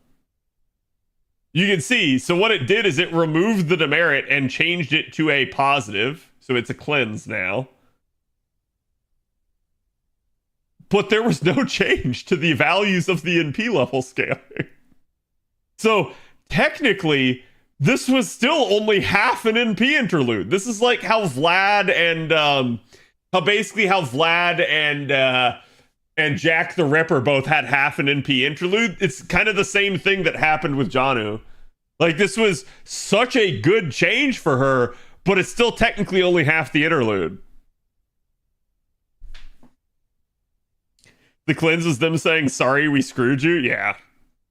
Yeah, I find the scaling here to be fucking atrocious. Like, you have to have NP5 to get 25%, and 25% is still way less than a lot of the other, like, defense skills out there. Like, for instance, I think you can go to Waver, and I think Waver's 30% off the top of my head. Let me double check here. Yep. Waver, party defense, 3 turns, 30%. Right there, on command. Boom. And a damage cut on top of that. So it's like, the fact that you need NP5 and it's still only 25% is like, that's wild to me. 20% base? Yeah, I feel like it should have way better scaling. Like, chat, even if they did the standard NP interlude in that regard, it would still be 15% base then. And this would be NP2.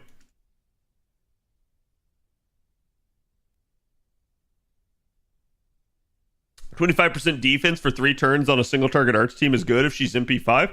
It's not terrible, but that's if she's NP5.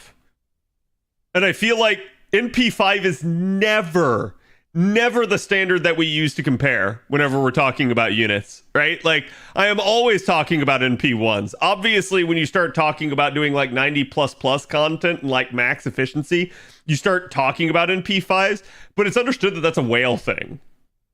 Right? Like, NP1 scaling of 5%, you're not even gonna feel that. I'm gonna be real with you. Like, that makes zero fucking difference that that's there.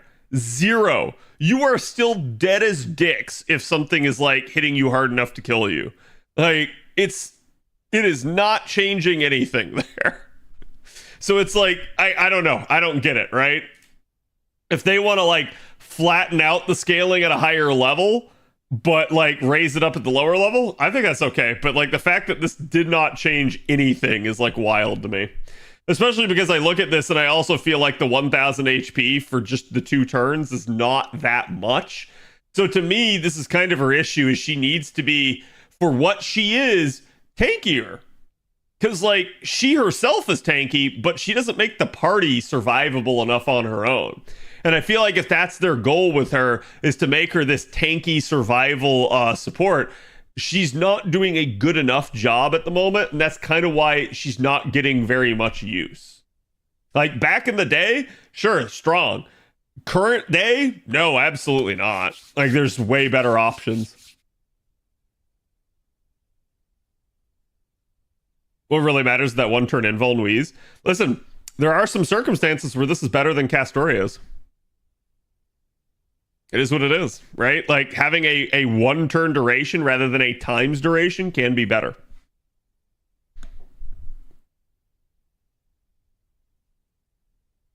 I've never found defense to be good. 99% of all deaths from NPs, which nothing but Roland can use. Yeah, well, that's what I'm saying. Like, to me, it's like, okay, what if this actually did scale up to 50%? Would that be broken? Or would this just be like, all right, this is strong? Because, like, anything that's going to, like, counter Castoria is also going to counter this. So, like, I don't know. I don't think it's that big of a deal. In fact, that might be good. That might give her a solution for like the solemn defense pierce that we see all the time now.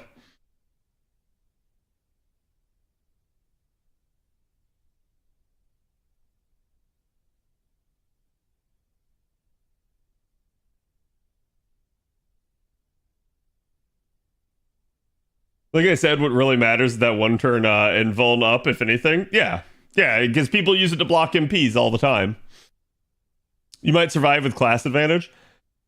Right. And that's where I think, like, part of the issue with surviving an NP rather than eliminating the damage altogether, like preventing it, right, is that surviving it is usually the worst option. And it's usually inconsistent. But if you can find ways to make it a more consistent thing, or you can go like, aha, I will survive this, that'd be good, right? So I do think something like that, like making John strong, yeah, it might make her too strong. But at this point, I don't know. I can't say there's really anything out there in the game that's too strong in that regard. I could see them give her S3 another defense up for the party or something down the line. No, I mean, I could tell you exactly what I want on our S3, and chat can debate me on this one till the cows come home, but this is exactly what I want. You ready, chat?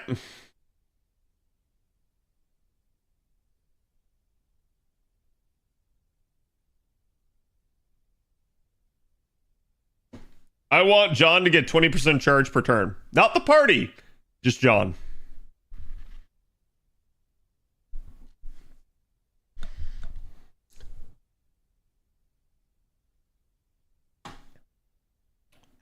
I can see that. Yeah. If you've ever had to use John down the stretch a bunch, hi chat, I have Saberface only runs. I have had to use double John. It's fucking shit. Okay? John does not have great arts card performance, unfortunately. It's not terrible, but it's not great. And a lot of the time, John is sort of the also ran in the party. You're trying to get everybody else's cards off rather than her, because again, she is super tanky, not really super offensive. Again, allow me to point to a unit that has less than 10k attack as an SSR. Okay, so usually you don't want to use John's cards. So it's one of those deals where it's like you kind of have to make use of every arts card you can, and it's still kind of miserable getting her to an NP, even with an MLB Prisma Cosmos equipped. Even with a Castoria in the party, there are still issues with this. So that's where it's like, again, Amakusa has a charge per turn. I'm kind of this opinion this is actually what she needs. Like, she does not need to give that to the party, but she needs some way of being able to get to her NP. Sorry, get back to her NP a little bit more consistently. Too much, rather have 10% for the party? So 10% for the party would be too much then by that same definition. Because John getting 20% over the party getting 30%. Like, don't get me wrong, you're right, that would be more supportive. My bigger concern here is John's ability to get to her NP. And it feels miserable at times.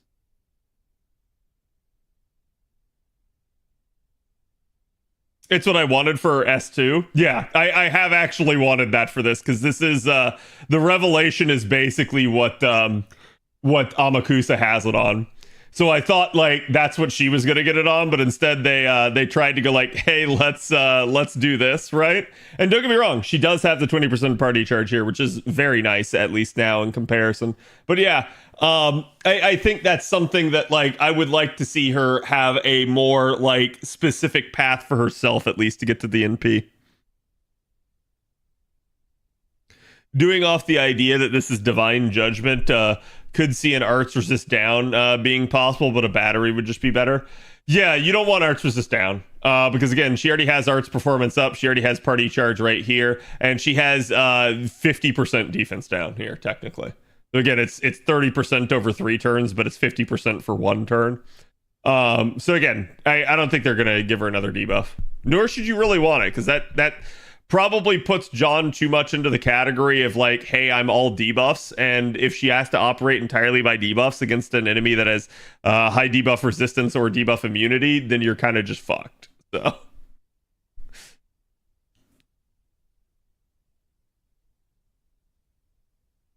That would need an animation rework too. I mean, not necessarily. They can kind of just like, she does her thing and it just applies an effect.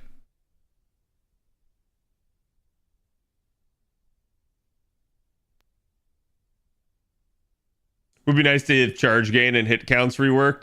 Yeah, I always view these buffs from the standpoint of assuming that they will never change a unit stats. They will never change their hit counts. They have historically done this before. However, it is exceedingly rare, and the few times they have done this, they were all back in like the first 2 or 3 years of FGO, and they have never done anything since. So I just always assume that they're never going to touch that aspect of a servant anymore. I don't think she needs a targetable battery. Targetable battery would be strong. I like I said, I'm more focused on getting John herself to the NP rather than making her more supportive. Because I feel like a lot of her support is tied up into her NP. And if they need to adjust that, they need to adjust her NP again, is what it is. And I'll be honest, John to me is one of the best candidates for getting a second NP interlude. Like, because again, like you've seen it with like Vlad and stuff like that. Like she kind of needs one at this point. Not that like, hey, the party invincibility is bad. Not that the ability to like heal and provide defense is bad. It's the values that are kind of just somewhat shit in comparison to modern values. So it's where like to me, her being a 5-star, yeah, I feel like you could see this kid on a 4-star nowadays, and it would not be like absurd. A per turn battery makes her more consistent too, IMO. Yep. And that's kind of why I've said that. Like, again, we could probably debate the amount of that, but yeah, I feel like that's kind of what she needs. She needs that ability to make it like more consistent for her to get to the NP, because I can tell you flat out from using John, the number one issue. You fire off the NP, and then the enemy pulls some bullshit and very quickly gets to another NP, and John cannot match. John cannot get to her NP very quickly herself, and this becomes a problem. So unless another support is present to give John her NP like via charge, she just ends up kind of shit out of luck, and you're sitting there trying to tank the NP. Oh wait, she can't really allow you to tank the NP very much because you only have like low defense values probably, and simultaneously bound only works on a servant, and same thing with the way this skill at least used to work, it only worked on a servant. So like nowadays at least it works on every single enemy. That was a huge change, but yeah, you really don't want to have to rely on this, especially because it's also only 30% NP damage down. So it is still very likely that they kill everybody else in the party, if not John.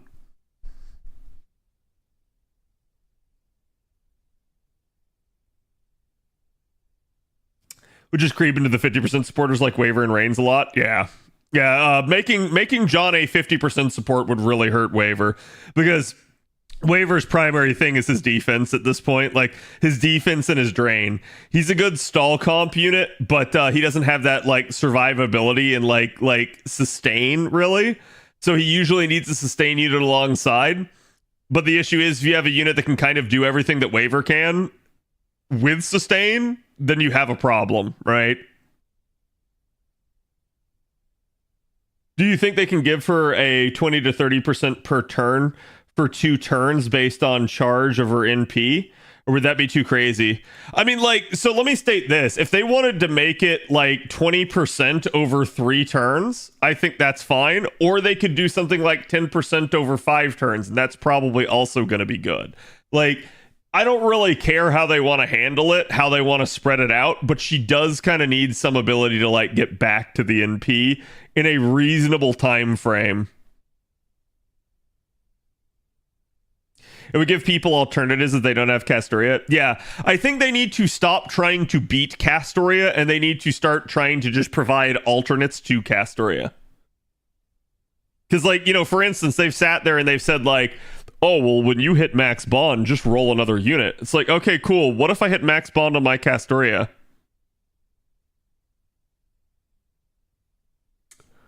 Well, I mean, there's other challenge units. There's other units that can provide charge to the party. there's just nobody that does all of it in one package like Castoria does. So at the end of the day, they need more options, and finding ways to make other units stand out from Castoria is a better strategy than trying to make every unit into Castoria or beat Castoria. Good luck, it's been 5 years, yeah. I'm hugely in favor of giving alternatives to the big 3 type supports. I agree. I completely agree with that. I think it's better for the game. I think it makes the game more interesting. You see different compositions. You see people pulling off more cool things, and it's usually a better way to get people to roll for more units. Right? It's that same concept of like, what's better, having a couple of like really like okay units and then one stupidly strong unit, or several units here that are kind of like of a medium like tier. I'm gonna say usually it's this. Usually this is the better result compared to this.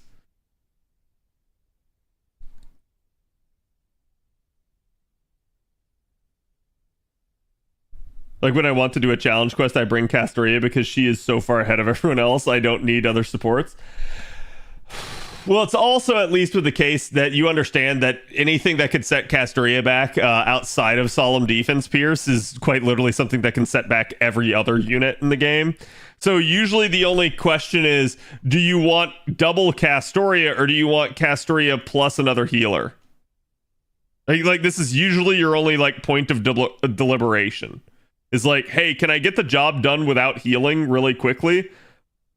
Or is this a longer affair where I need the healing?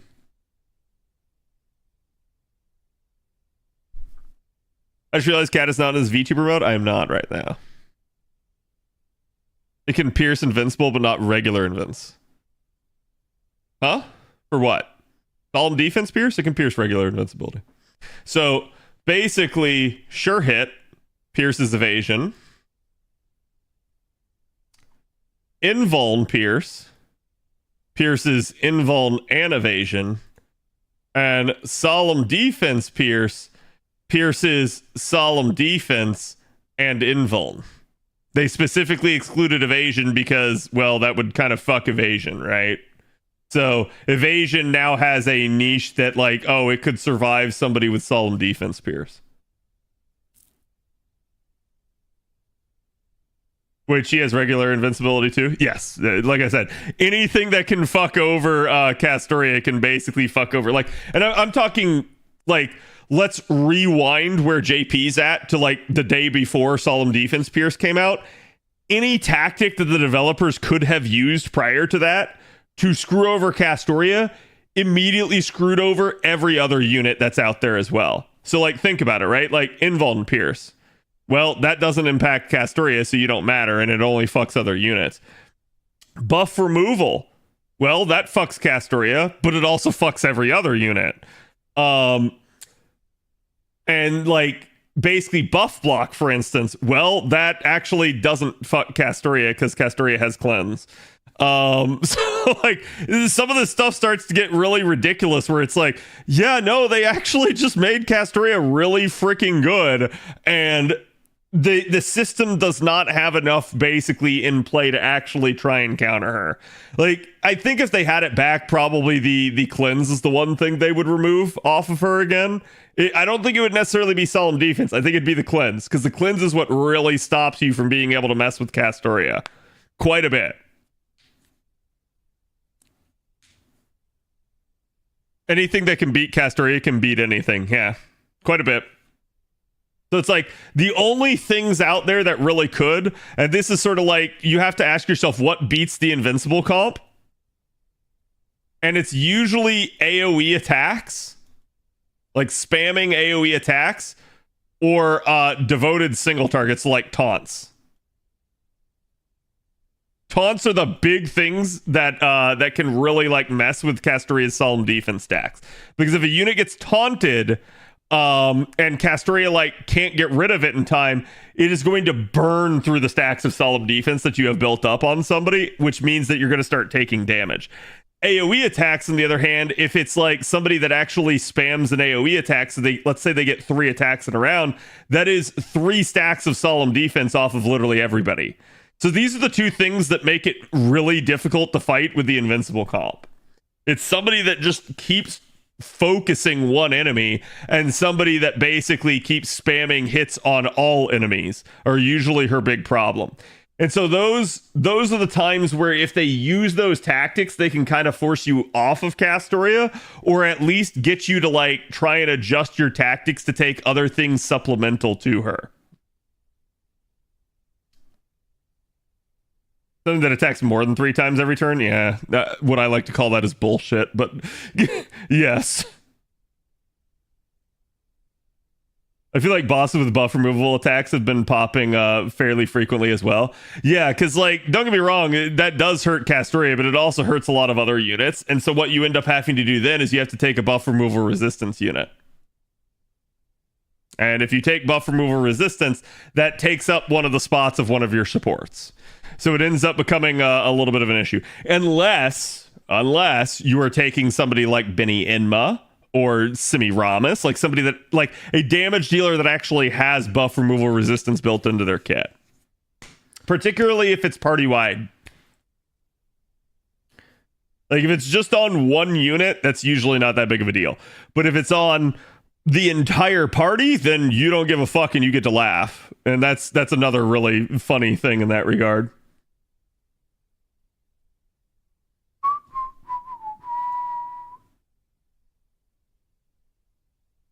Before I hit this MP button, does anybody remember if Oberon NPs after his last bar is broken?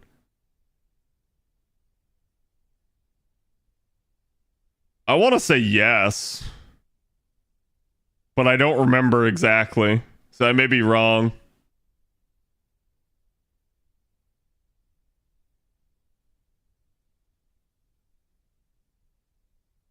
If I remember correctly, yes. Yeah, it's like I feel like he does too, but I don't remember specifically, and I don't want to tell you wrong. I mean, let me put it to you this way: fire the NP and scuff it if not, right? And that'll tell you.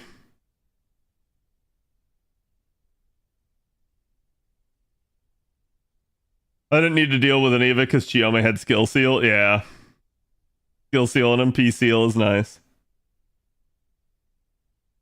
Oberon, I remember an MP interlude just because his NP would not be broken if they remove the invuln debuff from his NP.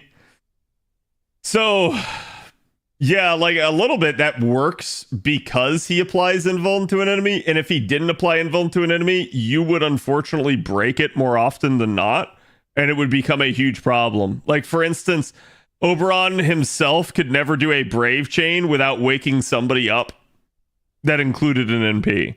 Because if he did like card 1, card 2, NP, he'd still do an extra attack after the end, and that would wake the unit up. So like, that is why it's there. It's annoying that it's there sometimes, but that's 100% why they did it. Wood Woes the one I can't min turn. It's really hard to do. Yes, Wood Woes is like, good luck, chat. I told y'all would probably be mauling at some of it.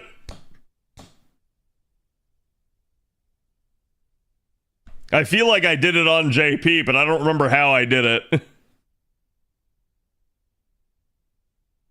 Time to Van Gogh solo it. So the biggest problem with that is Wood Woes eventually gets to 2 break bar, or sorry, yeah, 2 NP bar. So like basically even shorter than like an archer or an assassin. He gets down to only having 2.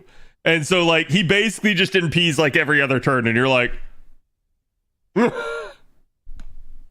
terror spam and pray. You're gonna have to pray. You're gonna have to pray a lot.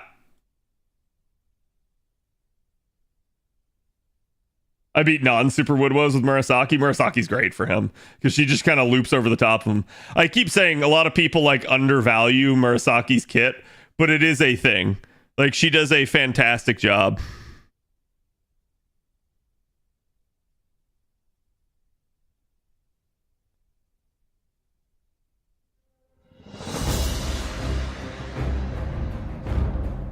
Chat, I'm not going to bore you too much with this, but I did want to show you guys. So this is the hardcore account. you're gonna notice something different. My undead mage reanimated. And it's because my undead mage fell down an elevator shaft in the Undercity and died. Quite literally, like, right after I said that I needed to be careful with that. I went into the elevator in Undercity, and right as I was going to step on it, the thing zoomed downward, and I took like 2 steps off and was like, oh shit, I'm dead. Because I fell to the elevator and I caught it, but not after I fell enough distance for it to kill me.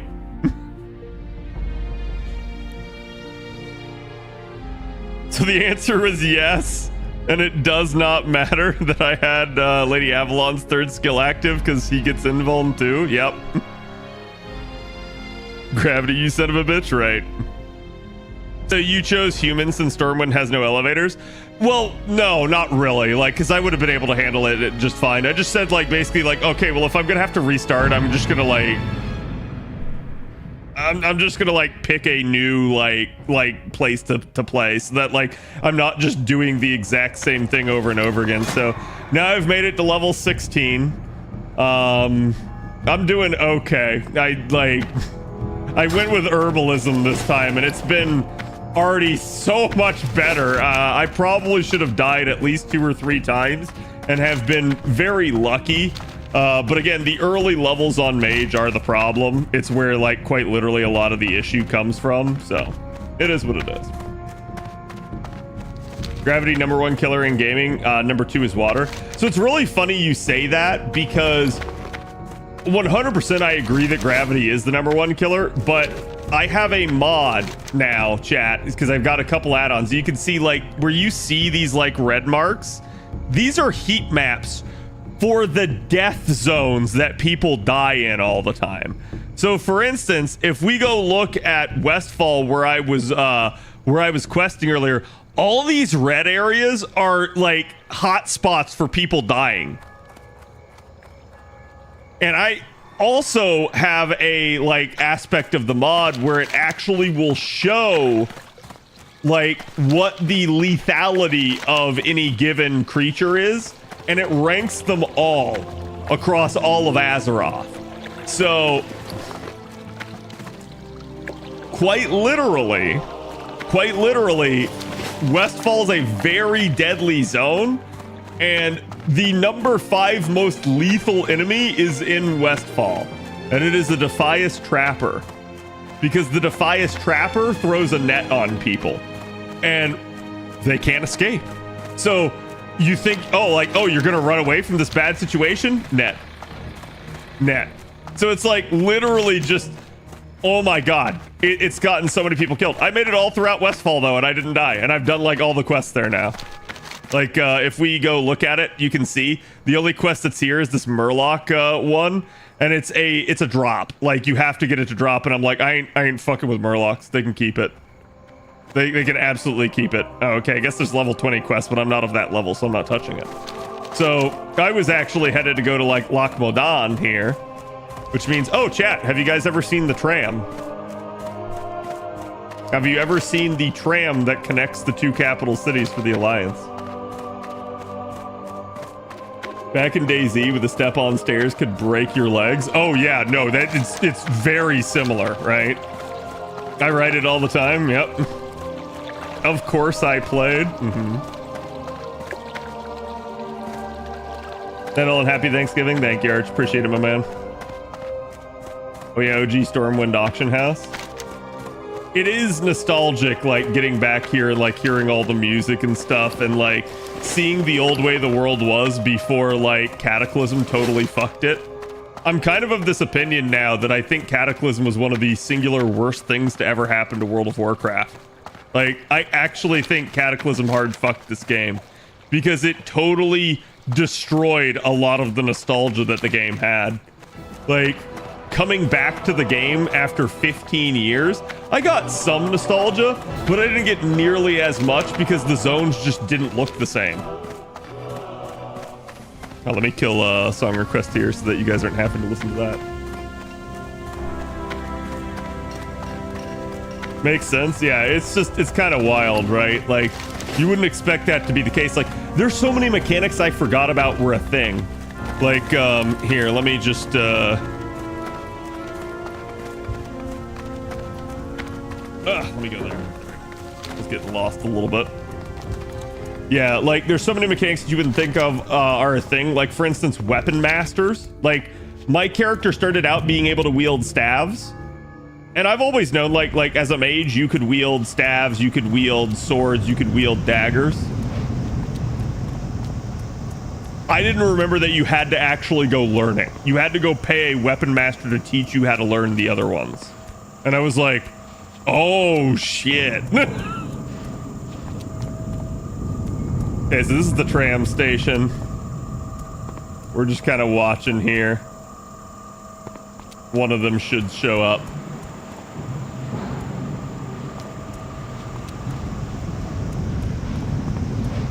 There's basically two trams that run side by side. Don't play WoW, so I'll be lost from here onward. That's all good.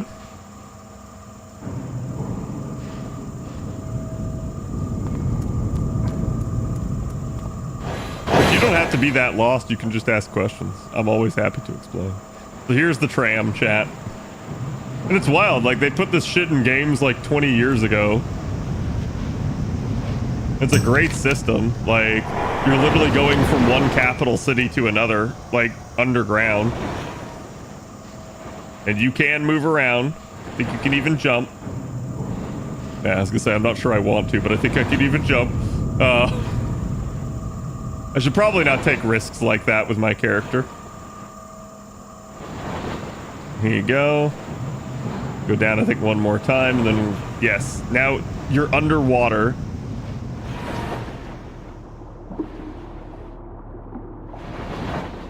As you're traveling, literally, I think it's like under the bay that connects the two.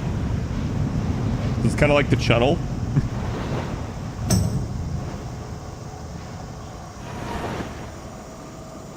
It's actually faster than flying. Oh yeah, it 100% is. And it's free, so like, why not, right?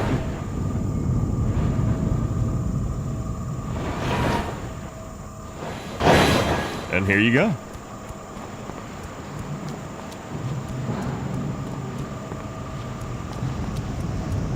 I can see people having jumped on it during travel, as people tended to do in MMOs when you had to wait for stuff to finish. Yep. Well, that's where like a lot of that is like people would sit there and like take griffins to fly between the points for the same reason.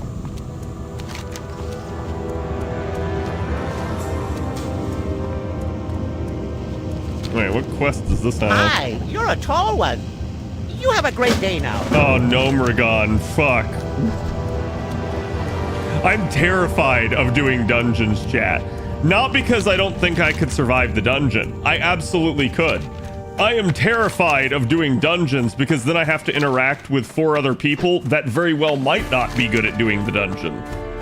And like, that makes me so scared because I'm like, I don't want to trust my character with anybody else.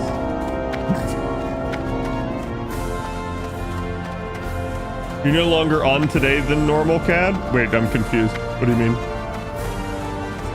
Do them solo? Yeah, so like what I was kind of noticing, like, let me see.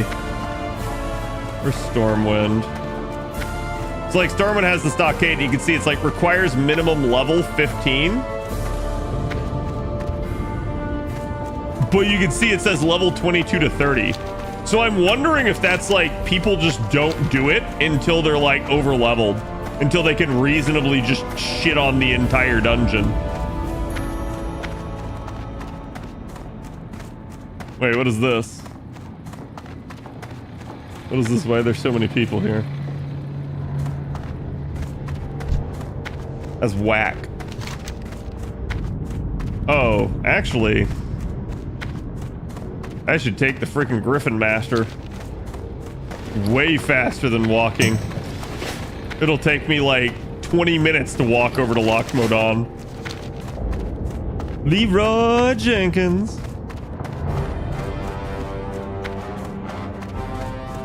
Normally you did your streams at 5 a.m. Now it's 6 a.m. Oh, well, yeah, I don't have work tomorrow, so who cares?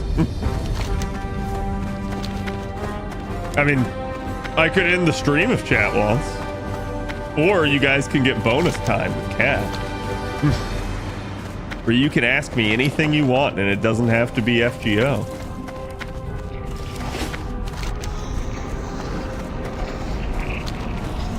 Don't fall into the lava. Yeah, look at that. Look at the heat map for the lava. Look at that. That's people freaking dying in the lava.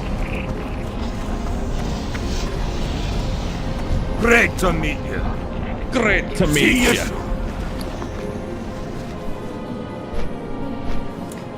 Oh, so Ironforge has a upper exit like the Undercity does. Interesting.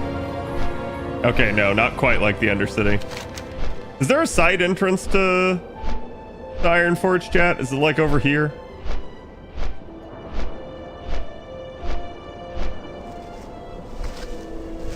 Have I watched Transformers 1? Is that the new one? I don't think I have.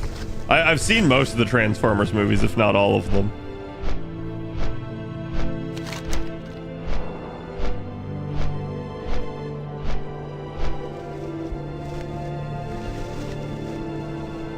Okay, I should be able to take these on a lot easier now.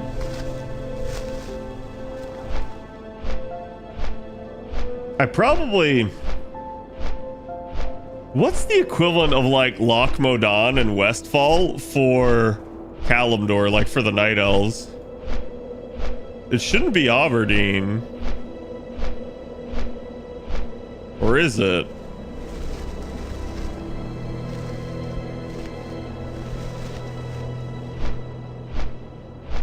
Oh, maybe it is Aberdeen. I just don't remember. There's like you have to take like a boat over here, right? Like I think from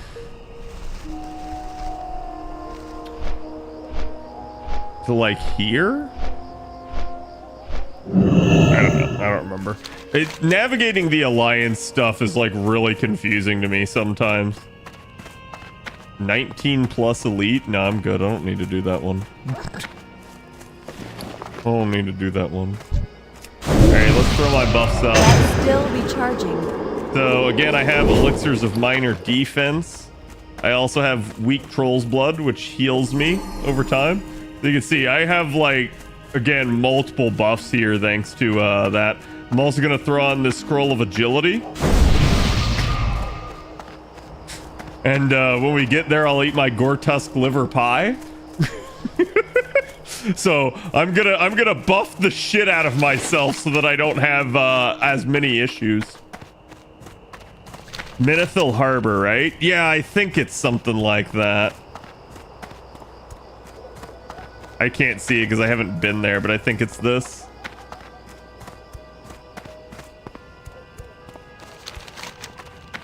Oh, hold on. I need to go this way. I do not believe there's another entrance to exit Ironforge, just the front gate. Okay. Yep, later, Field. Have a good one. See, here you go. This is the number 2 deadliest guy in Loch Modan, but he's the number 24 deadliest in all of Azeroth. Because, like, usually low-level enemies are way likely to be considered deadlier, because it's where everybody, like, most people's runs end in the low levels. And you'll see, like, the longer I'm on tonight, this death log down here will fill up with dead people.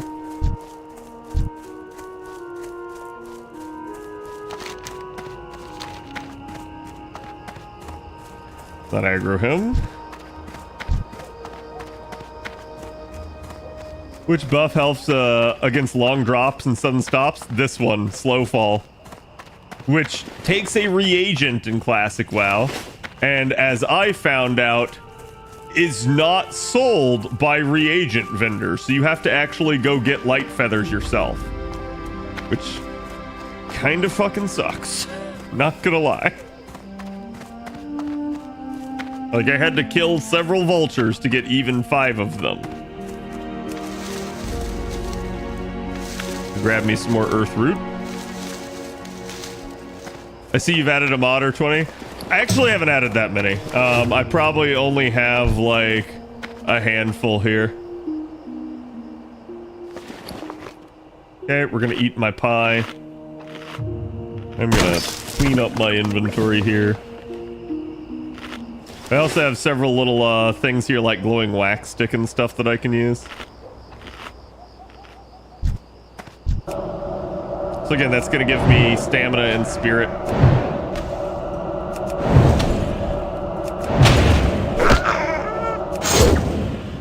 Oh shit, what is that? Gouge?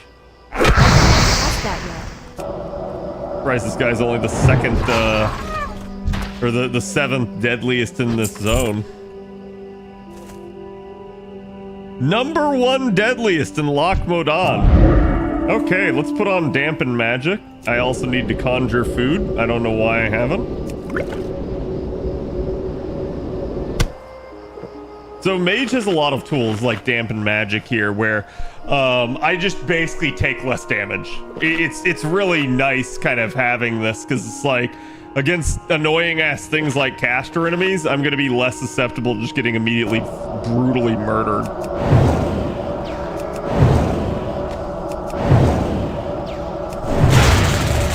So you can see he hits me for 50.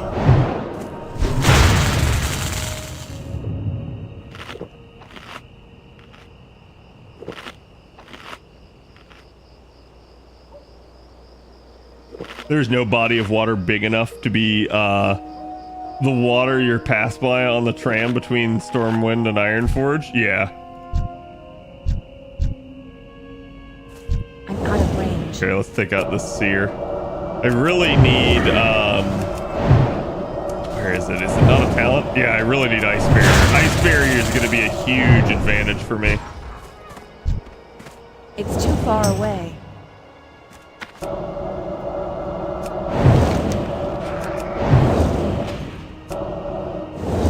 Oh shit, that's too important. So this is where you have to be careful, because there are...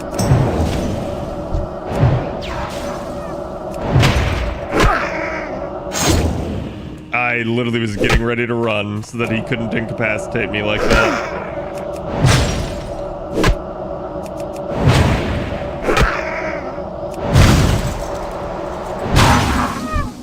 Very lucky.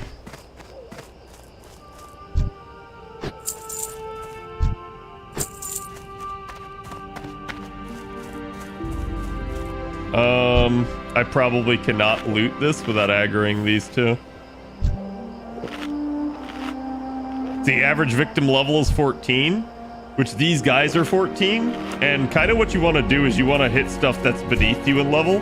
Preferably green if you can. All right, let's... Oh,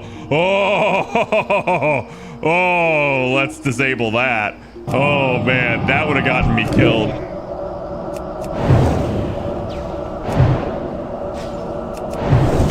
So you can see any hits delay my cast bar as well. I still haven't found a good cast bar add-on that works.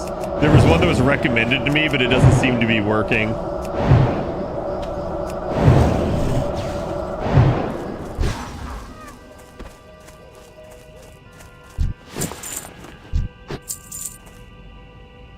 Like, again, a lot of like leveling and hardcore like this is you just have to be patient. You have to take it easy. You have to always be aware of your surroundings, and you have to like never bite off more than you can chew.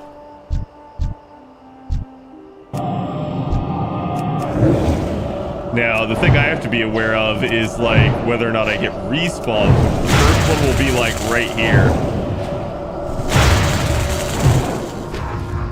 So I'm gonna move in closer to dumb fuck here so that there is an immediate respawn. I do not just immediately aggro and have the opportunity to move.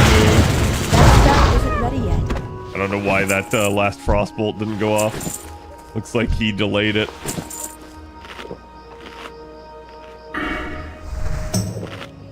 Okay, so for this quest,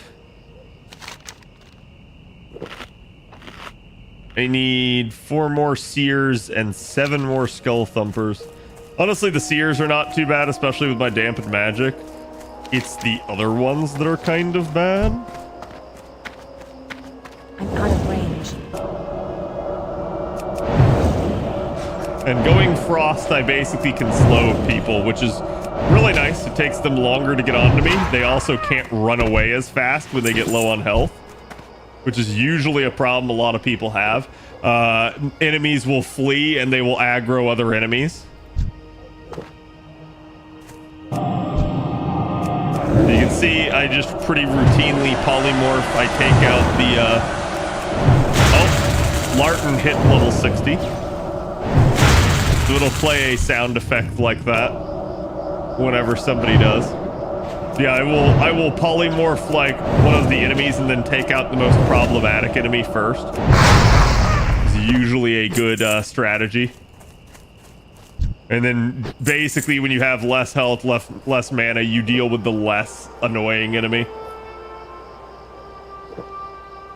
Only human enemies though, non-humans won't flee. Well, these guys aren't human and they flee. It's like, I think they just have to be like vaguely humanoid. Anything with like sentience can flee. Oh, there you go. Somebody died. And quite literally, they died here in the same zone that I'm in and at my same level. Okay, so there you go. I had a respawn.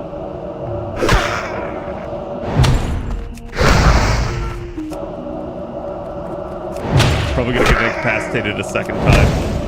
Oh, nope.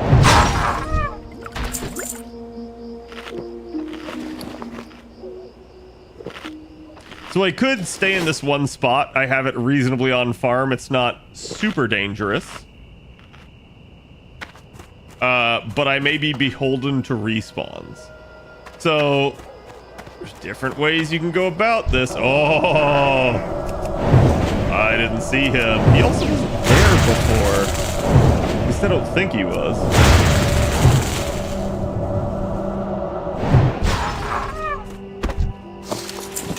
Ooh, a dagger. +1 agility. That's not that good. I have an offhand with stamina, but my current staff has int and spirit, which is like ideal stats for me. Int, spirit, and stamina are like the 3 that I really want.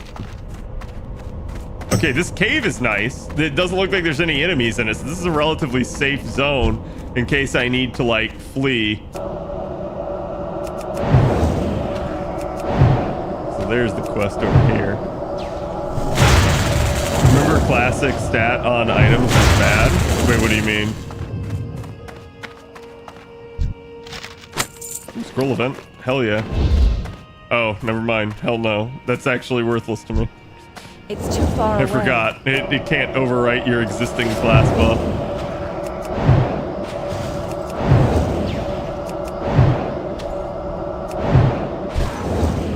And right click, it says humanoid.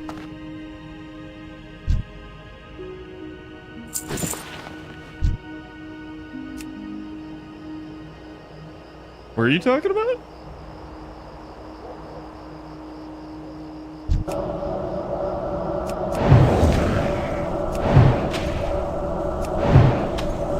I like how in the time they can cast one thing, I can usually get off 2 to 3.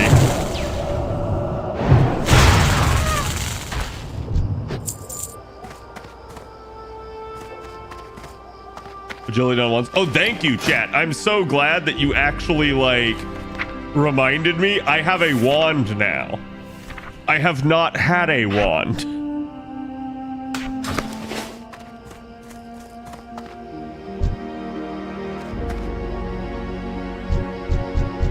Okay, so there's 2 right there. I need to be cautious of that.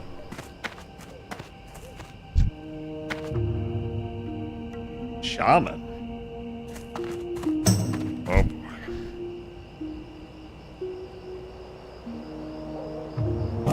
There's a way we can test this. That didn't aggro.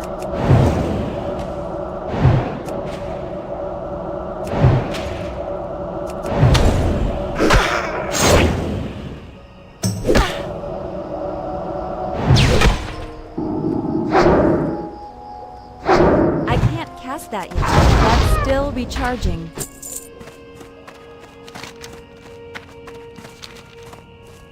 So it looks like there's people over there on that side farming that. That means they will have killed, and I do not know what their respawn timer's like, so I'm going to go back over here to the place that I was farming at. Because again, this is a safe area to run through, where I know my relative respawn times. I can also share with them. You should probably group up as much as humanly possible in this game mode. 29 seconds of my dampened magic. These fuckers are coming through here. I would vastly prefer if they did not.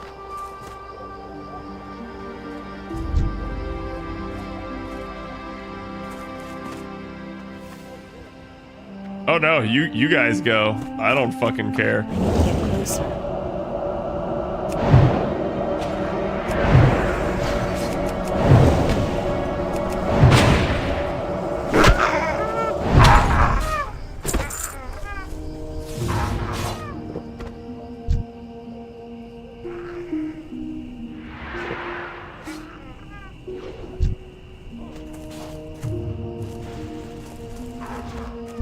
Well, I just need the one more skull thumper, and there he is. I don't know why my cast canceled there. I'm not going to pretend to know. You already have counterspell? I do not. Motherfucker! I'm gonna use this to level up my wands. He can't get away from me. He can only come back. It's too far away. I need to get my wand essentially to like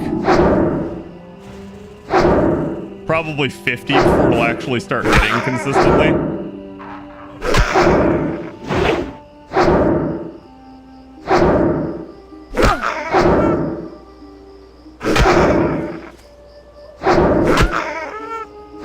That spell isn't ready yet. Okay, there we go.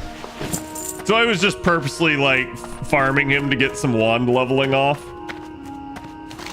But now that quest is complete, so now my only task is to get out of here without literally aggroing everything under the sun and stay alive in the process.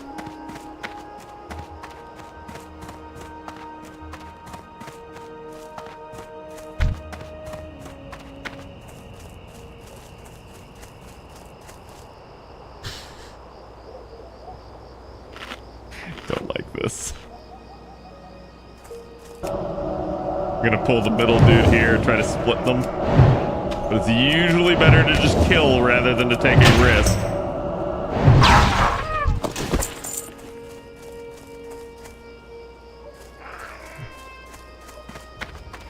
So you can see they're probably done too, so they're getting out. I only play the German version, so I try to translate the stuff. Yeah.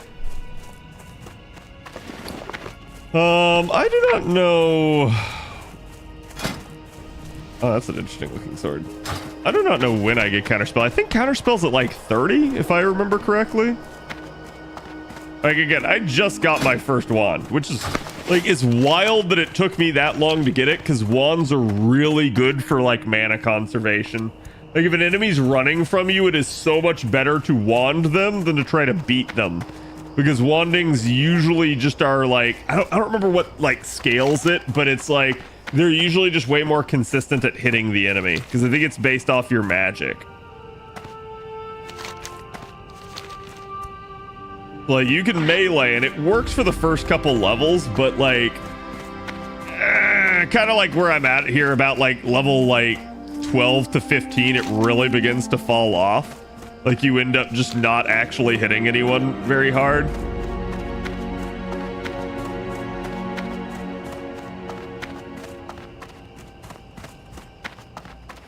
Oh, yep, they followed me.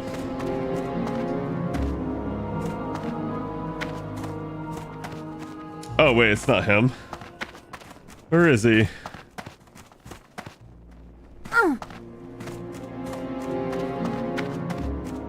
What can I do for you?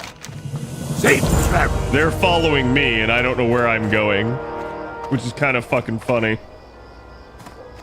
Oh my god, there's another quest. Please tell me I don't have to go back. I do.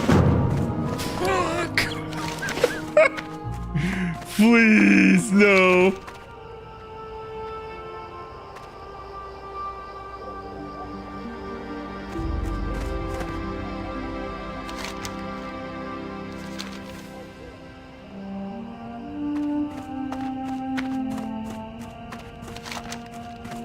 Okay, they didn't get it, which is interesting. That means I gotta go back in. Usually, if there's somebody else around killing the same things as me, I will just group with them. Unless they're already grouped, because then you can't, like, invite yourself. Oh, there you go. Human warrior has been slain by a kobold miner at level 5. God damn. Oh, human mage slain by a kobold miner at level 5. God damn. That kobold popping off. He got that farm down. Like, this is a little bit, it's really fun seeing this because there's just so much like crap that happens. People just keep dying like left and right.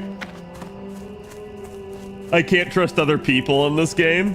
I died due to a priest healer not healing. Yes, that's my biggest fear, is like grouping with others and relying on them for survivability. If it's just like, hey, they just need to help me kill stuff, that's one thing, because I can control like where I stand and make sure I don't get into like a bad situation where I'm like overextended. And if it feels like it's getting overextended, I can run the fuck away, especially as a mage. But yeah, I definitely don't want to be in like a closed-in environment where I have to rely on them and there is no escape.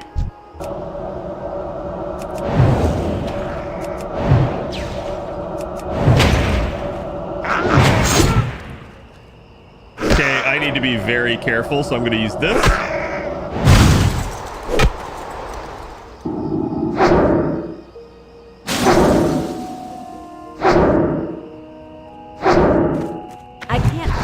Couple more levels off that. Kill him. Get another scroll of intellect. What the so this is deadly. This is a bad scenario because essentially I have to go in here and I have to survive. So I'm gonna conjure shit before I go in so that I'm kind of full up. And essentially, I gotta keep my wits about me because even the run out of this cave is not safe. This is basically like asking for it. I gotta kill 10 of these fuckers again.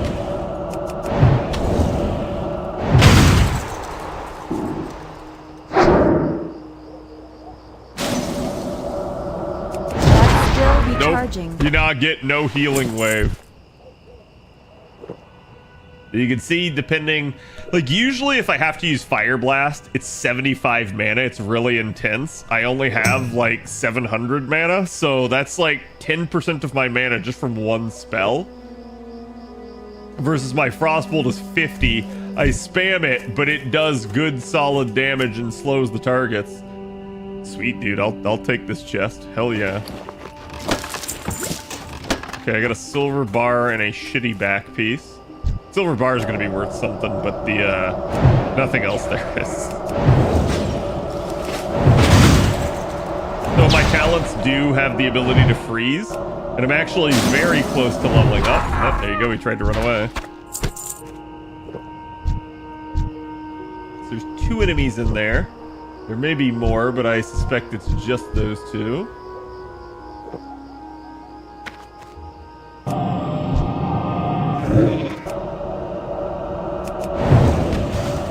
He got frozen. Human priest has been slain at level 47. Dude, that's so bad. That's still recharging. That is the highest level person I've seen die so far. I've seen several in their 40s, but 47 is the highest. Imagine getting all that way and then you die to some random fucking mob. Like, oh man. Because again, leveling up in this game, it is not fast. Like, that is a lot of work to get to that level. Rest in pizza? Absolutely. Like, they tell you, like, one of the strategies for mage is apparently to, like, spam Arcane Explosion here and to just AoE everything down, and I'm like, nah. I'm like, I ain't AoEing until I get Blizzard. And it's gonna be improved Blizzard. Like, where it can freeze enemies. Otherwise, like, no. That is not safe. I am not touching that with a 10-foot pole. Okay, so the real question is, how do I get to these dudes? I suspect it may be inside of this cave. Surprised this area hasn't respawned.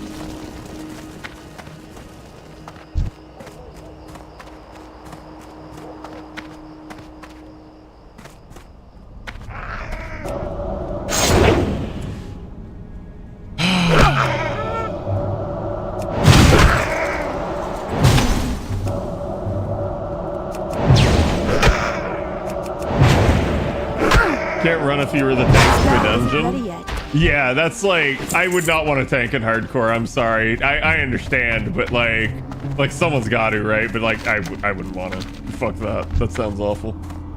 Okay, so this is, like I mentioned before, this is an extremely deadly environment because in order to run out, I'm probably going to run out like with more enemies. So I need to try my best not to multi-pull and not to get clapped by like multi-spawns. Or sorry, by respawns.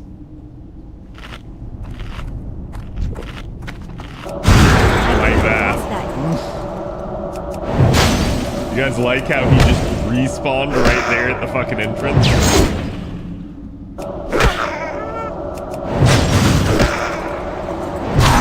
So my biggest fear is that there's going to be this weird timing issue where he incapacitates me right as I hit him with a frostbolt, where he's low enough on health so he starts to run, and I can't stop him because I'm incapacitated.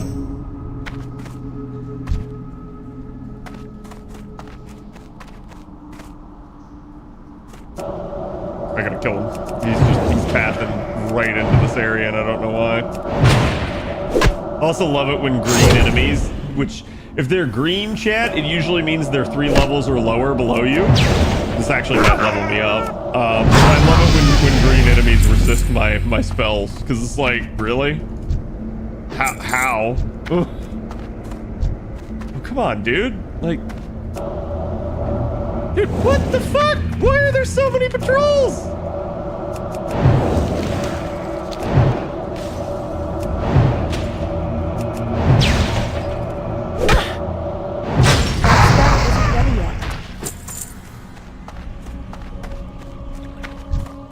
This is gonna be hell to get out of this place. I should not have come in here. Problem is, I need bone snappers. Like, there were a couple shaman out there, but the bone snappers were the real issue. Okay, we didn't pull the other dude, thank God. I'm not gonna risk leveling my wand in here unless I'm absolutely sure that I will kill the fuck out of them. And really, I shouldn't even do this. I shouldn't pull at half mana, because if there is a repop or a patrol, I'm in deep doo-doo.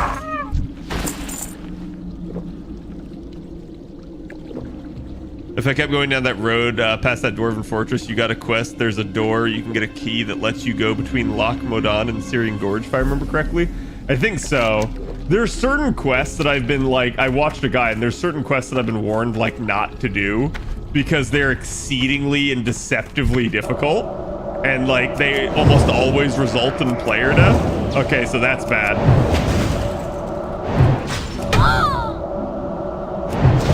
I can't pass that. That's really bad.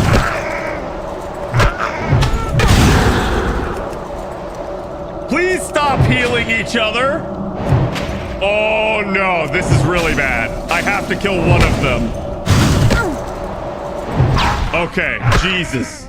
I'm gonna use my other potion that heals me completely. I need more mana.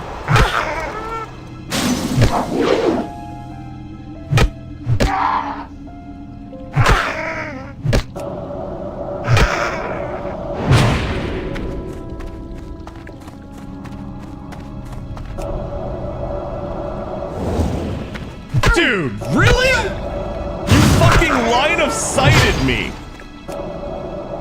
with like a smidge. I may be dead.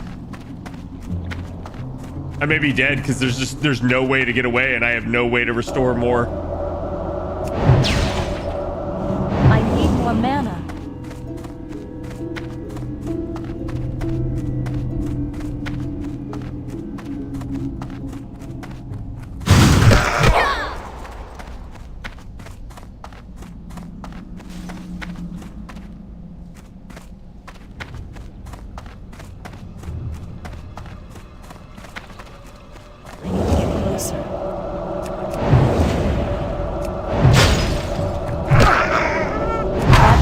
Recharging.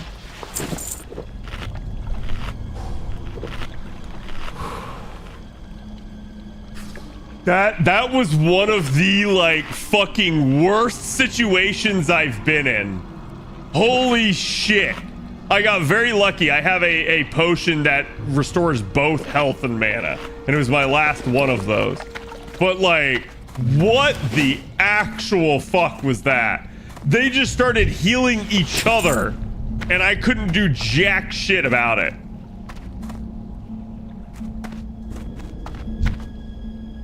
Nasher?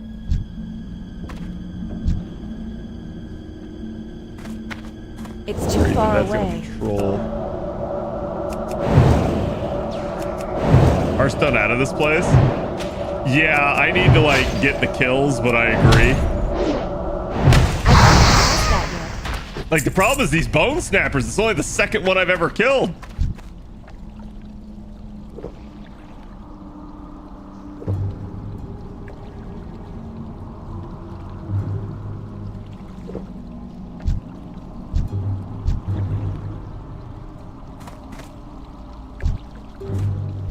I see why the seers are deadly, though.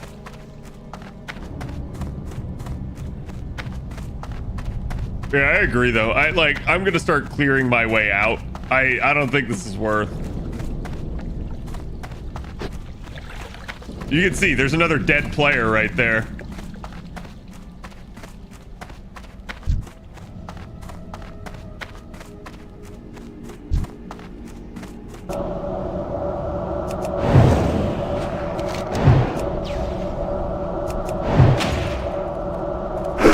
We're only like super deep in. That's half the issue.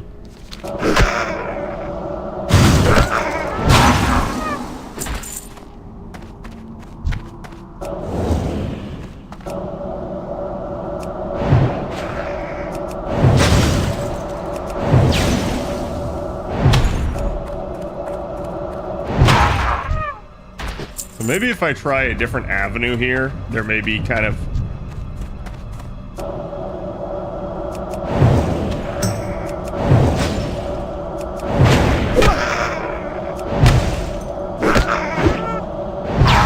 tried to incapacitate me. That was the scenario that I was worried about.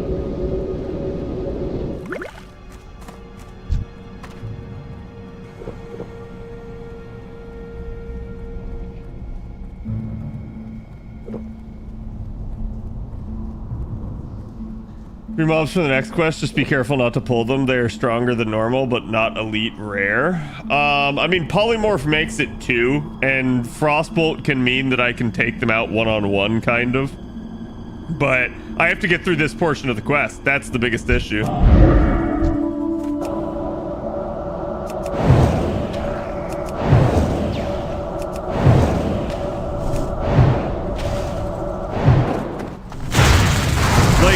Reasonably fine as long as I don't trigger multi-packs and I don't fucking basically get like bullshit respawned on, because sometimes this place like these places do that, and it's again it's a load of crap.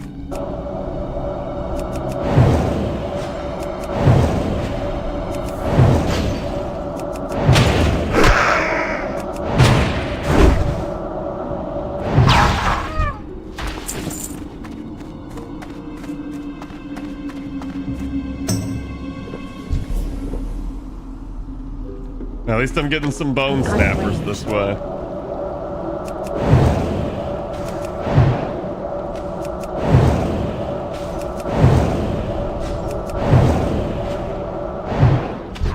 Okay, so I got a lot of good procs there. Oh, right. I need to raise that. So now I have even more chances for this to go off, which, again, it basically means that any of my chill effects have a 15% chance to freeze the target in place. So, like, it's all the melee enemies, it's gonna stop them from, like, getting up in my face. I don't even care that my inventory is full.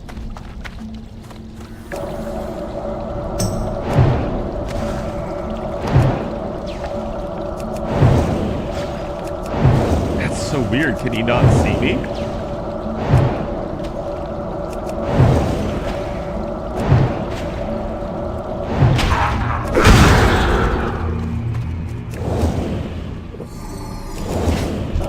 Game, please target. He's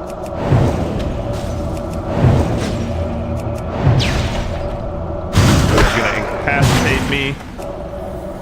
Or not. That spell isn't ready yet. Okay, perfect. You see why, like, I insist on being at, like, full mana before I pull anything? Like, it gets spicy. Don't forget your wanded bandages. I don't really have to bandage too much, but yes, that is something I probably need to do, like, literally in the middle of combat, because I do at least have heavy linen. The wand's the problem right now, because it's not leveled.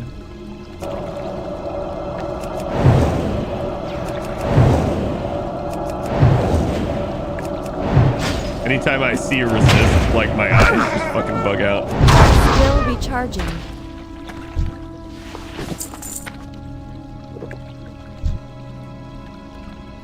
How many more do I need? I still need 5 more bone snappers is the problem. 2 more right there. Several up top. I think that up top area is where I came in from before. My real problem is, again, is if the respawns start happening, I'm going to be fighting an uphill battle against them. So I need to be very cautious with how, like, I conduct myself here.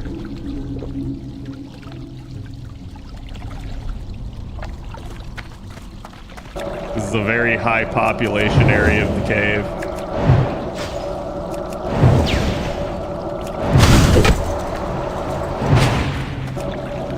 He can't incapacitate me.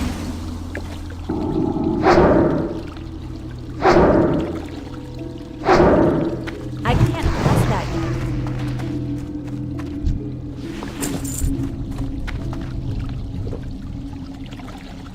Okay, I can see he's there, but I'm not sure that he's alone. So we're gonna pull this dude first. And this will actually give me a nice loop-de-loop.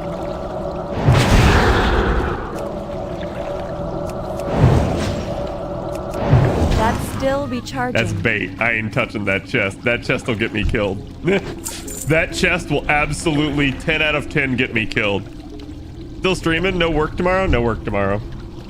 I do have to get up to, like, go over to my parents, but I'm good otherwise.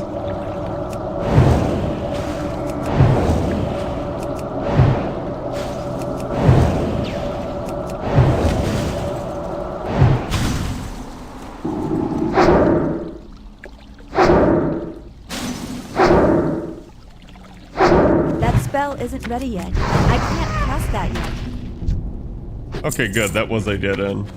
All right, so I just need 1 more each of the seer and bone snappers.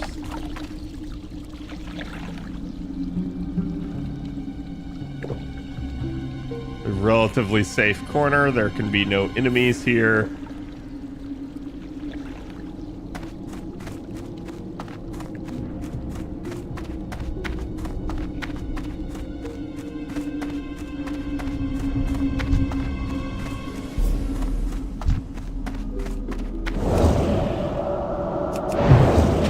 I'm kind of keeping my back safe. Hate these guys so much.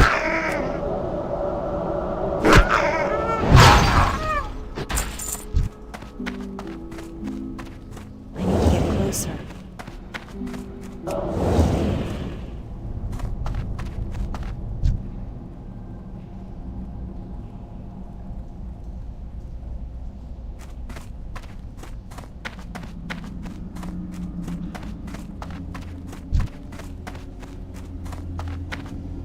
Yeah, see, the bodies have disappeared. So this means respawns are very likely to occur. like that.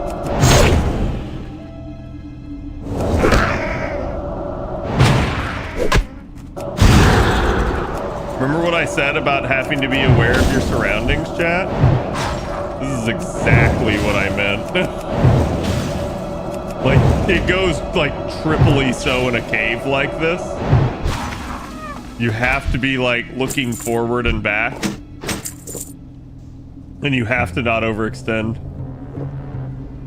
First, let's go for the chest. Yeah, I don't think so, boss.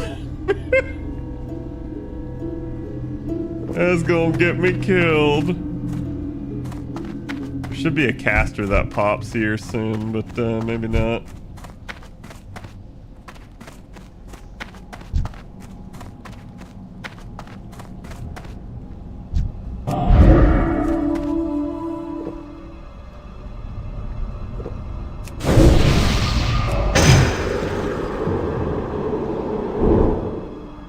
I'm just reopen my buffs while I have the chance.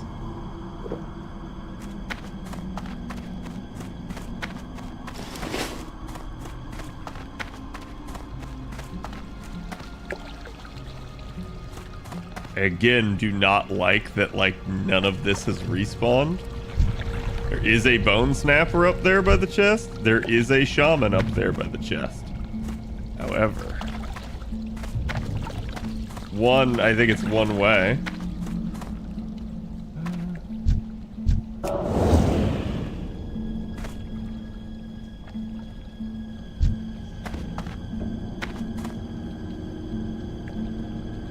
Nope. Nope. Nope. Nope. Nope. Nope. Nope. Nope. Nope. Nope. Nope. Nope. Nope. There are 3 enemies in that tight-knit space, and they have the high ground and advantage and can run backward into more enemies. No, it's bad recipe. That is asking for it.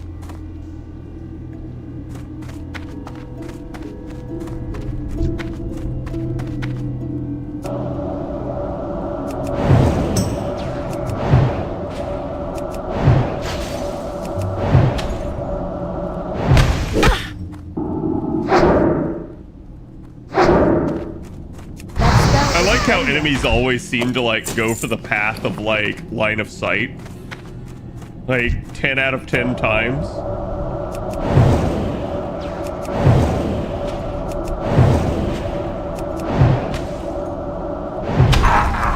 I can't carry anymore. That's a shit. Really? Really? What is that fucking pathing? Jesus Christ. Like, I'm kind of just killing to keep the area clear, but yeah, I was gonna say, I need these fuckers to respawn. So this will clear the shaman, so I just need one more bone snapper.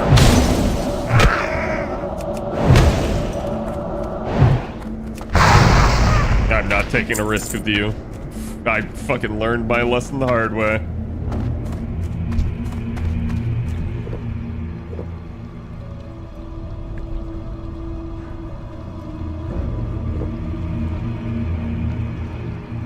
I will level up my wand on other less lethal units in a less lethal situation.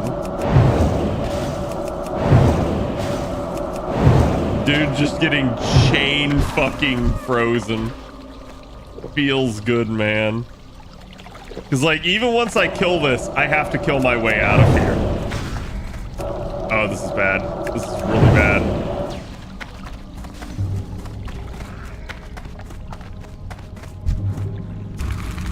Nope. Of course it resisted. I need all the mana I can get right now, and it fucking resisted.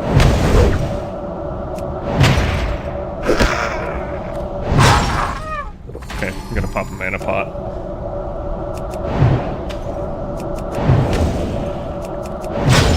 Getting into melee with me.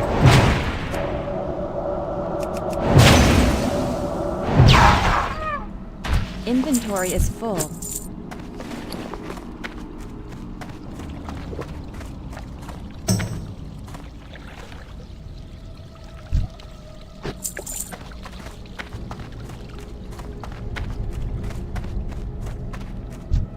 I can't carry anymore.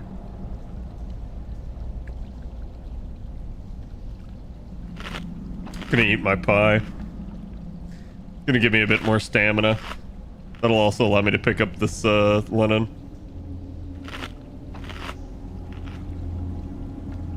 Gotta get them out of where? Take this high ground for yourself, right? How could you resist? No, I'm good, chat. Like, there's obviously, like, there's some things that are just, like, it's just not worth the risk. And, like, a chest in a very bad spot that's advantageous to the enemies, while I'm already in a deadly area. Like, I can't stress for you enough. Probably after, like, drowning and fucking, falling to your death. Like, obviously there's many forms of death, right? But dying in a cave is probably like the next highest. Because again, caves are just extremely restrictive, so if you get overwhelmed, you cannot get out. Like, your only choice is to try and run your way out. Hence why I kept, like, my back clear most of this time, knowing full well that, like, I was going to be dealing with respawns. So it's like, it's best to control the respawns rather than to, like, sit there and pretend like they're not going to happen and surely I will get out of there in time, right? No, you kill the fuck out of that respawn. There you go, human warrior, dead. There's already been 5 people that have died just since I switched over.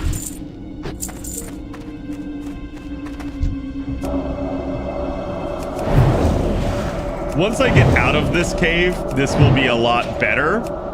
But for as long as I am in the cave, this is extremely dangerous. Like, I'm almost out. Like, it's just, essentially, even if I had to run here, I still might die because I have to make it all the way out of all of this. I have all the tools necessary to do something like that. I don't like this.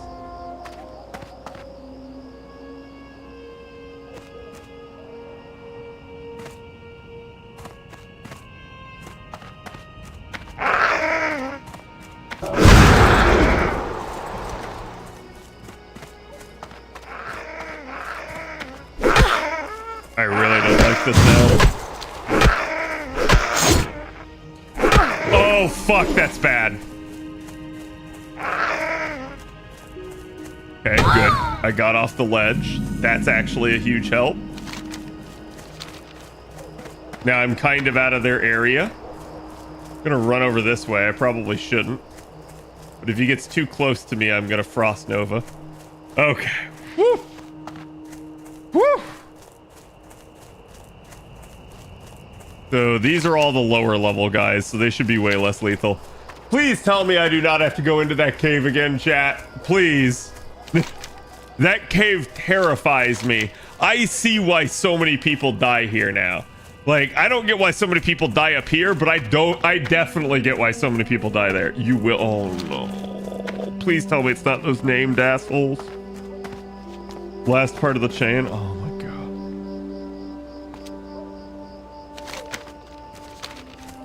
That, depending on the reward, that might not be worth.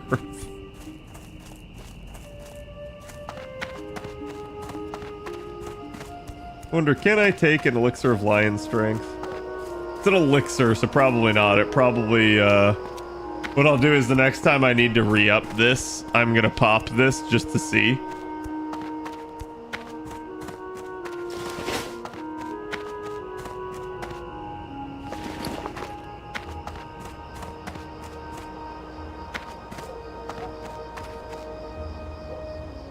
Caves are always spooky. Oh, it's just like, again, when you can't die, Well, it's just especially bad. Keep your feet on the ground.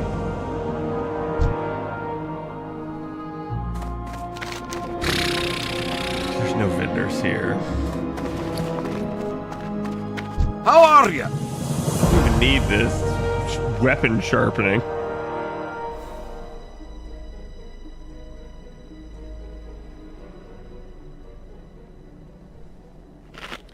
That's nothing. Be good.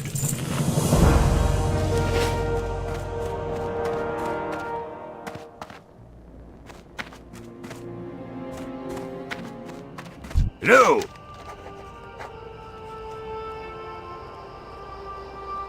Oh, those are actually good. Fuck. See you soon. Okay, I'm first gonna run up here and friggin' vendor. That's not worth. Like, I need to like get the shit out of my inventory, basically.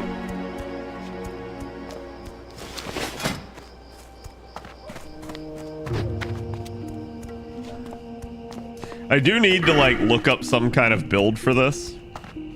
Like, I'm reasonably sure of what works best, but like, because again, I used to play mage all the time back in the day, even with these old school talents. So like, I knew frostbite was going to make a difference, and literally like the very second I took the first talent point when it was at 5%, I got a back-to-back freeze on an enemy, and it never touched me. And it was the first time like that I had an enemy just completely not touch me that wasn't like a caster or something. And I was like, wow, okay, that already made a difference just from one talent point. This would be certainly nice, but I suspect this kind of needs to be a thing, because elemental precision, if I remember correctly, is the equivalent of like just additional hit chance. So I don't know if I need to get that now or later, but it definitely needs to be gotten, I think. Increasing the duration of chill is also nice, but there's so much here. Like, essentially I may have to go just like deep frost and do like 30 points in the frost.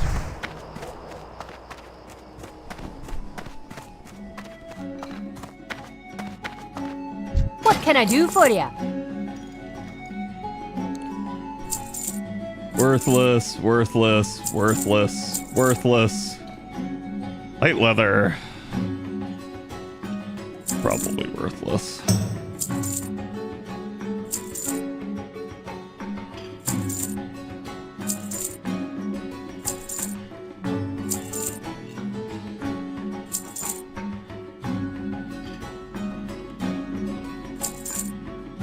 I don't need linen cloth anymore, but it sells pretty well, which is why I kept picking it up.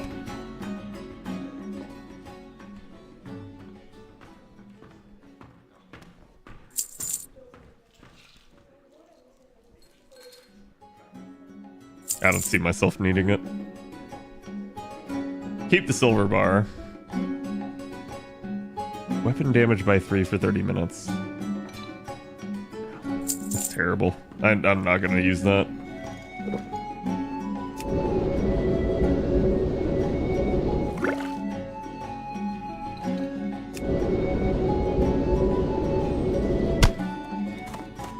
See you soon. Silver ore probably sells as well. This is interesting. I'm surprised there are more quests. Never mind. Never mind.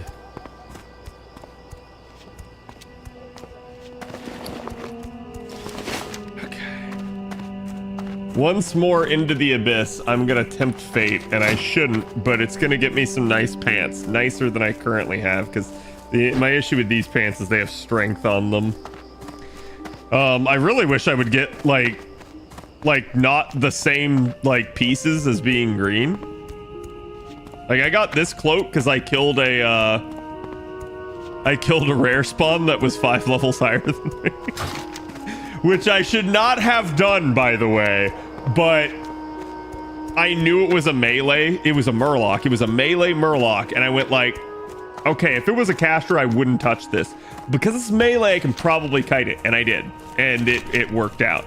I've also managed to kill 2 actual elites on my own.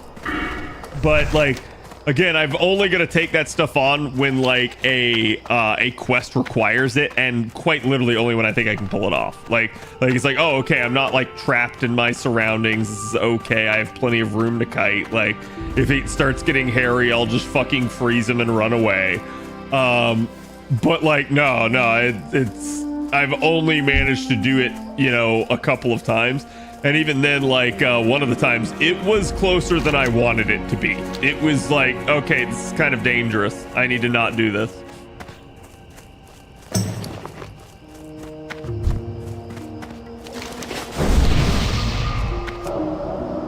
Oh, thank you to whoever fucking gave me that. Oh, he gave me thorns. That's also good. Eat my fucking wand. Of course, I immediately loot a green item.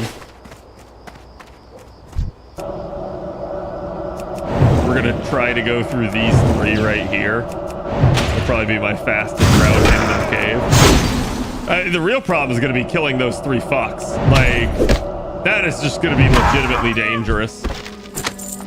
Succubus ribs. Nice. Although I don't... Oh, succulent pork ribs. Never mind. I read that wrong. It's like, why would you eat a succubus? I feel like they're good in other ways. I was gonna say, probably is gonna aggro the second one.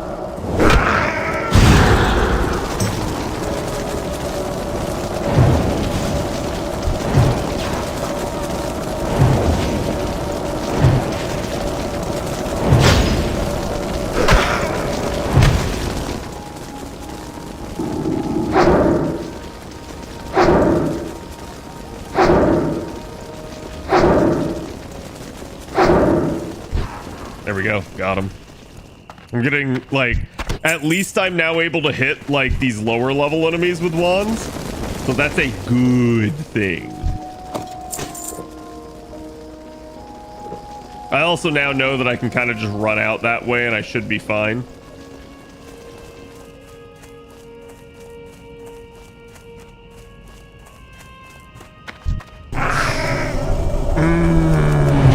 I do not like this. Why is this so dense right here at the entrance?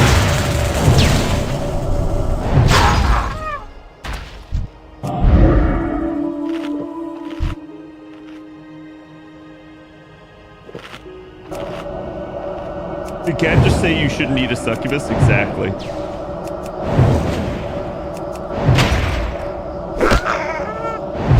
No, chat. There was no implication of that other type of eating.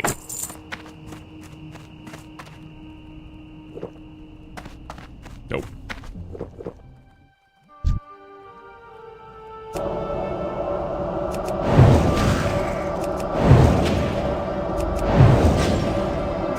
I don't like these overlapping patrols. They're very dangerous.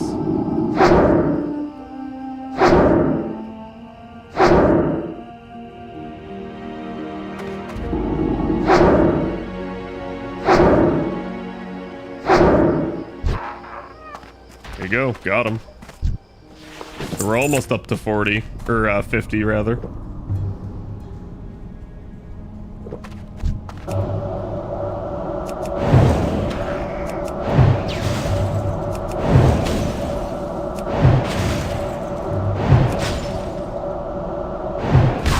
Probably could have wanded him out, but I have no idea what's around this corner.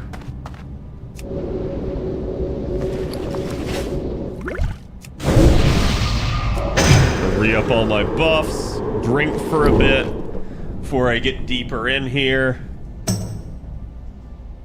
I've only got 2 minutes left on that, which is shit. I wish I had more of it. I do have these, but they're only +2 for stamina and spirit, so it's better than nothing, but... Oh no, I do have these. Blood sausage. Sweet. Okay.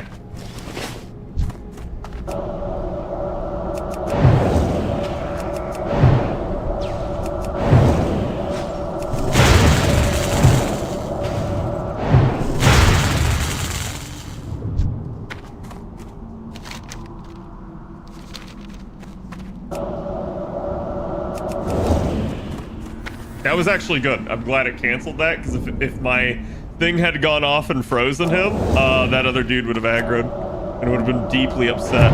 That being said, I'm also surprised that that somehow constitutes line of sight. Usually stuff like that does not.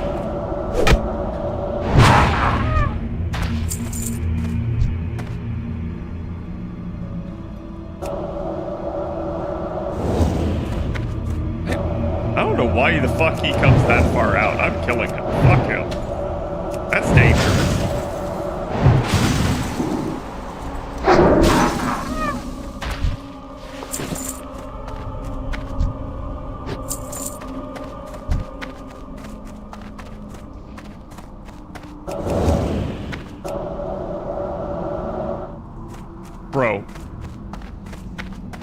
Bro, what is this?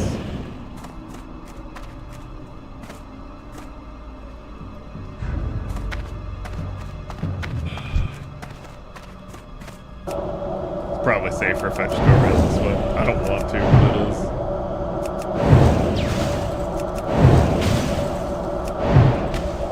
I just need to make sure I polymorph the double seer so that this shit doesn't happen again.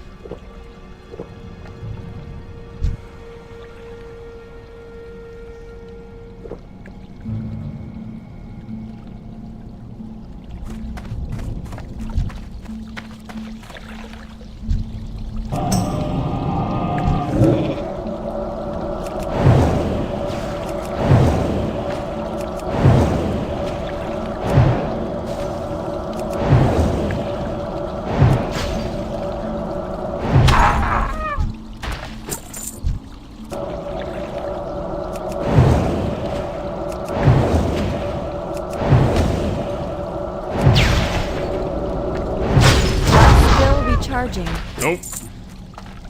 Ain't dealing with that crap. Okay, one more shaman and then I can take them on. This is where it's gonna get difficult though. Especially because I have to have enough room to run. So I need to be fast so that respawns aren't a thing.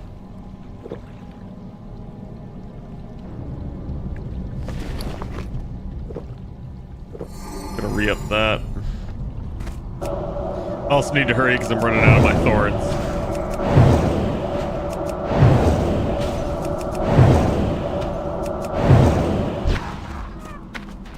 Okay, I'm gonna eat the blood sausage.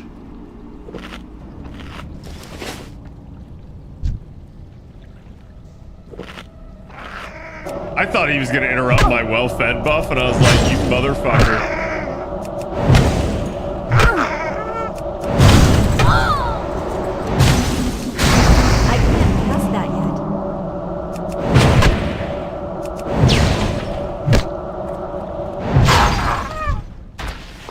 He was gonna go run to the bigger enemies there. A little piece of shit.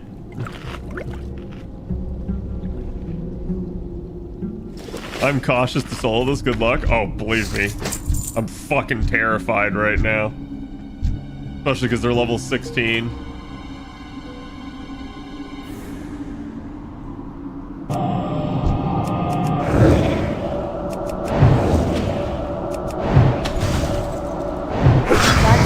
Recharging.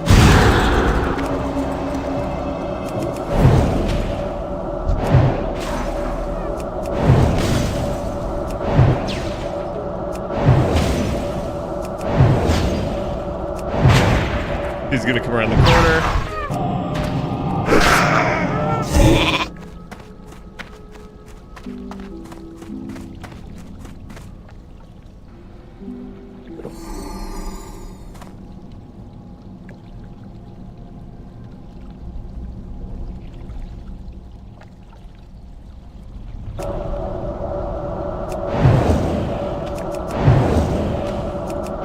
Freeze him, please freeze.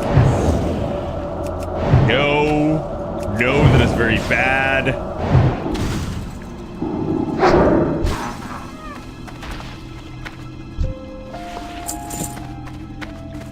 That lucky one hit. Oh man, that fucking lucky ass one hit. Now it's done, boys. Oh, man. That is how it's done.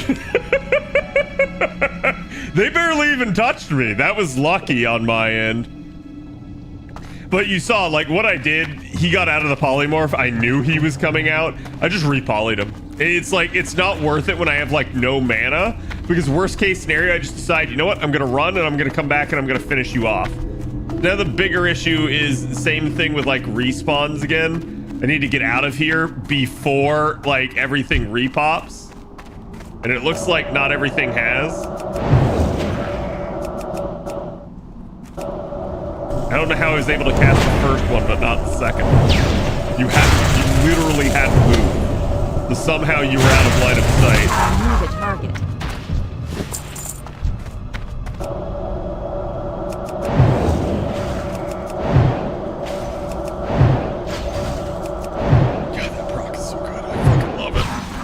That proc is so fucking good.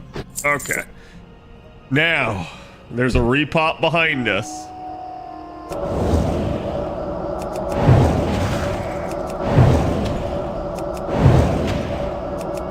Dude, I've gotten like fucking an entire level off of like these 3 quests alone. Kind of ridiculous, honestly.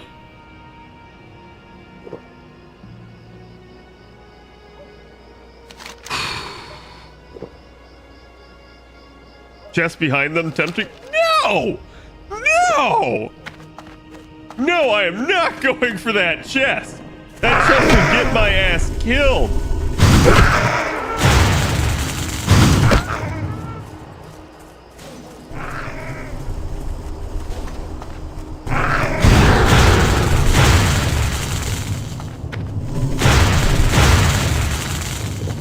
I'm not taking that risk. Fuck that.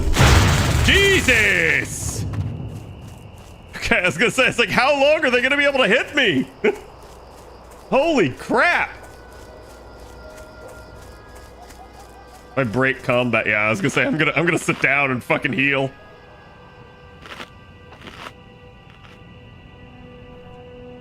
Okay. So you can see, it's this, like, over and over and over again. Welcome to hardcore, chat. I have to find a way to strategize my way out of every fucking scenario. I cannot allow myself to get into any bad scenario which gets me killed. And like I was explaining this to like Creamy and Steve earlier, but apparently there are like two-handed enemies and they have a Wind Fury-like effect where they get multiple attacks. So like, apparently what can happen is like you kite them for long enough that they actually build up charges of it. And so like they finally get a melee attack off on you and it's as if they got 5 hits off on you. That's the thing I'm most terrified of. Because as a mage, it's not like I can take 5 hits from a two-hander. Like, that's just basically telling me to go die.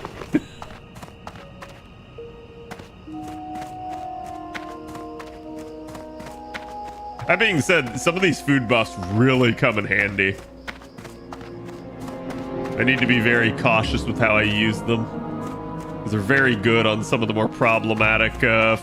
Well met. Safe travels. 2 agility, 2 stamina, 3 spirit. Feels fucking good, man. Yeah, see, like, quest completion, that only got me, like, a bar or 2, I think, here. Like, there was nothing compared to, like, the act of killing all of those enemies got me so much. Ah, see, yeah, here's the Searing Gorge path. Hey, Chad, I could totally go to Searing Gorge. What could possibly go wrong? Not like I could die.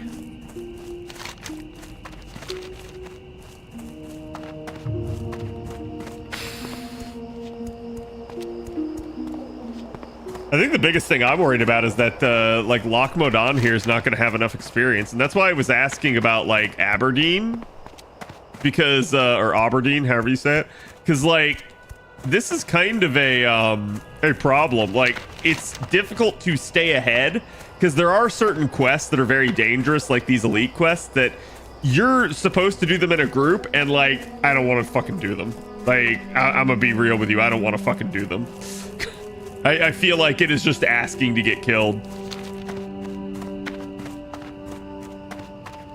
On the Syrian Gorge side to get the key to let you go through that tunnel. I see. Of course it would be elite. Why wouldn't it be?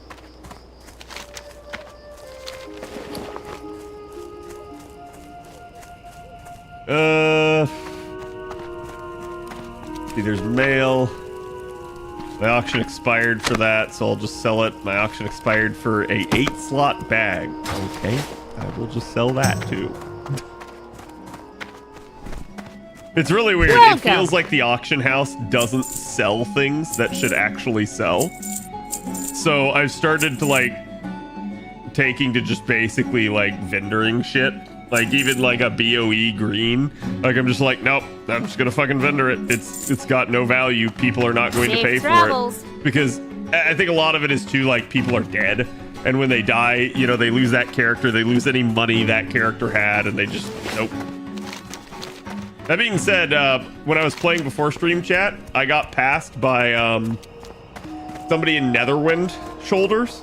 That's the mage tier 2 set, which means that that player had literally done Blackwing Lair. So not only did they get to 60, they've raided without dying, which is like, that's so fucking wild to me.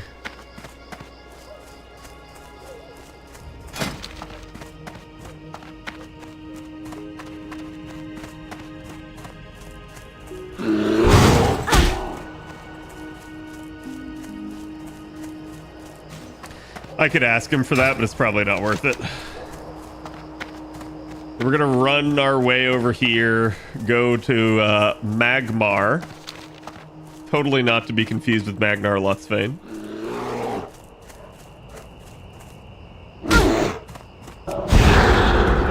The hell away from me, bear.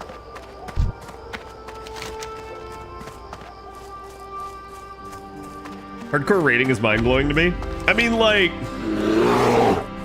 I feel like it's reasonably possible with enough people and enough coordination to, like, absolutely trivialize some of the fights.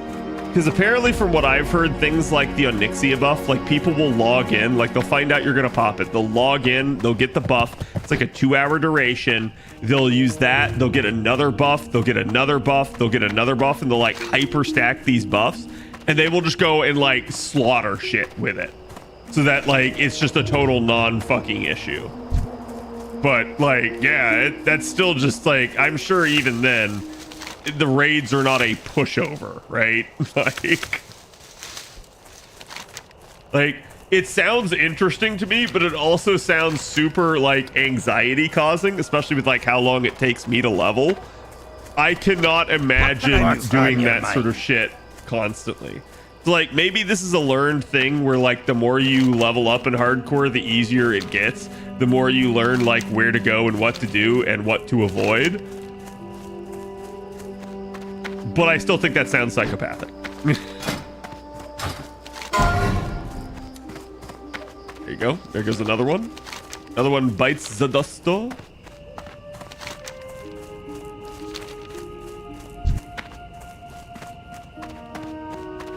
The bears want your booty? Understandable. My character's got that nice flabby ass.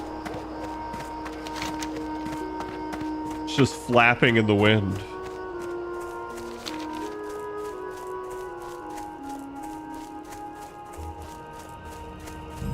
How are you?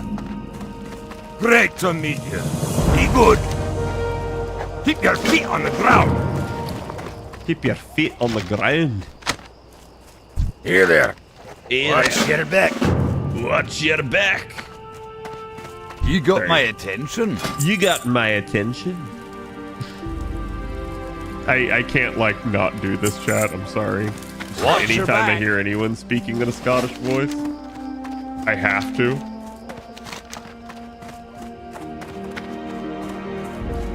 I don't like that quest is 18. Let's see, Duskwood is the next area I'm supposed to go, right? On the Stormwind side. But where do you go after Lock? Oh, it's Badland. Oh, Badlands. Oh no, Badlands. The fucking elementals in Badlands. Oh, that's not something I look forward to.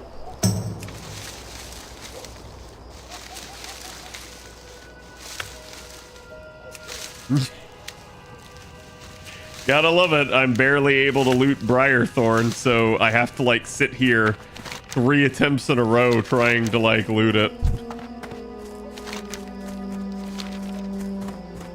I saw somebody die to a crocolisk earlier, chat.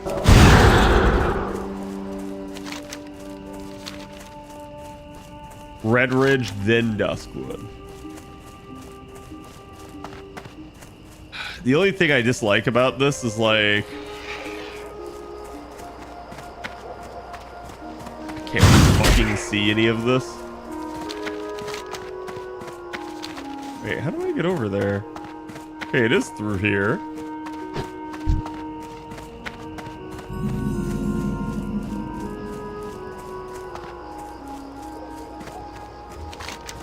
Oh, right, I remember this place.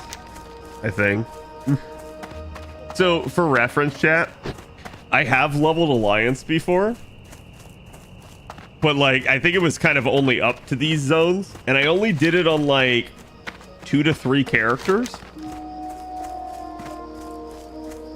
And none of those characters got preserved. Like, none of them were high enough level that they were kept throughout the purges that WoW did. So, none of those characters exist anymore. Quite literally, it's been more than like 15 years since I've been to this zone.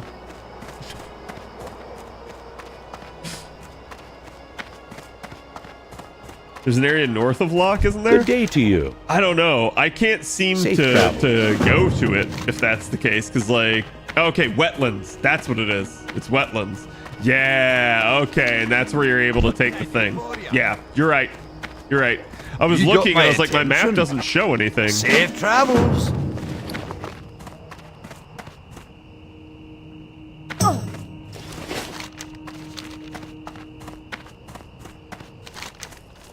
Okay, this shouldn't be too bad. Gotta kill random spawns for a bit here.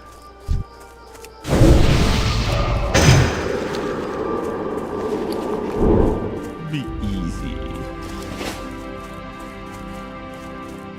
You know, assuming there are any spawns.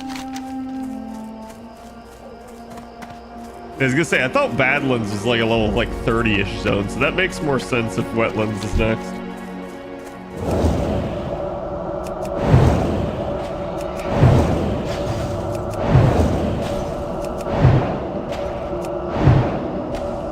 Being scared of random orcs running at you? Nah, I mean, I'm good. Like, at least I know that, like, PvP's not a thing in this mode unless you're flagged. So that makes me feel a whole heck of a lot better. See, look, the grizzled black bear here is the 999th deadliest creature in Azeroth. Meanwhile, the flappy birds here are the 589th. It's too far away. Gonna aggro his friend there? Nope.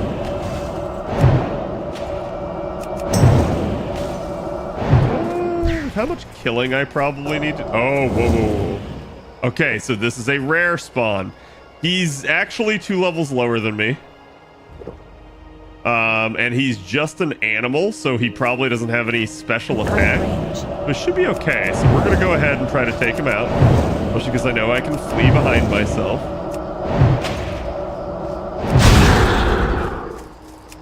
Easy.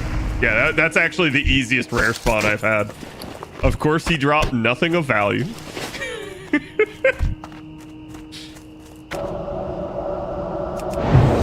Oh, wait, what? I'm timed? Why the fuck am I timed?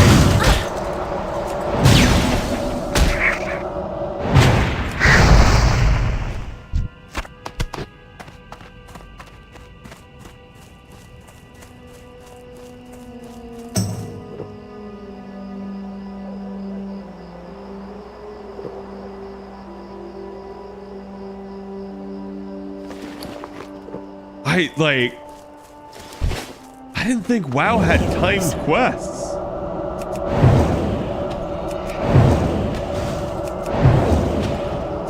You gotta go fast. I mean, it's not bad for something like this. I'm more worried about if it's a chain. I think it is, right?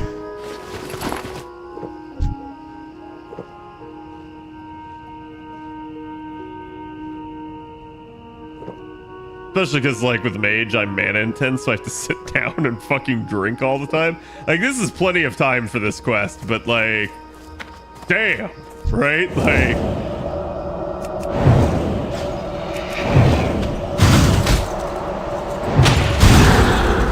That spell isn't ready yet.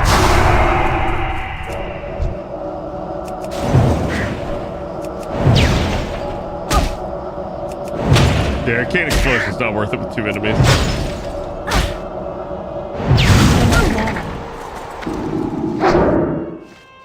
Yeah, I see the quest timer now.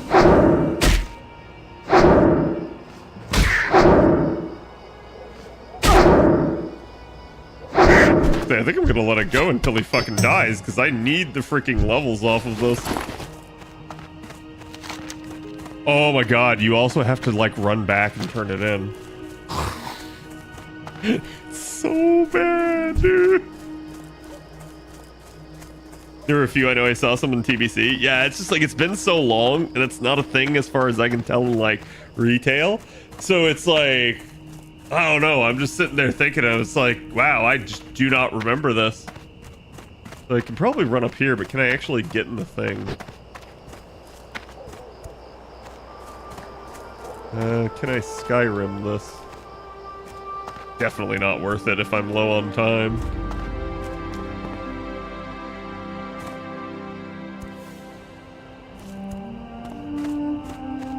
Yeah, that's such an annoyance. Like, half the issue is they made this place difficult to get into. So you have to run all the way around.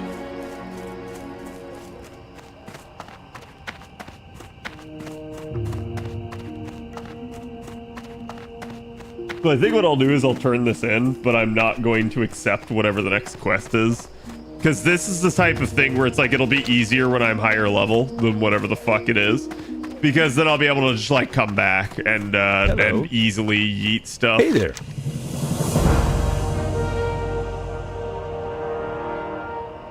This probably sells for more. See you later.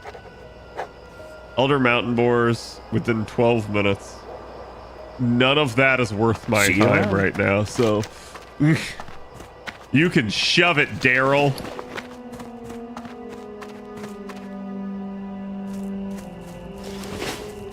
Skyrim this? Well, so I call it Skyrimming, right? But it's the concept of, like, wedging yourself in and jostling yourself side to side, see if you can snake your way up. Sometimes it works in certain games, sometimes it doesn't. WoW has a couple areas where that does work, and it's actually how you can get out of the world. Because I remember, because I used to do it back in the day. But it's not like something you want to do all that often, and honestly, it's probably not something I should do on a hardcore server where if I get stuck, I might have to die to get out. So that's not a good idea of me. Hey. Hello, Lucy. Whoever you are. Wherever. Oh, it's this person.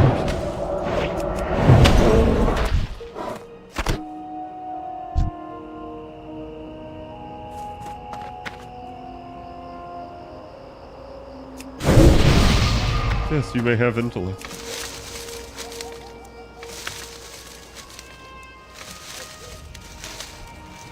Replying to tells don't make me fucking do things, game. But yeah, I'm generally, like, really happy to, like, help people in this. Because I also know that, like, other people are struggling. Everybody's just trying to stay alive. So it's like, hey, yo, can I get int? Sure, yeah, I got no fucking problem with that. Take all the int you want. Like, as long as I'm not in the, like, immediate, like, sense dying, I don't mind helping anybody out in that regard. I know some in TVC, yeah. Gonna get into these Stormwind and just trolling with yells and stuff was some of the fun. Yep. I always like, it was weird though, because like you were worried you were gonna get like a ban or something back in the day. Nowadays, I think they don't really care. They're just like, well, you're stuck there, so have fun getting stuck. But yeah, back then I was like worried that they were gonna like do something just because you got out of bounds. But I remember that's where they had like a bunch of like the hidden stuff because they never thought anyone would ever find it. And then of course people Can I found help it. you? Alrighty then. Off and away. Wrench, screwdriver, and hammer are all over there. Got the Crocolist hunting quest. So this is going to be fun, and this is also probably going to be how I'm going to die, because if you're going to die in a cave, that's one thing. But one of the other places that you're going to die, the water, where you can't fucking get away.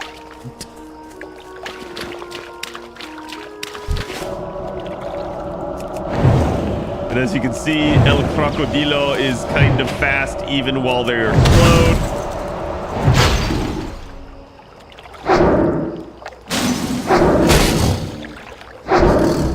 Level up the wand there, a little bit more hunting pants. Bring me my hunting pants.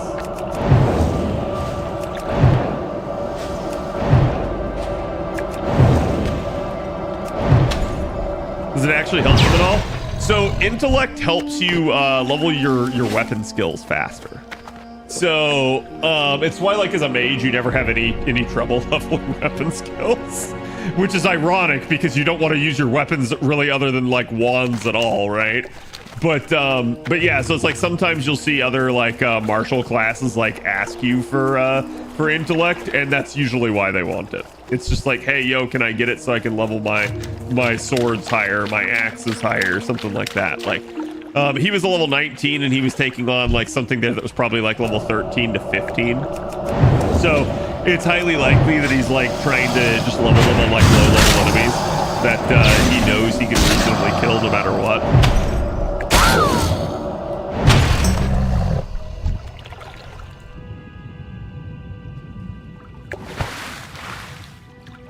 I need Crocolisk meat and skin. Oh yeah, God, I'm gonna have to kill so many of these fuckers. If I've already killed like 5 or 6 of them and I only have one of the freaking 11 items I need, I'm gonna be I'll chat.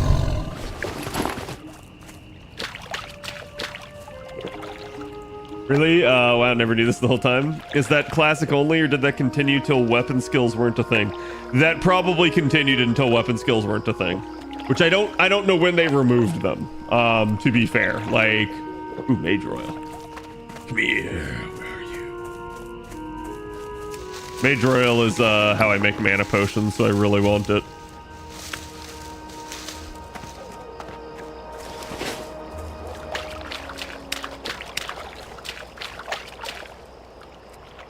See, the other problem here is I can't really see beneath the water very well. Although honestly, for a lock, this is a really shallow lake. Most locks would actually be extremely deep because they're usually caused by like mountains. Wait, why are there trogs here?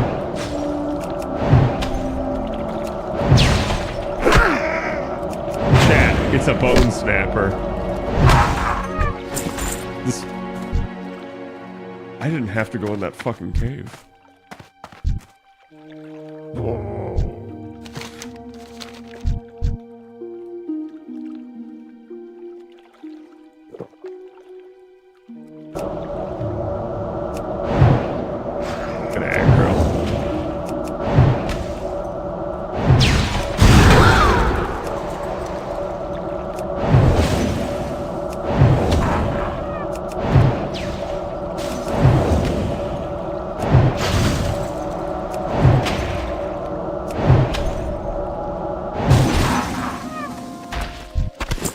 Just enough mana.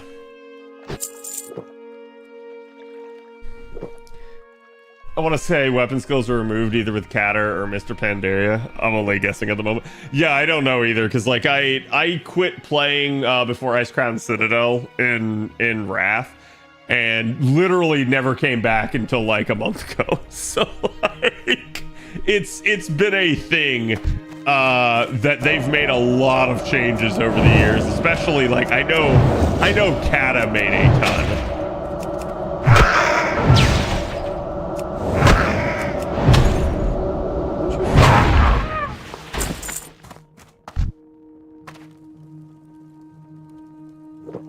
Hathaway, please. I know what you're... Yeah, I was gonna say, it's like, I know what you're doing. You're literally just trying to, like...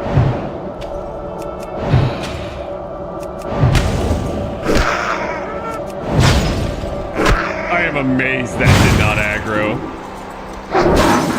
I cannot believe that did not aggro.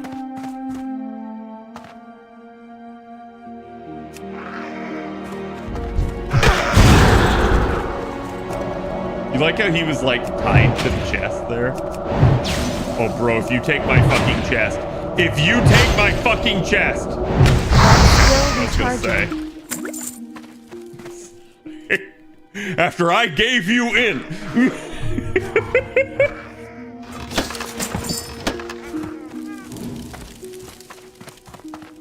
Like, so help me God, I will end you.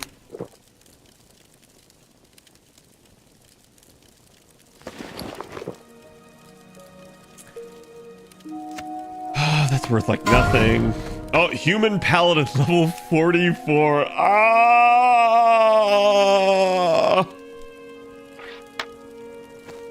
Oh, that's so bad.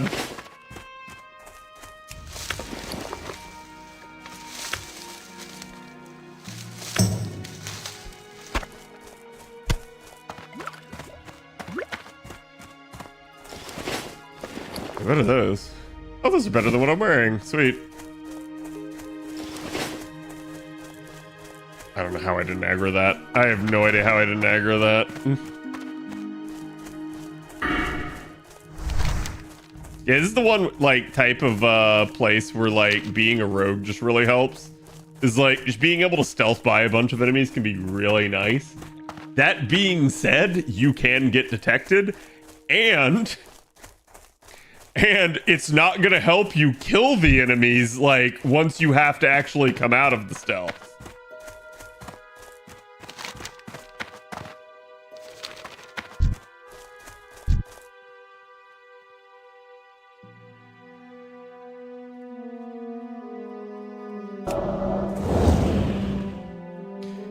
Dude.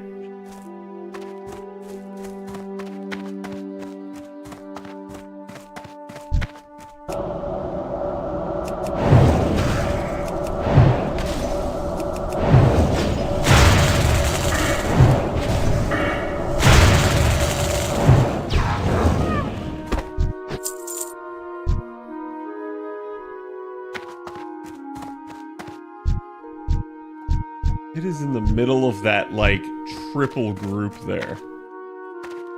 Holy shit.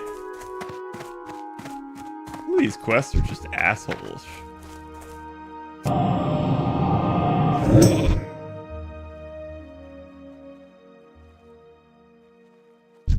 Ow?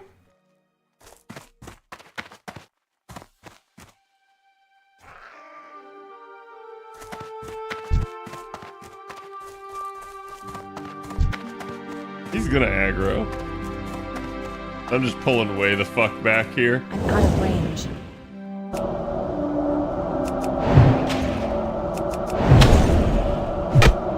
I don't know how he didn't aggro. I don't know how he didn't pull more dudes.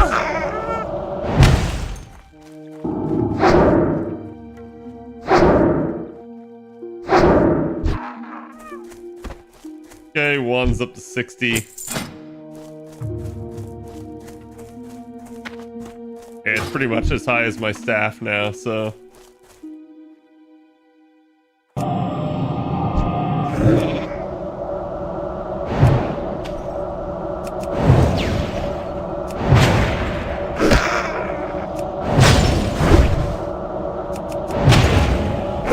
to incapacitate me. It didn't work. My brother in Christ, I swear, this fucking dude. Like, at least help.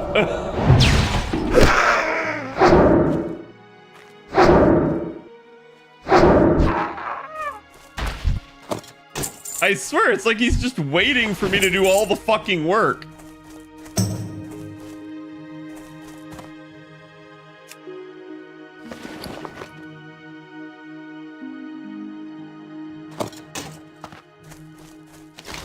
Quest kind of sucks because I gotta get 4 of these fucking items.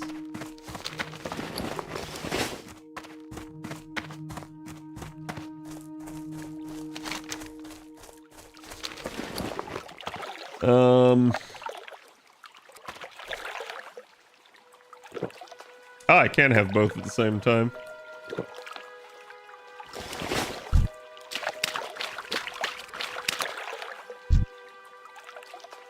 I feel like dumbass is like waiting right here in stealth.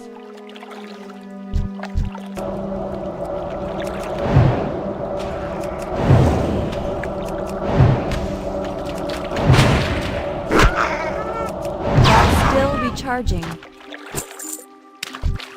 Thankfully, one of the ways to get away from enemies can be like things like going into water and stuff. So this is actually not that deadly of an area, he said. How did I pull all 3 delays? No, I'm not dealing with this. No, you can go fuck yourself.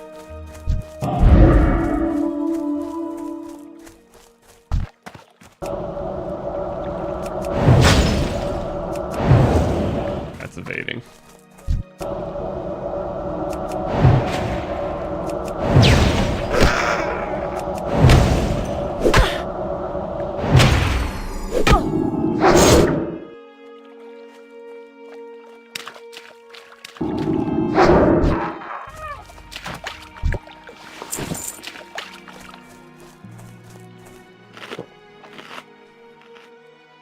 Some enemies can straight up detect you also, so stealth goes out the window. Yeah.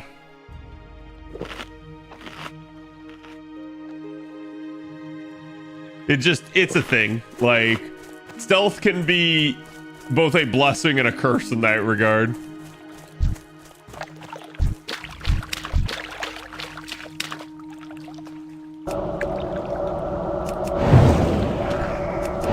Ooh, nice crit.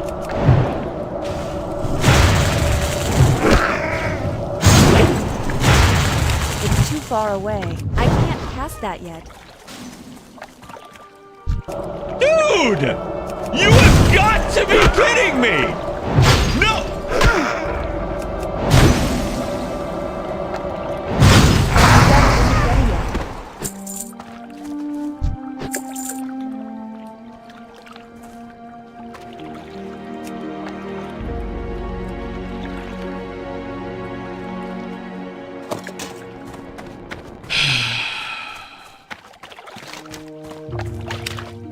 Like, I feel like that's actually what he's doing. He's just off, like, in BFE, watching in the distance, waits until it's safe, and then fucking lets me do it. And I'm like, if you would help, it would go faster.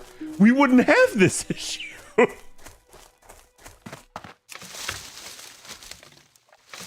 Okay, 4 silver, 20. I'm looking to see, like, what else I can get rid of here.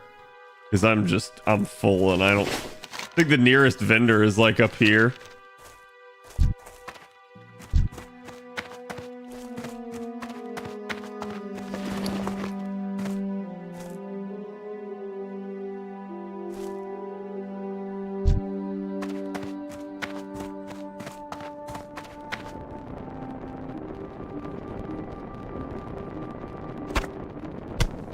Just gonna get rid of the 20 copper item there.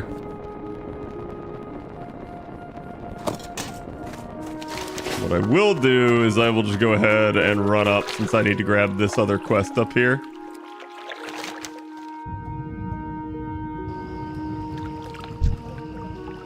Lock frenzy, what is that? Ew, piranhas.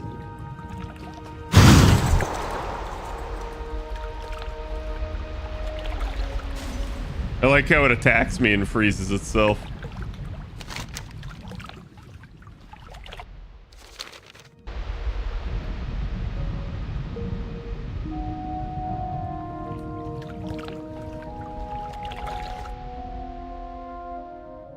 Later, Grim. Have a good one.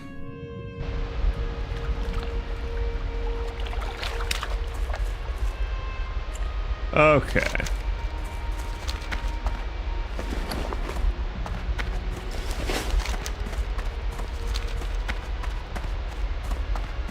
I swear to balls.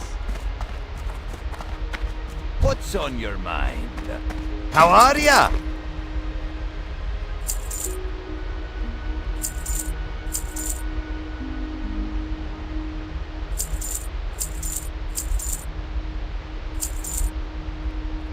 Yeah, this quest just kind of sucks because of how much inventory space it takes up.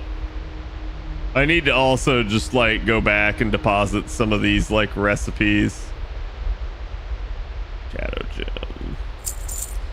Here, I'm just gonna frickin' Swift Thistle. Swift Thistle a reagent?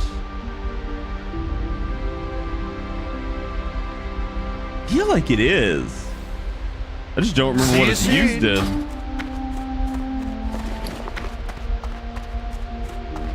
I just want to see that guy in your next quest area.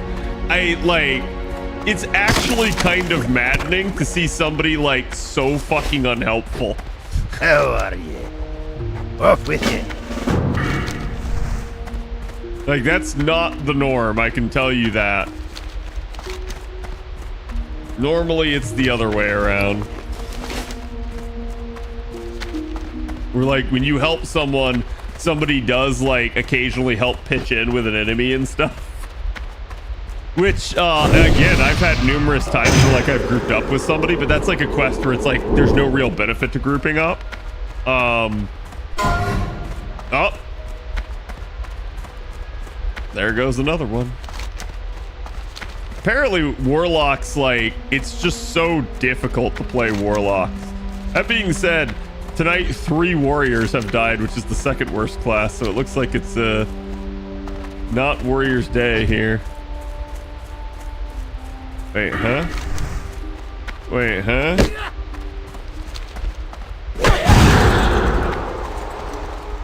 Wait, huh?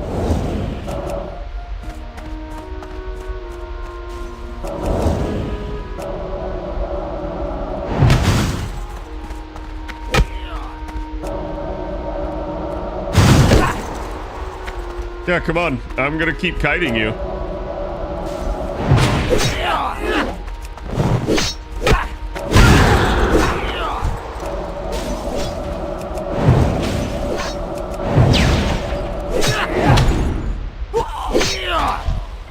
And then my boy, Mr. Level 30 there, is gonna kill you for me.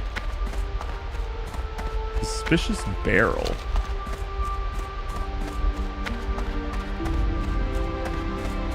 Gotta be this. I guess they're trying to sabotage. God damn it.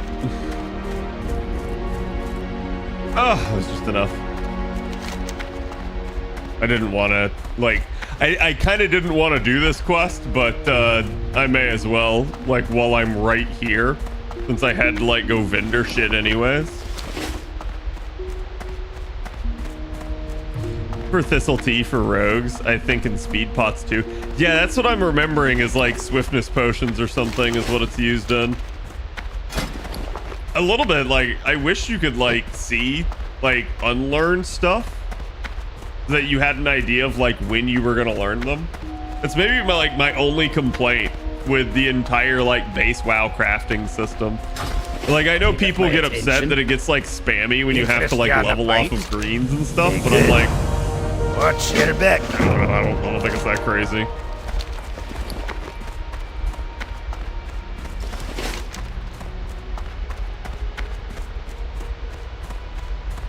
The dark threat looms. The Ashland Stonesmith. The explosives expert and done murder. Where the fuck is that?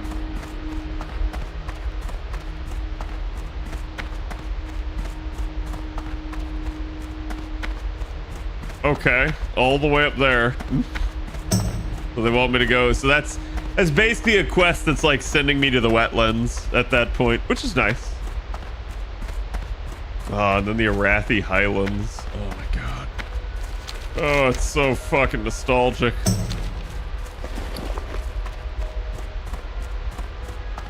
Trying to blow up with stuff. The usual Dark Iron behavior. Yeah. Because again, I think this dam is the whole reason that you have the wetlands. I think if this dam goes, like, it floods the entire fucking area. At least that's like their mentality, right?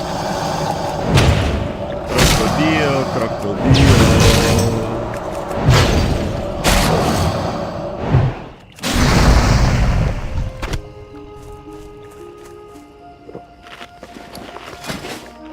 Daddy wants level 18. The game should get a lot easier for me at like level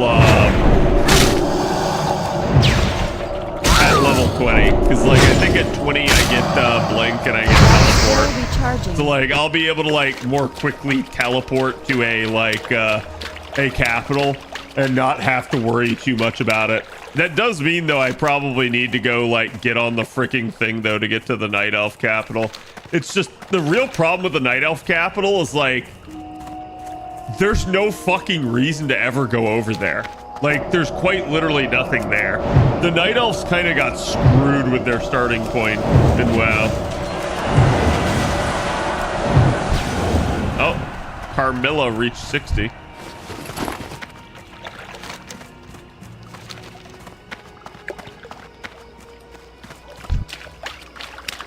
There's a level 60 right there. I'm out of range. He's out of range. Can't expect him. I wanted to see what he had equipped.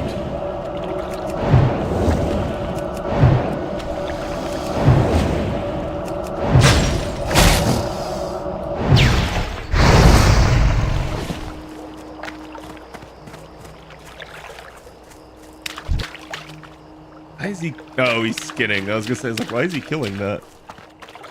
I don't remember if in base game, if leatherworking has the drums. I know it was a thing back in the day, but I don't remember if it's a thing like now.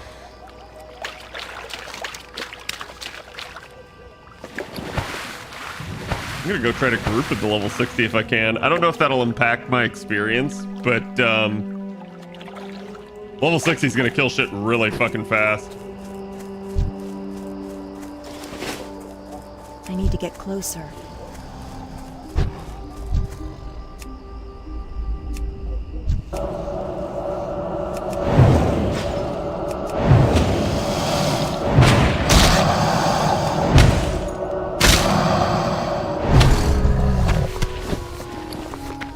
Ooh, Force Spirit. That is somehow kind of worse than what I'm currently using. Like, it doesn't... I guess it doesn't have to be, but it kind of is. Like, Spirit's kind of really good at low levels, because high Spirit just means you recover a lot faster from deficiencies in mana and health. But... also not that good. I need to get closer.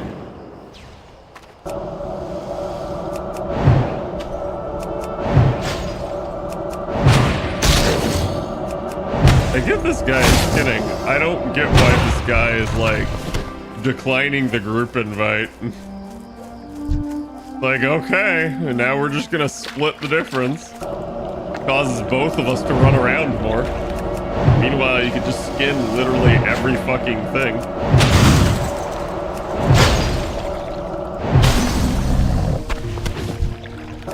Ooh, nice, I got both off one.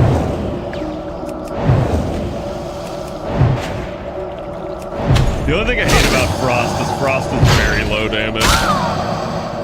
Like, I end up having to spam, like, a shit ton of Frost bolts in order to actually, like, kill something. As opposed to, like, fire. You still have to, like, put in a good effort, but in some cases you can kill something with, like, 3 to 4 fire bolts. And plus, because you're spec'd into fire, your fire blast hits a lot better. Briar thorn behind me.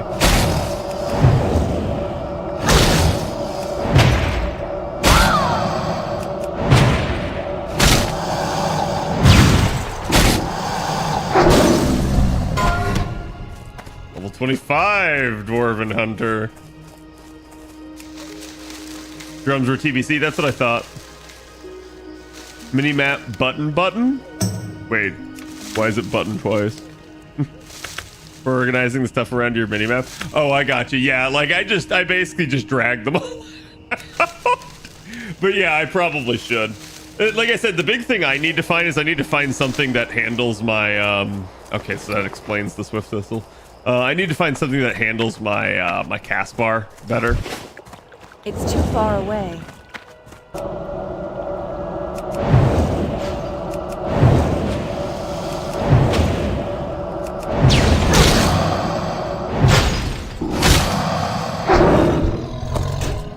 But yeah, if you guys know of any add-ons that'll work with like classic, let me know. Because like anything that can help, I'm all for it at this point.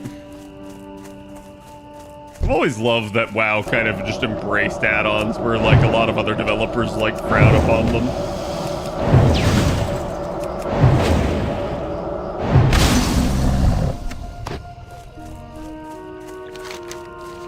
Okay, just 2 more Crocolisk skins.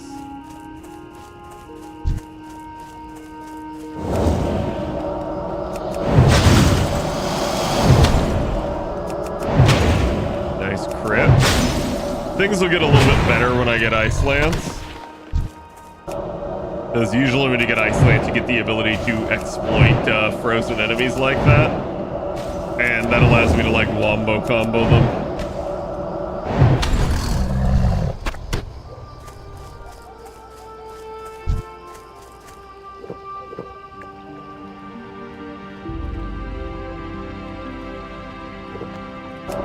Oh, he came right over to me.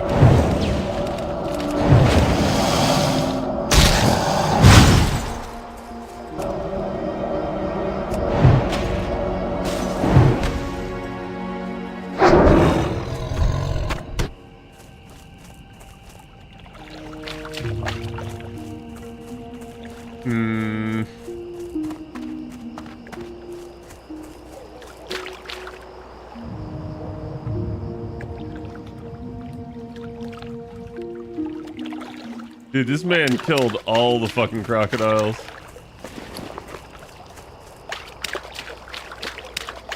I'm just sad I keep looting, like, green stuff that's basically worthless to me.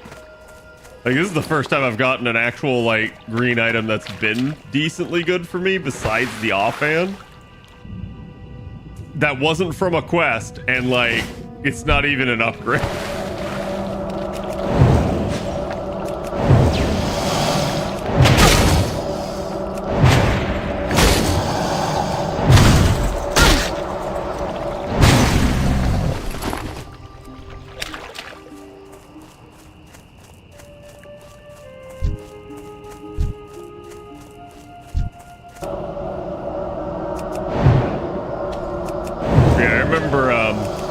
I remember drums in TBC. I just didn't remember if they were around before that point.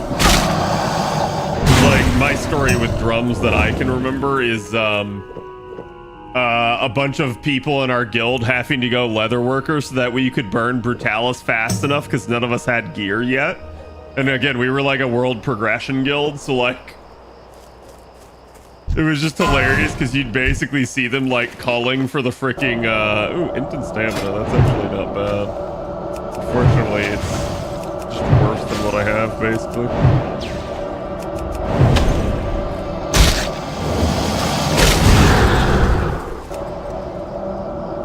Hey, one of you better resist, really? I swear I always get a resist when I'm low on mana, never when I'm high. Because it's like, I immediately notice the resist when I'm high on mana, or when I'm low on mana, because I'm like, oh shit. Like, I needed every point of mana I could get.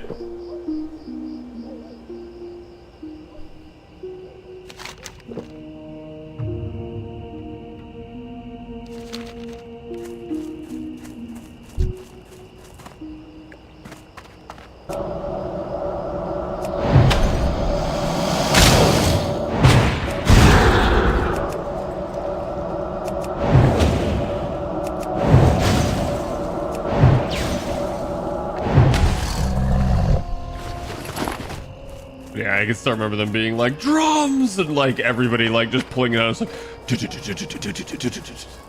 this is fucking funny. Because it's such a stupid thing where it's like everybody's having to play their drums on the side so that we can pump enough damage, and we're having to coordinate it to like min-max it.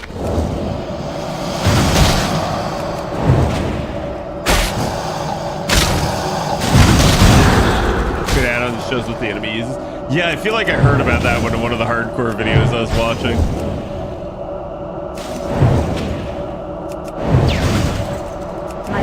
That's where the topic of like, hey, these enemies have like this crazy ass wind fury like effect came up.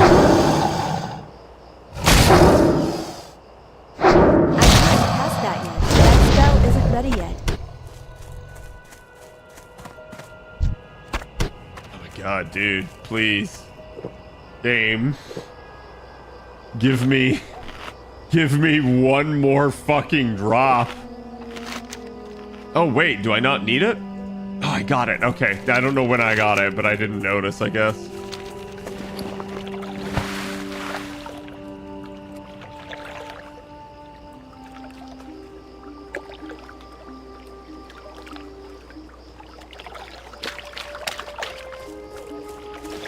If they have netting abilities or executes.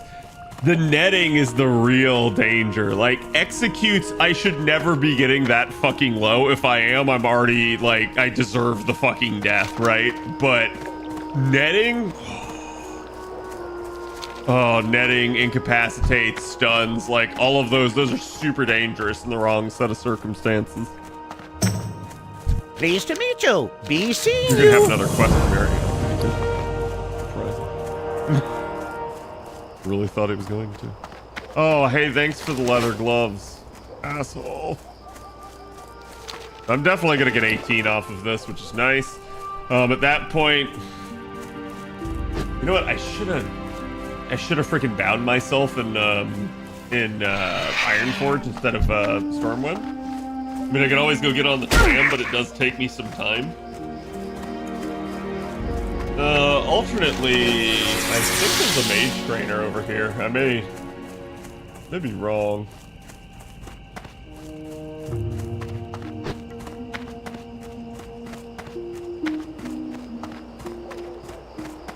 Yeah, I don't think there is one.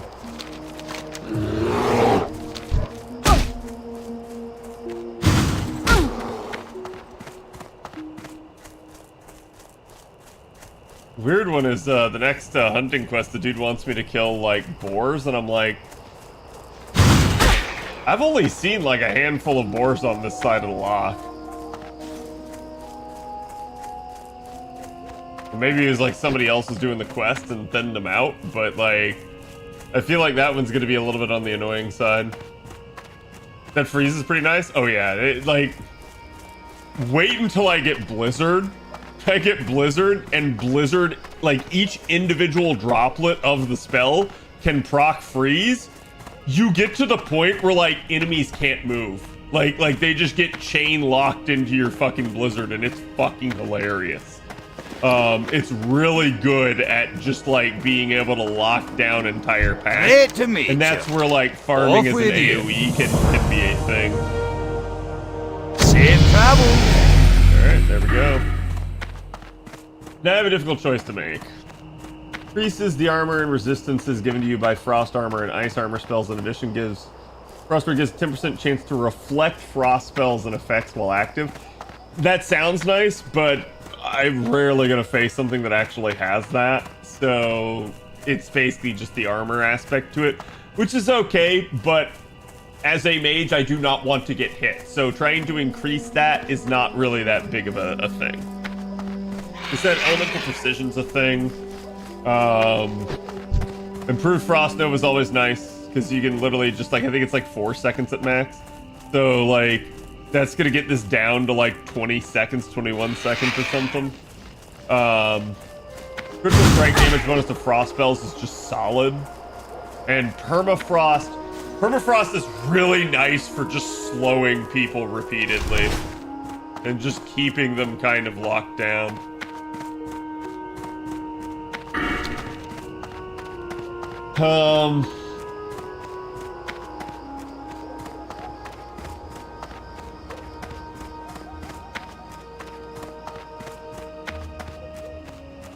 Look up a guide real fast and see what they say.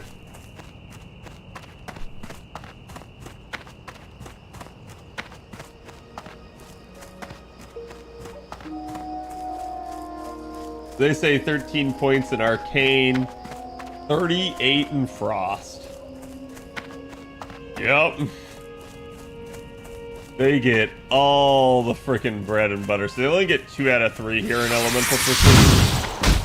Which, Elemental Precision's nice, but it is a resist chance type thing, which is usually, like I said, it's like pseudo hit rate. Hit rate starts mattering way more at like max level, because it's the only way that you can gain chance against like high level enemies, as opposed to like when you're leveling, so much of that is factored by your level in relation to other units. And I still remember that to this day. I don't know why I do, but I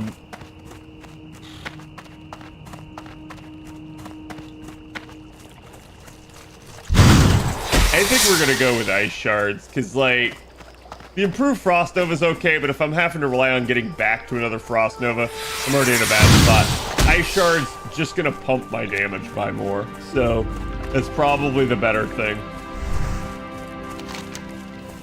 But yeah, like any effect that can cause chill can cause the freeze. So literally them hitting me, that causes chill, and boom, there you go. As long as I have the frost armor on, that can cause them to get frozen. Again, I can freeze them with my Frost Nova itself. I can basically slow them with my Frostbolt. Later on, I get a spell, I believe called Ice Lance. I'm trying to remember the exact name of it. I think it is Ice Lance. And Ice Lance is a like very low cost spell that you can spam, and it literally does extra damage to anything that's frozen. So you can get like shatter damage on them. It's really good. Like, Frost is not the best for overall damage output, but it is absolutely unequivocally the best for control.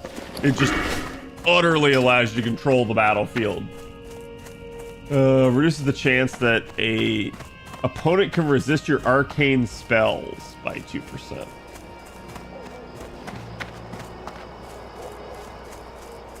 I mean, other than Arcane Explosion, I don't know that I care. That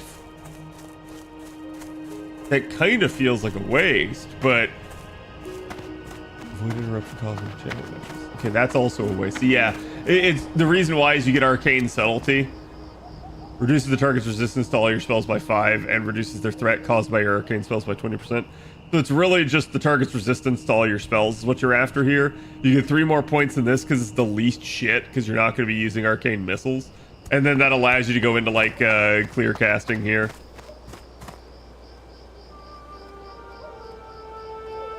Which is nice, but don't pick level.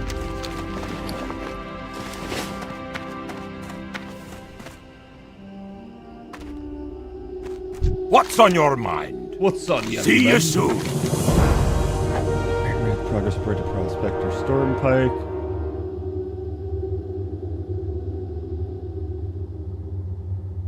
Safe travel.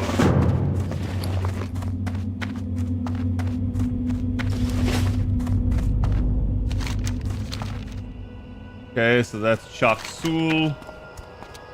It's the other elite one. Stormwind. Ironforge. Up there to the north.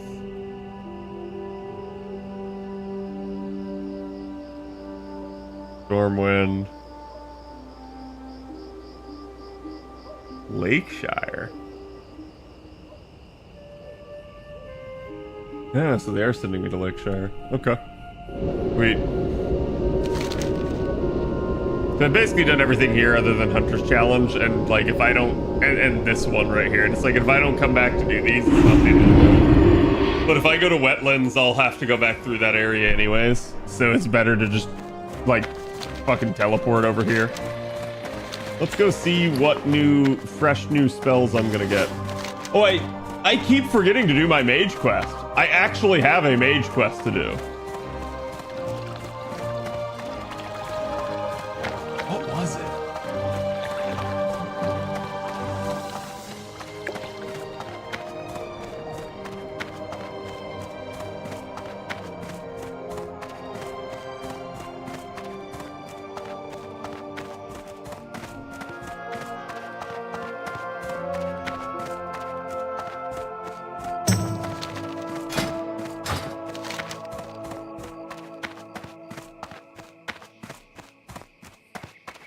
Blue Recluse Tavern in the Mage Quarter.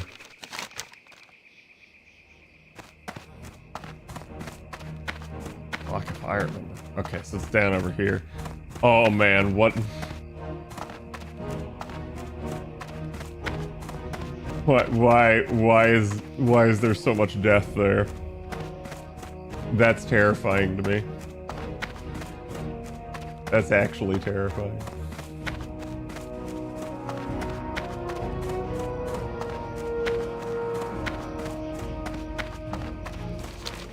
Yeah, usually I try to time my my hearts and stuff because again it's on an hour-long cooldown. So I try to time that shit for like when I'm absolutely like oh okay, I've leveled up, I need to go back. Amplify magic.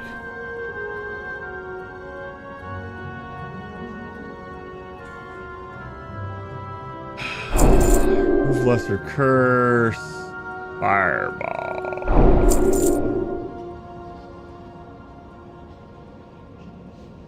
Oh, man, really? Fuck. Yeah, I gotta get the 20. 20 is gonna turn this class around.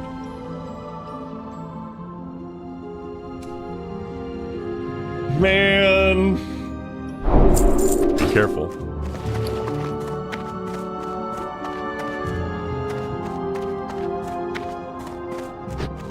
No Blizzard KW, dude. It's like Blizzard is such a fucking like great thing for this.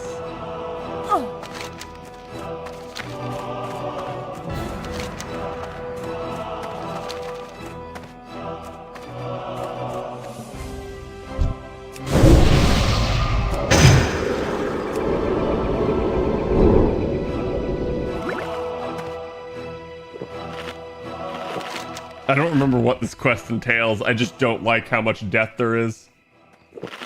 Unstunned Rift Spawn. I don't even remember what this gives. Probably giving me like a shit item or something.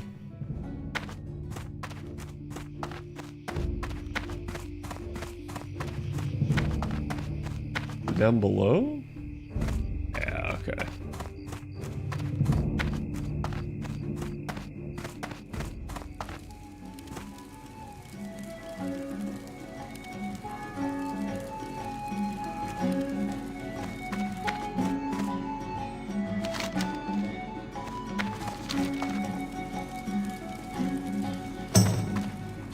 I'm so confused.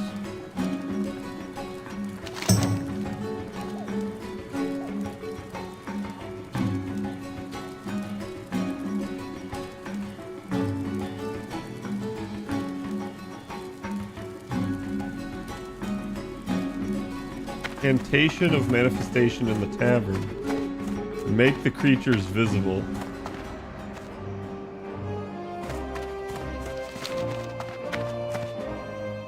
How are you?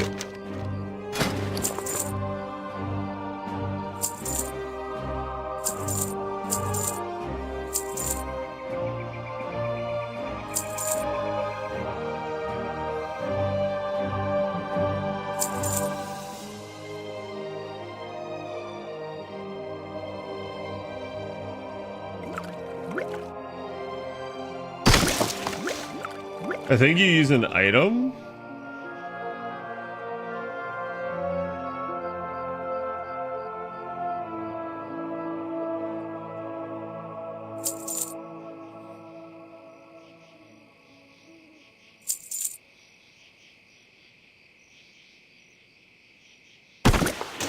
I don't have an item for this quest.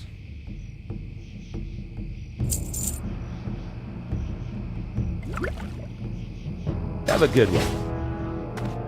You need something? How are you?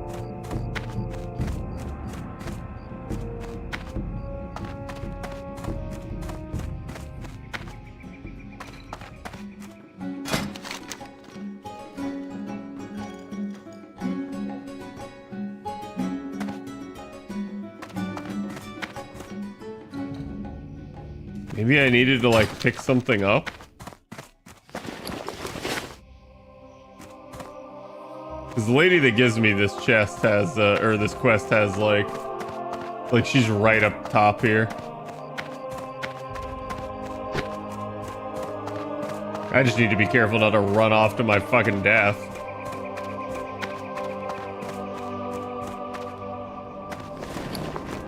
What's the 2 gold now, chat?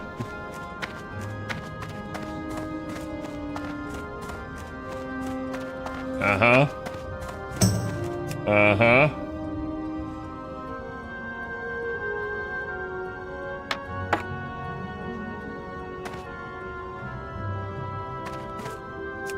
There we go. See? I was missing something.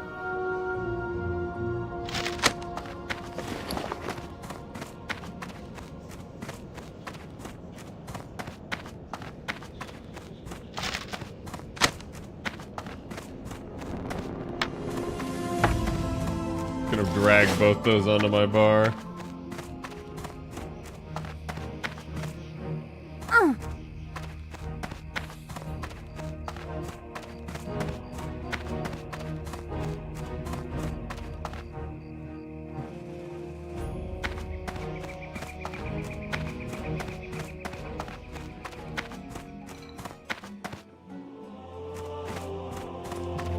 Use this like back here.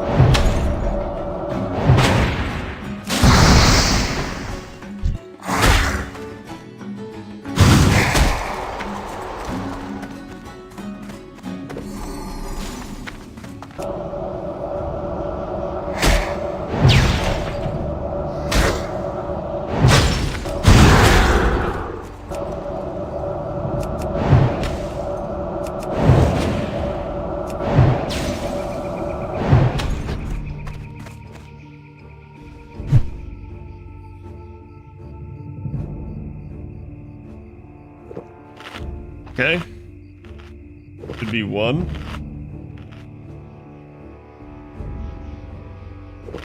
Geez, they hit hard? Yeah. Okay, so that first one escaped into the void.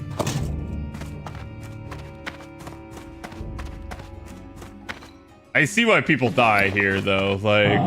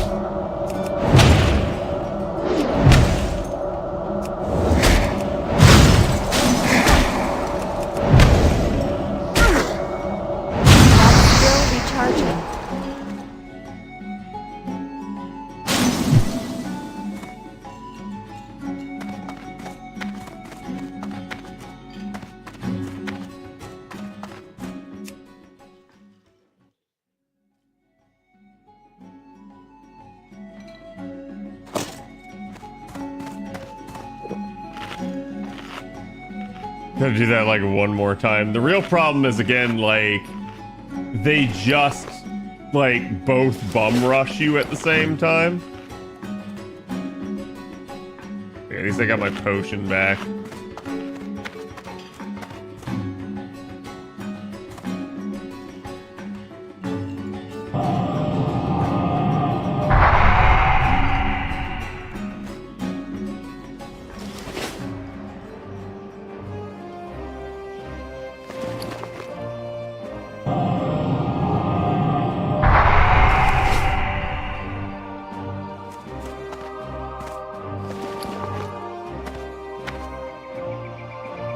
trust this.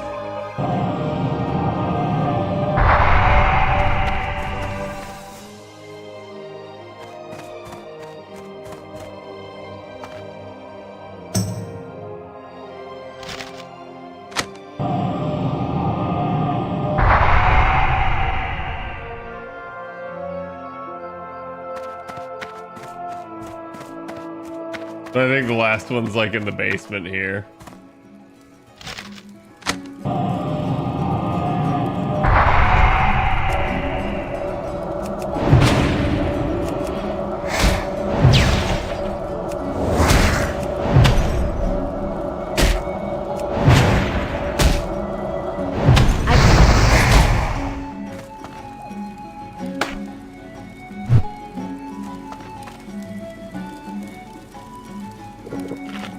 There's only one. Sweet.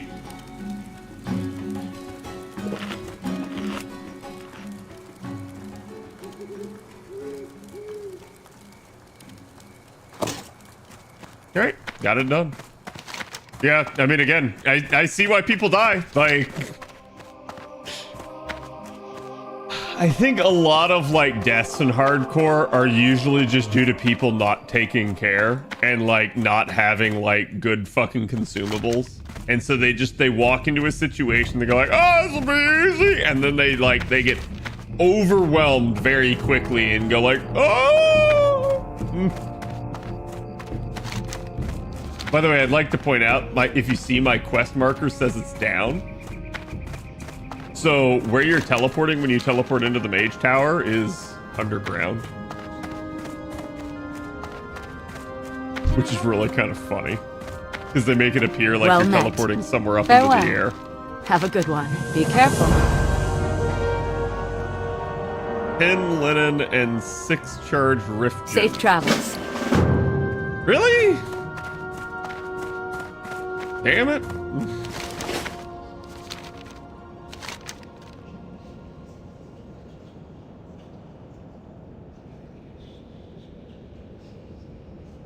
Silverstream Mine of Lochmodon. I hate this game sometimes. I hate this game. It fucking knows.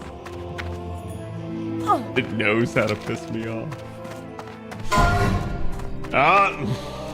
There went another one. Stone Talon Mountains. Well, there's a freaking name I haven't heard in forever. Stone Talon? Jesus.